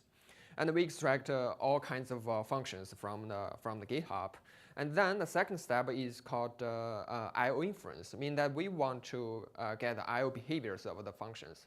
For example, for the first active function, we can generate some inputs to see what's the output behavior of this active function. For example, we know that whenever we call this function with 0 as input, we know that 0 is output. So we can get multiple I/O behaviors for this one particular function. So after doing those I/O inference, so we can construct our function database. So the function database is nothing else but just the caching. We cache all the functions together with those I/O behaviors, which can then be utilized in the next step. So in our current implementation, we extracted over 50,000 functions from more than 100 most popular C projects hosted on GitHub. So next, I'll show you how we inject those real-world functions and into some random programs. So this is so-called online procedure. That is how we generate new programs. So firstly, we get some random programs. So here is a toy example with a few lines. The second step is we want to profile this program. Profile meaning that we want to get the desired meaning or semantics of the programs. For example, after profiling, we can know that at a particular location, for example, at line 4, we know that there are two variables available at the line 4, which is the global variable value and local variable a, and their respective values. And then we do some matching. Matching means that we want to find some particular expressions in the random program that can further be substituted with some real-world code. And then we select some functions from the function database that we cached before, so that the return type of this active function match the expression from the last step. So next, I'll show you. We introduce a synthesizer, and which I will introduce how we insert the active function into this random program. So first, we just place the random program as it is in the new program, and then somehow we find that the zero, the match expression 0 is 0, and the active function also returns 0 onto some input. So we can safely replace this 0 with the active function with these two inputs, right? So, and then we place these function definitions to make it compilable and runnable. So at this point, this new program actually has already combined the random program with the real-world program, but the semantics is exactly the same as the previous random program. And further, we can make this more complicated. For example, we find that somehow the first parameter to the active function is 2. The global variable is 2 at this line 4. So we replace this 2 with a global variable to build some data dependencies between these two pieces of code. And we can further do it. For example, we realize that the 0 is also the 0. The second parameter 0 can be substituted by somehow a minus 0. So at this point, this program can then be utilized to further to test the compilers. So the core gist of this approach is that we want to merge multiple code or functions that we crawled from the real-world projects and trying to inject them into the random programs. But most importantly, we want to build the complex data flow and control flow dependencies by utilizing and fusing different variables. And with this new program, we can go test the compilers. So next, I'll show you some evaluation result of our approach. So we implemented a tool called Serial to implement all the ideas I just presented. And we use Sysmith as the underlying random generator to generate all those random programs. And we use extracted 50,000 functions as a function database to drive our approach. And here is some statistics about the functions we extracted. So on average, those functions consist of 17 lines of code. So the most critical and important question is that how many compiler bugs can our approach or Serial find? Well, we use Serial to fuzz the GCC and our VM for 9 months. So here's the result. So in total, we reported more than 130 bugs to the GCC and LVM, and more than 100 of them have already been fixed. This means that our Serial can find many new compiler bugs in those production compilers. And then we need to understand what kind of bugs we can find. So we classify those bugs based on their symptoms. For example, symptoms. So then we find that either it's a crash or it's a miscompilation. So we find that 53 of them, they are crashes leading to some compiler crash, and 79 of them, they are miscompilations, meaning that the compilers, they made mistakes during, they emit faulty code. So more than 60% of all the bugs that we found, they are miscompilations. So that led to a second finding that the Serial can find many miscompilations in the production compilers. So we also look at those bugs that we try to analyze the bugs, like how long the bugs have been there in the compilers. So here's the plot that we analyze 10 versions of compilers for GCC and LVM to see how many bugs we found can affect the correctness of those compilers. So we find that many of our bugs can trace back to the older versions of the compilers. For example, in the GCC or on the left-hand side, there are even 2 bugs that affect the GCC 5. You know, right now we are using GCC 14 or something. So that means that these bugs have been there for 5 or even longer years, 10 years or something. So the third finding is that our Serial can find many long latent bugs.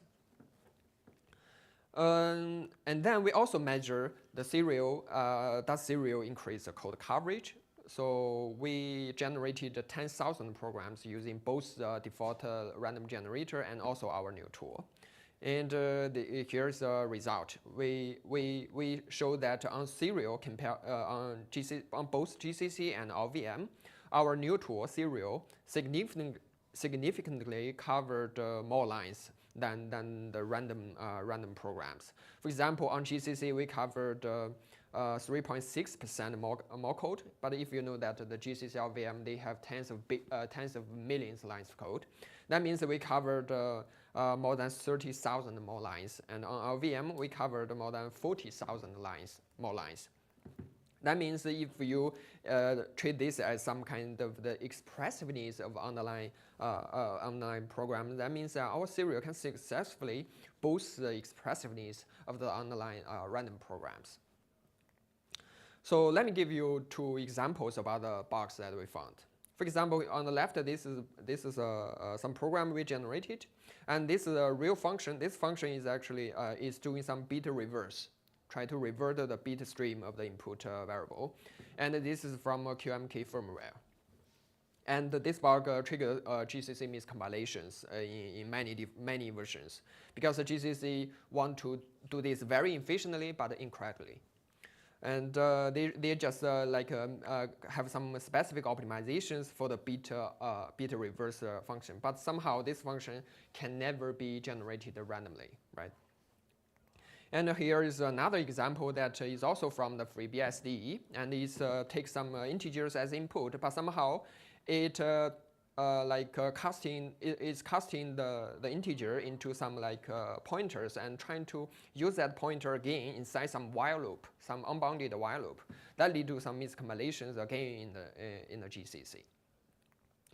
So in conclusion, I have introduced a new way of boosting the expressiveness of the random programs by injecting the real-world code. And our new tool has found a lot of new bugs in the production compilers, especially most of them, they are miscompilations. And that's all. Thank you. I'm ready to take questions.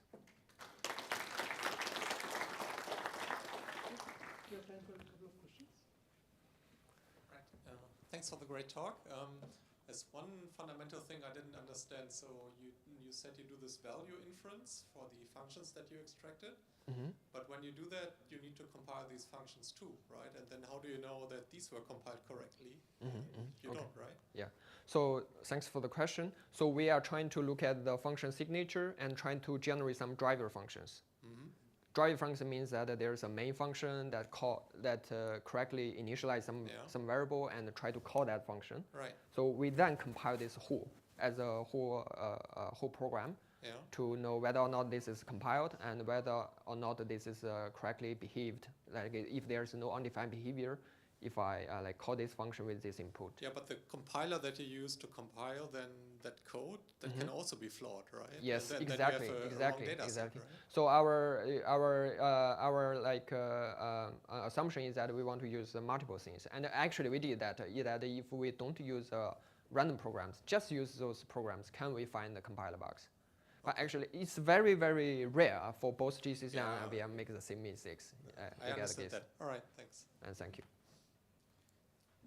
I think I have a somewhat related question, sort of. So I'm curious if you did anything, when you found these functions, if you did anything to guarantee that the functions were pure, or at least had no side effects to global variables. And sort of on a related note, you're pulling out functions and maybe assuming that the compiler is going to inline them. Did you consider, or are you looking at chunks of code that aren't necessarily contained in functions that you might instead inline yourself? Okay, thank you very much for the question. So for the first one, how do we know if we guarantee the function to be pure? Yes, we need to guarantee all the functions that we extracted they are pure, meaning that we can fully model their behaviors based on input-output. If it's not pure, for a lot of functions they are not pure, we have a set of transformations and trying to remove or transform it to make them become pure functions. Yeah. So for the second one, so what was the second? Sorry. Yes, okay. The second question was, have you considered looking at chunks of code that aren't necessarily contained in a function? Because it seems like likely a lot of the optimizations here are the compilers inlining the function and maybe doing it incorrectly and trying to optimize. I'm curious if you looked at any chunks of code that you didn't pull out as a function, but just instead inserted directly into. Yeah. Thank you very much for the question. So we've tried that. We tried different attributes. For example, we can force the compiler to inline some of the functions, but we didn't inline them by ourselves. But we can of course do that, but we didn't do that. Yeah. Thank you. Yeah, very interesting work. So I got two questions actually. So first is when you trying to extract the functions, do you have any preference? Like you want to extract functions with complicated loop inside, or it's just a random strategy here? This is the first question. And second question is, it looks to me the example shows all these functions are like the argument and return type is a single basic types. So what will happen if they are like types like struct or even nested, complicated data type? Okay, thank you for asking. So for the first, let me answer the second question because I forgot the first one. So the second question is that do we support other types? Yes, we support pointers. For example, we have some big pointers, they are not pure. We have some mechanism to transfer them into a pure function. But we do not support more complicated functions like structs, for example, because that's very hard to model them. So I suddenly remember the first one. The first one is that how did we favor some complex functions? No, we just extract every possible functions we can extract it from those 100 most popular open source projects. But in the paper we indeed analyze which kind of functions that actually help us finding more bugs. So we actually analyze those functions that help us find a lot of bugs, which indicate that if we want to improve the random generator, which directions should we go? Okay, hope that answers your question. And thank you all for attending this Let's talk. thank the speaker once more.